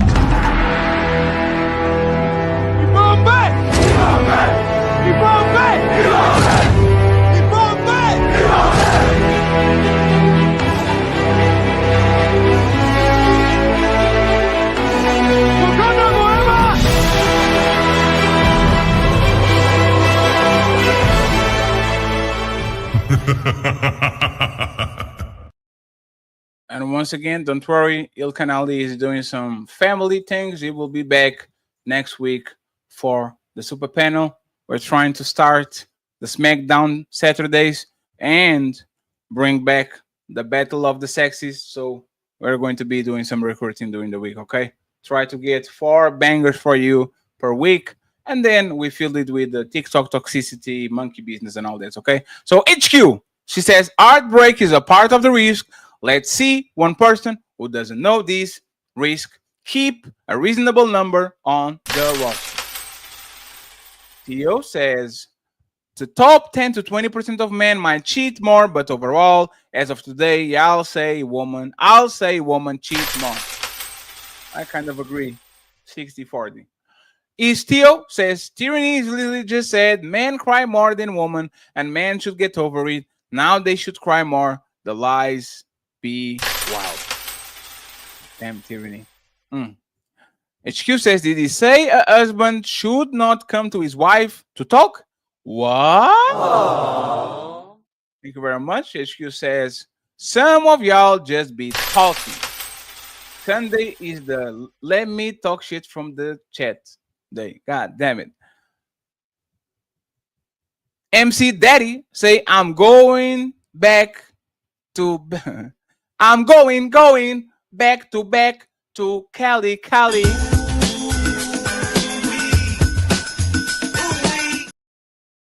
See, I didn't do a review show, but I had to throw a little chart in there. Okay.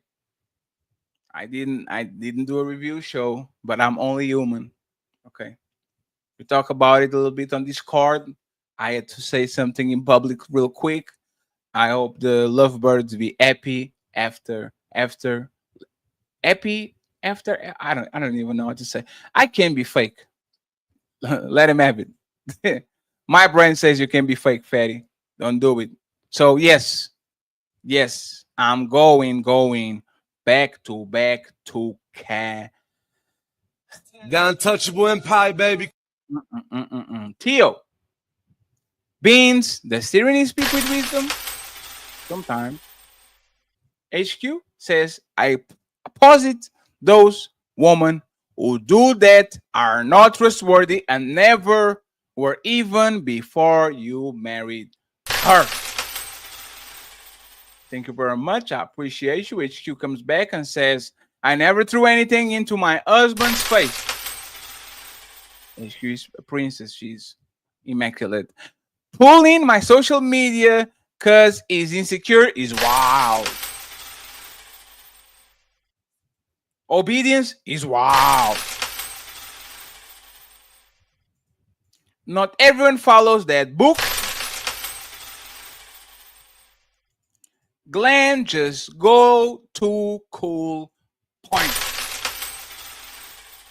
Theo, he says, if it were that Iraq wouldn't have happened. If it were like that, Iraq wouldn't happen.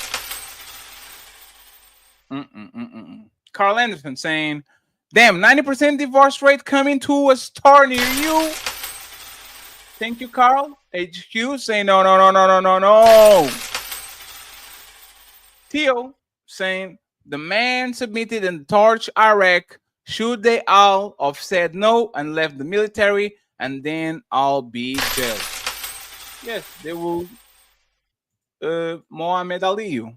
HQ says, you will never get submission from a woman if you lack two things: present to her safety and be a trustworthy man.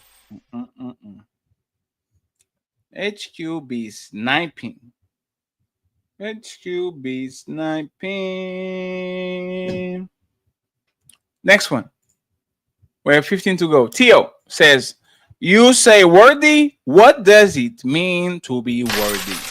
I think the conversation was semantics. Worthy, deserve. I think worthy is deserve. If you are worthy, it means you deserve it. I don't know.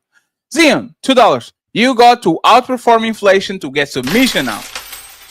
Yes, Mola, money. My boy Vitor is in the building. Family of God, he says, yes, wife submit to your husband. Husband love your wife. Question, should she submit if he doesn't love, and should he love if she doesn't submit? That's facts. That's a good question. HQ says many reasons woman don't submit. John Henry says, because he's a black man, I bet someone stupid made a stupid comment. Am I right? Stupid. Damn. Sounds shots fired. It was tyranny. HQ says, being in debt by having a mortgage doesn't mean she's a bad with finances. That is a lie. Y'all stop that narrative. Oh, we. Let's go one more.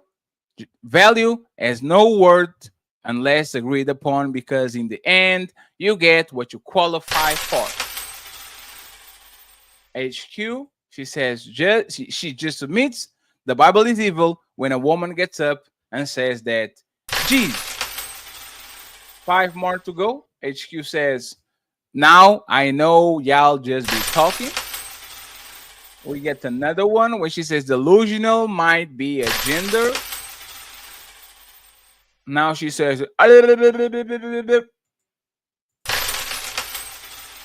damn, HQ just, I think just HQ just be drinking and typing. Don't podcast while you drink, HQ. Tony Adams says, Glenn, do not leave the panel, stay Tommy in 5. HQ, I think we went way left. Ray Midnight in the boot, Diesel. It's still for the gang. Don't ever get it twisted. Untouchable empire, baby. The untouchable empire, baby.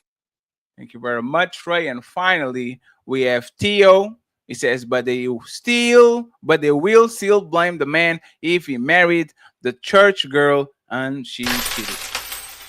Friends, please don't be shy. Don't be like Chef Chopinho and Tony Golden and tell me on the hour of the day that you got your birthday. Once again, shout out to Chef Chopinho. Shout out to Tony Golden. I posted Tony Golden because I already had the image. I have no idea where to find Chef Chopingo image, but I might try to do it. But if I do, don't take it personal, okay? If it's your birthday and you are an untouchable or very close to it, send me a message. I got you. If you're not an untouchable, if you don't pull up, you have to wait for next year, okay? We're doing great. Tomorrow we have another pre-recorded video for you, straight in the morning. Like on that shit. You appreciate the fire emojis. That's exactly what I need. I need you to like. I need you to like. I need to like, and I need you to comment. If it's a notification, click it so we can get a little bit of a push. Other than that, everything is going awesome. Another motherfucking banger show.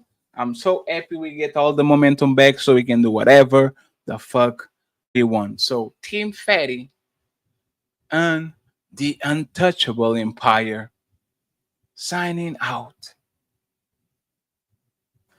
Peace. Psych! Who's calling that shit? Who's calling that shit? Who's calling that shit? Who's calling that shit? Who? Yeah, OVO sound.